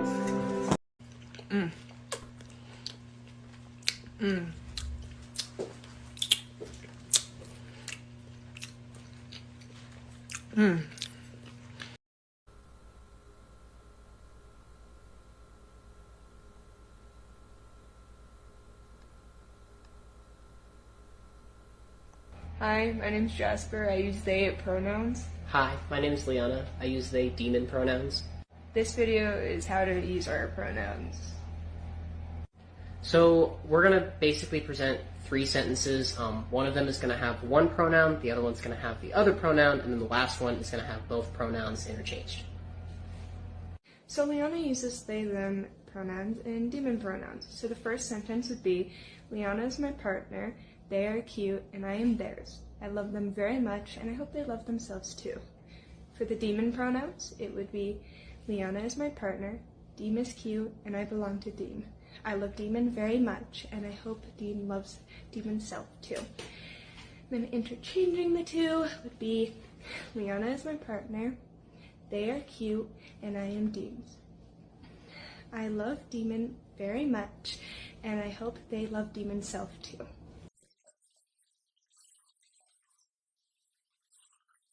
Hi, my name's Jasper. I use they pronouns. Hi, my name is Liana. I use they demon pronouns. For the demon pronouns, it would be, Liana is my partner, Deem is cute, and I belong to Deem. I love Demon very much, and I hope Deem loves Demon's self too. Then interchanging the two would be, Liana is my partner, they are cute, and I am Deem's. I love Demon very much, and I hope they love Demon's self too. Jeez! Jesus Christ. You know what? You should listen to your wife, man. She's right. You are an asshole, man. Come here, give me a kiss. Come here. Come here. Hey. Hey. Hey, fuck you, man! Y'all saw that, right? I think I played that last live stream, but I need y'all to notice that because they didn't let me put my comments up on that video. Anyway, I told y'all they, them, there is the same thing as when Christ came up to this and said, what is your name? He said, my name? You mean, what is our name? We are many. We are legion. We are they, them, there, God damn it. And you better understand the spiritual is now merging with the physical. So you better stop. You better get in tune with it and better stop acting like, you know, you don't know what the fuck is going on. Everything is explainable, but at the same time, your understanding is very limited. I'm going to say it one more time. Everything is explainable. Everything is explainable, but it's your understanding at the current junction that is limited.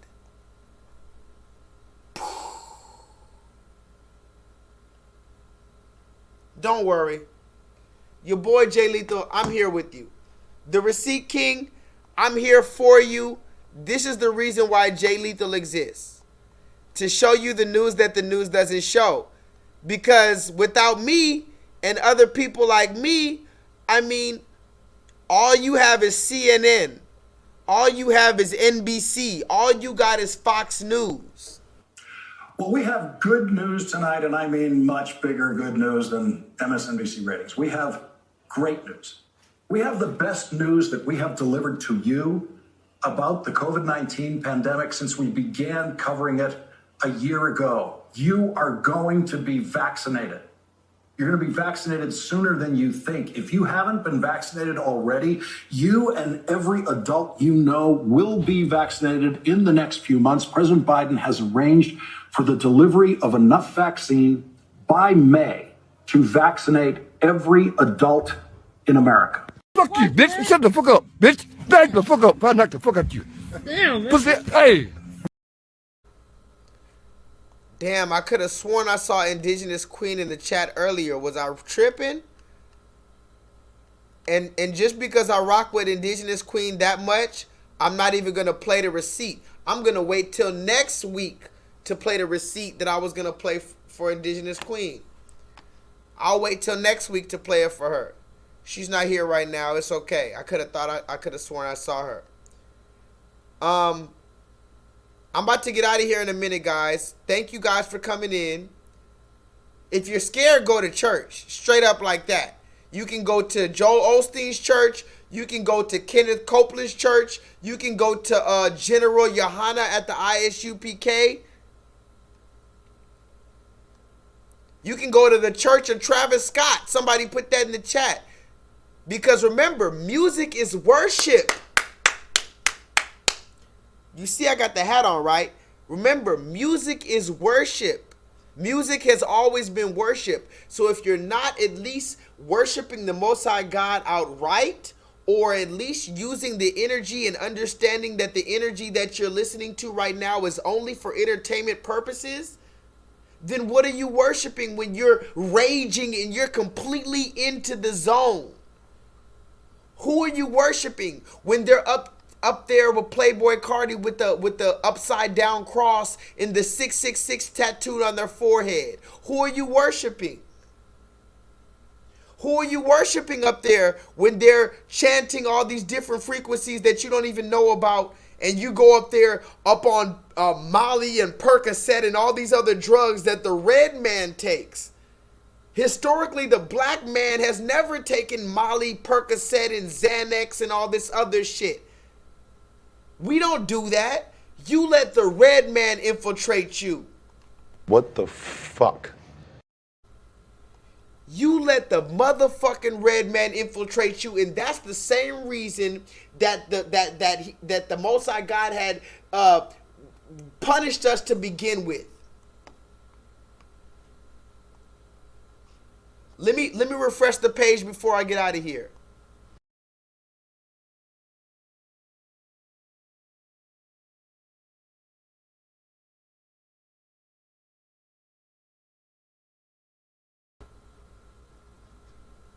Y'all with me? Can y'all hear me? Can y'all see me?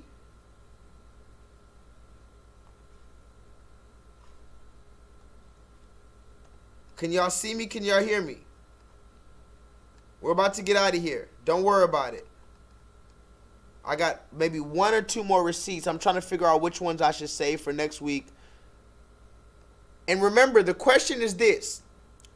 Before I get out of here, I'm going to ask one more time. Is Kanye West I want everybody who's watching this to answer. Is Kanye West a house slave, a field slave, or a runaway slave? Because they have to be one of them. Every Negro falls under the category of a house slave, a field slave, or a runaway slave. So what is Kanye?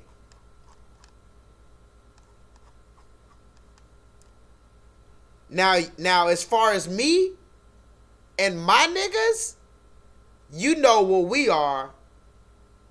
You know we runaway slave gang to the end of this thing. And here's the thing, guys. Even if you gotta get caught, or even if you do get caught, or even if it's just crazy, it's still runaway slave gang to the death. Because somebody put that in the chat. No matter the circumstances, it's always runaway slave gang until the promised land. It's runaway slave gang. This is what I need you guys to understand before I get out of here. I got about 15 more minutes, not even 15 minutes. runaway slave gang until the death, motherfucker. Therefore, Lee County, can you advise FNPD, please? 10-4. It's single forward on the bridge. It's crashing on the bridge right now. 248. Lee County, it just crashed on the bridge. It's on the top of the bridge right now. He's running right now. Looks like he might. He's like trying to hop off the bridge right now. He's standing on the foot of the bridge. And he just jumped off the bridge. Lee County, he jumped. He's in the water. 10-4, North 2, officially on a call. Just jump off the fucking bridge. Just jump off the fucking bridge. It don't matter. It don't matter. Just jump off the bridge. Now, some people said Kanye is a runaway. Some people say Kanye is a house slave. Some people say he's just straight up confused. I don't know. I just think Kanye is the most interesting black man in America, and we could take some notes from him. That's what I think. I think at the end of the day, if we can't do anything else, we can take a few notes from Kanye West just to see what he's talking about. Because remember, just because a nigga's a celebrity does not mean they're not a human being. And here's the thing. J-Lethal, even though they're not going to ever let me, but one day J-Lethal might be a celebrity. Have you ever thought about that? One day I might become a celebrity. And then you're going to have a bunch of people saying you can't trust anything J-Lethal has to say because he's on TV, because he's a celebrity, because he has a platform of his own. J-Lethal's in the Illuminati because he's a celebrity. This is the problem that I have that I need us to understand. There's a thin line between regular person and celebrity. And we can't just cast everybody off because they're a celebrity. I'll say it one time. With abortion culture, there are 1,000 black children aborted a day, daily. We are in genocide. So more black children have died in the past since February than people have died of COVID. And everyone wears a mask. So it's a matter of where are we turning a blind eye to? Like, the media can control, a lot of times it has control what we care about. I even heard somebody say at one point, this is the actual sentence I heard someone say, Puerto Rico's so played out.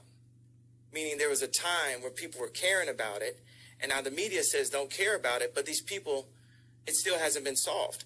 The hurricanes still hit, the earthquakes still hit, and people are still suffering from that, and no one has really gone to fix it. And when that 11 billion goes to Haiti and it doesn't get to the people, you know, the Daily Mail posts a swimsuit pic or something and deters our energy. You know, black people, specifically in America, that, you know, I know people who would, you know, kill someone in, or have a gun or, you know, in their own hood and be afraid to go downtown and literally be like afraid of white people. Like the most gangsters wouldn't go downtown, and that's just a programming, but that program is inside of the curriculum. It's inside of the media.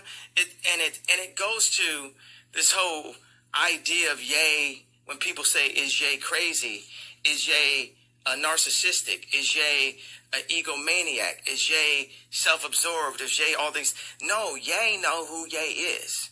I know who I am, and I'm not fin to bow to an idea that you want to have of me. When I run for president in 2024, we're going to definitely know what y'all laughing at.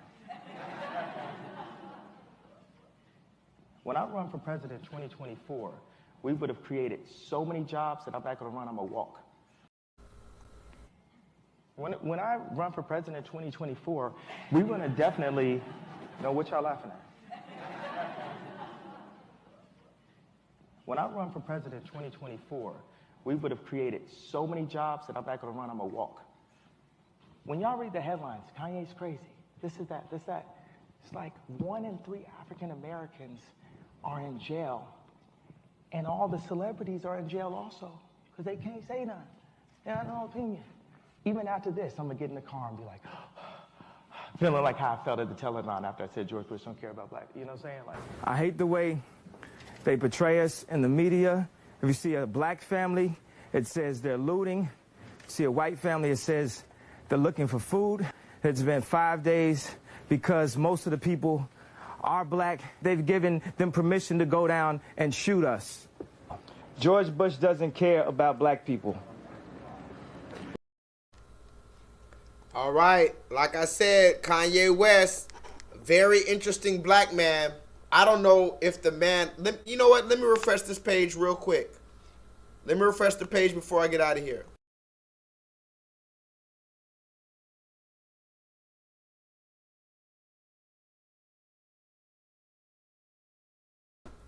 So like I said, Kanye West, love him or hate him, we got to talk about it because he said a lot of things that are really important. Like I said, he talked about being tired of the slave narrative. He talked about the media being cool with these politicians behind the scenes. He talked about population control, mind control. He talked about owning stocks, owning land. He talked about getting rid of Black History Month and making a Black Future Month.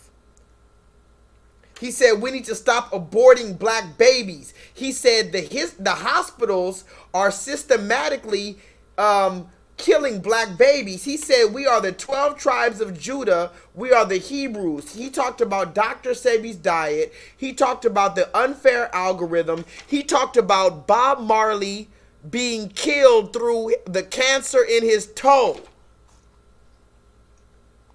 Can somebody put that in the chat? Can y'all hear me?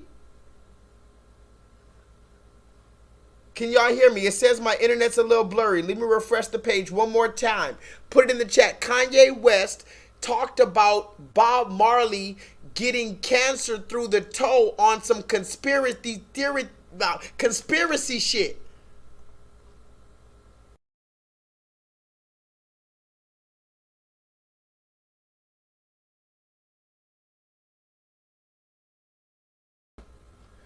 And if you don't know about that, go look up Bob Marley cancer in his toe. And the conspiracy theory is that the red man gave Bob Marley treatment for some type of disease and injected him with some type of disease. Go look it up. Bob Marley died of cancer, allegedly, and the conspiracy theory is he got injected through his toe. Kanye West talked about that. Kanye West said, even if I die, because I'm talking about this, I'm going to say what the fuck I got to say. He said, we are the children of Israel. And here's the thing, guys. Fuck it. Fuck Kanye West, right? Even if Kanye West is a sellout, let me ask you this. Isn't it good that we're finally having a big artist like that say that we're the children of Israel and have that conversation out? And remember, like I said, I don't think he's going to pull a fucking Nick Cannon and bow down and say, I'm sorry for what the fuck I said. Kanye West said what the fuck he said. He's not going to bow down. And go watch that interview. I'm going to say it one last time. I'm about to get out of here, but go watch that interview with Kanye West, the Drink Champs, if you have time, and go look at how uncomfortable those people were listening to Kanye West tell the truth and laugh at them in their face. And also notice how Kanye had the shades on. Can somebody put that in the chat? Kanye West had these shades that were perfect to hide his soul. And I'm not going to lie, I do the same motherfucking thing. I do the same thing when I'm in public. I don't want you motherfuckers peering into my soul trying to figure me out. I said what the fuck I said. You need to focus on my motherfucking mouth. Don't be trying to figure out my eyes and trying to cast your little fucking Hogwarts, Harry Potter fucking spells on me, bitch. I said what the fuck I said, and you're lucky I don't show you my eyes, because if I look at you in your motherfucking face, it's going down. Brother Sly says he dozed off and came back and I'm still awake. Brother Sly dozed off, had a dream that I was talking, and then he woke up and I was still talking. In your dream, did I have my hat on or did I have my hat off? Brother Sly, I'm going to ask you again. You dozed off.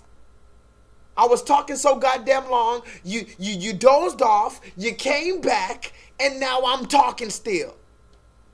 I'm not going to motherfucking stop talking till the Most High God takes the breath out my lungs. All praise be to the Most High God. And one last thing I got to say before I get out of here. Again, next time something happens that you don't like, just say it from your mouth, even if you don't want to say it. All praise be to the Most High God. Instead of saying fuck, or instead of saying oh shit, or instead of saying oh pity, worry for me, or pity me, or why me, or I hate my life, just say all praise be to the Most High God. Make a habit out of that.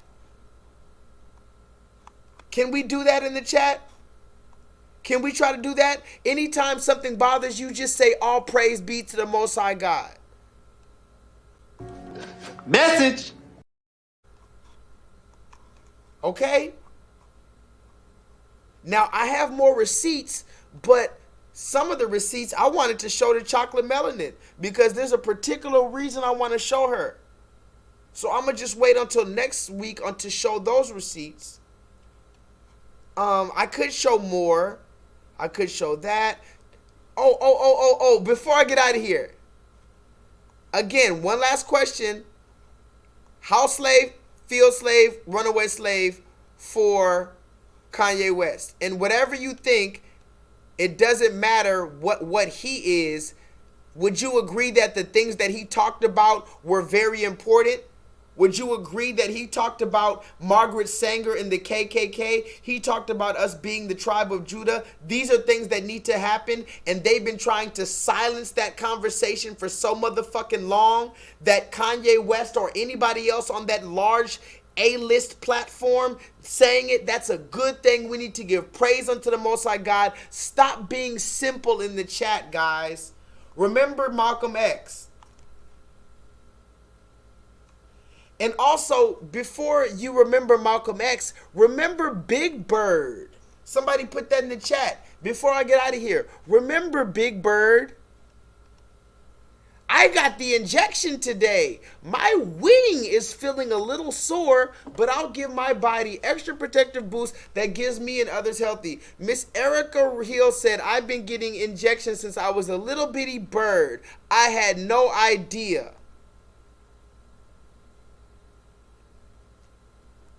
That's from the official fucking Big Bird, and not only Big Bird was doing it. You got Grover, you got Bert, you got Ernie.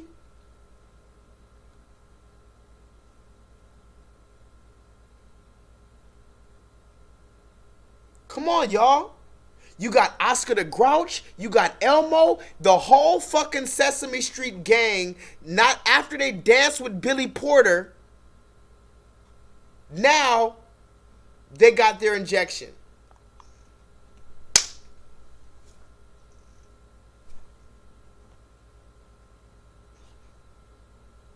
All praise be to the Most High God. That's the last. If they give me the electric chair, and here's one last thing I'm going to say before I get out of here. If they give you the electric chair, and they say, any last words? This is the last words you're going to say. All praise be to the Most High God. And let them fucking fry you. That's the last words that I got to say before I get out of here. Holla at your boy. Remember, if you're scared, go to church. If you're scared, go to church, first of all. That's the first thing. But remember, the church that I'm talking about is that bitch-ass church, that fake-ass building.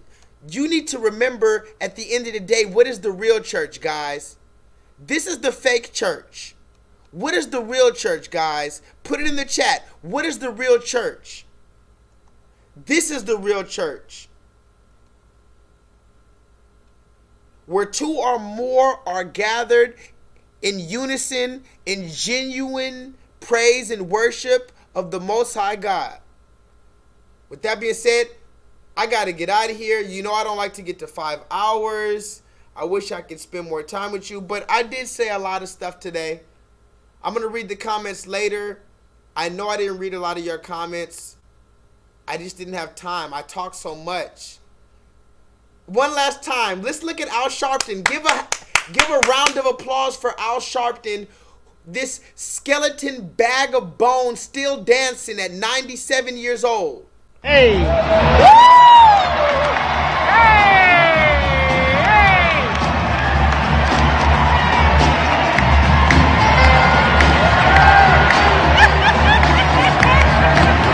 Man, this is real impressive, man, to see Al Sharpton, man, at 67, man, boogieing.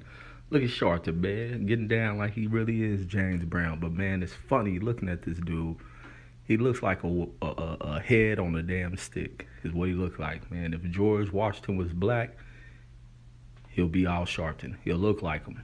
I wouldn't say he'll be like him. But just knowing Al Sharpton from all... He said Al Sharpton looks like a fucking head on a stick. He looks like a black George Washington.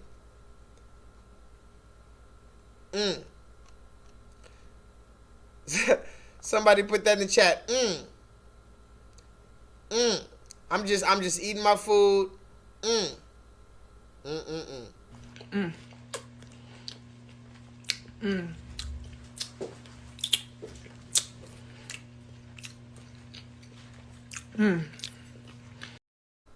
All right, y'all. Holla at your boy. By the way, the last thing I want to say about Kanye is this. I'm going to say it again. Before you talk about Kanye West, ask yourself, are you the same type of dude or woman who sits on the couch watching Jason movies, watching Michael Myers movies, watching Freddy Krueger movies, watching Chucky movies, talking about what you would have done if you was in that position? Think about it. Are you the same type of nigga or niggerette who says, well, why didn't he just jump out the window when Freddy was chasing him? Remember, it's easy to talk about what the fuck you woulda, coulda, shoulda done. But if you were really up there in front of them, would you say George Bush doesn't care about black people?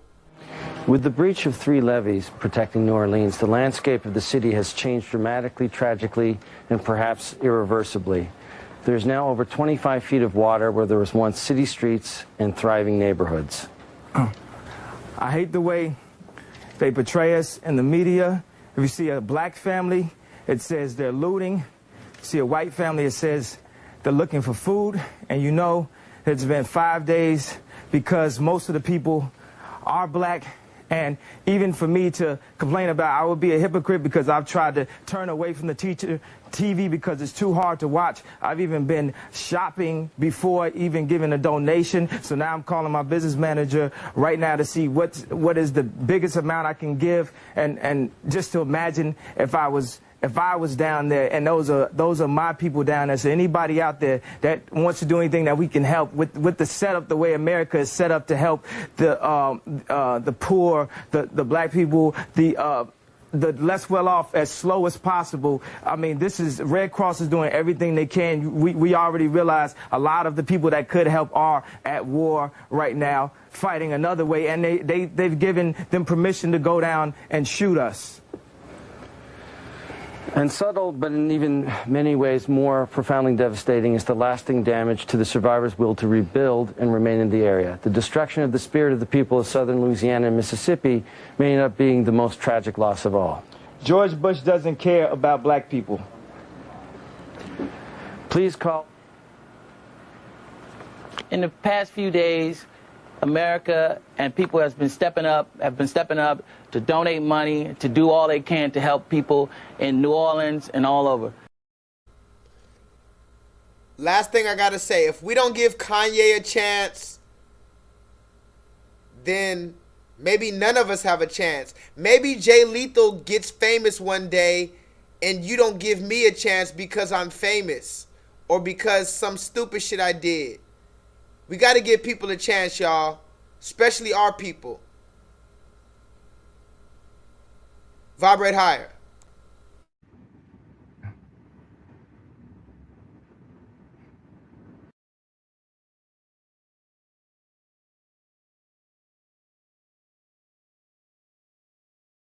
I'm up in the woods. I'm down on my mind. I'm building a skill to slow down time. I'm up in the woods. I'm down on my mind. I'm building a still to slow down time. I'm up in the woods. I'm down on my mind. I'm building a still to slow down time. I'm up in the woods. I'm down on my line. I'm building a still. You know what? You should listen to your wife, Mike. She's right. You are an asshole. I'm lost in the world. Been down my whole life. I'm losing the city. And I'm down for the night. Down for the night. Says she's down for the night.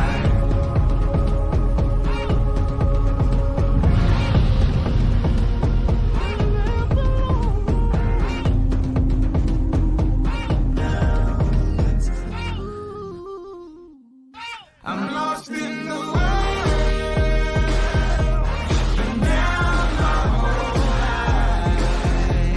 I'm new in the city, but I'm down for the night. Down for the night. Down for the night. You're my devil, you're my angel. You're my heaven, you're my hell. You're my now, you're my forever. You're my freedom, you're my jail. You're my lies, you're my truth. You're my war, you're my truce. You're my questions, you're my proof.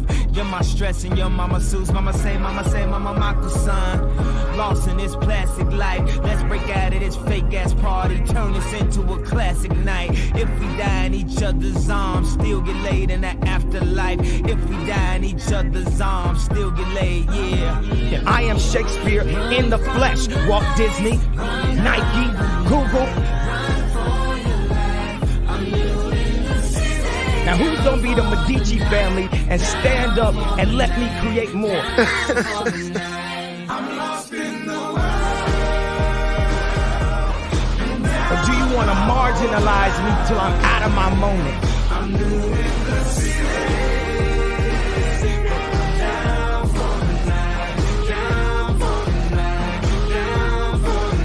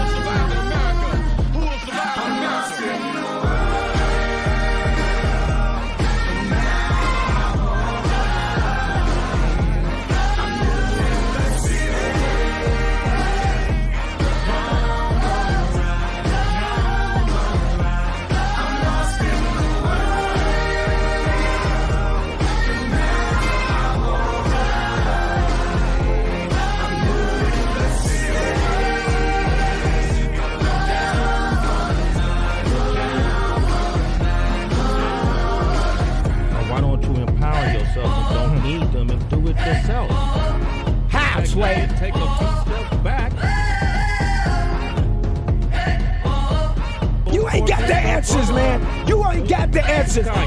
You ain't got the answers. You ain't got the answers, Sway. I've been doing this more than you. You ain't got. You ain't got the answers. You ain't got the answers. You ain't been doing the education. You ain't been doing the education. You don't have the answers, though.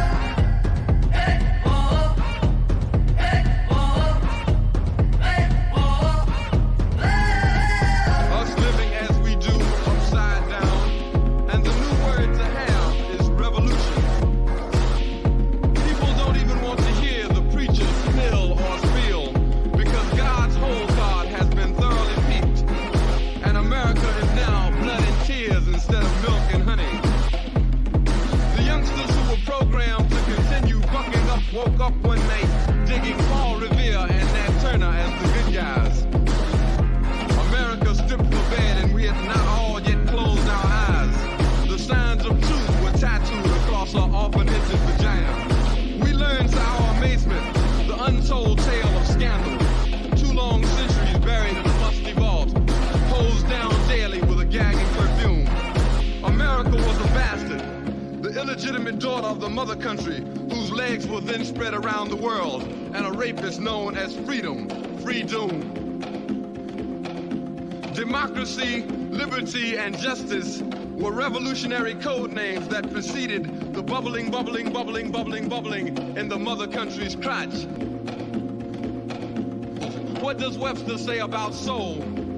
All I want is a good home and a wife and a children and some food to feed them every night.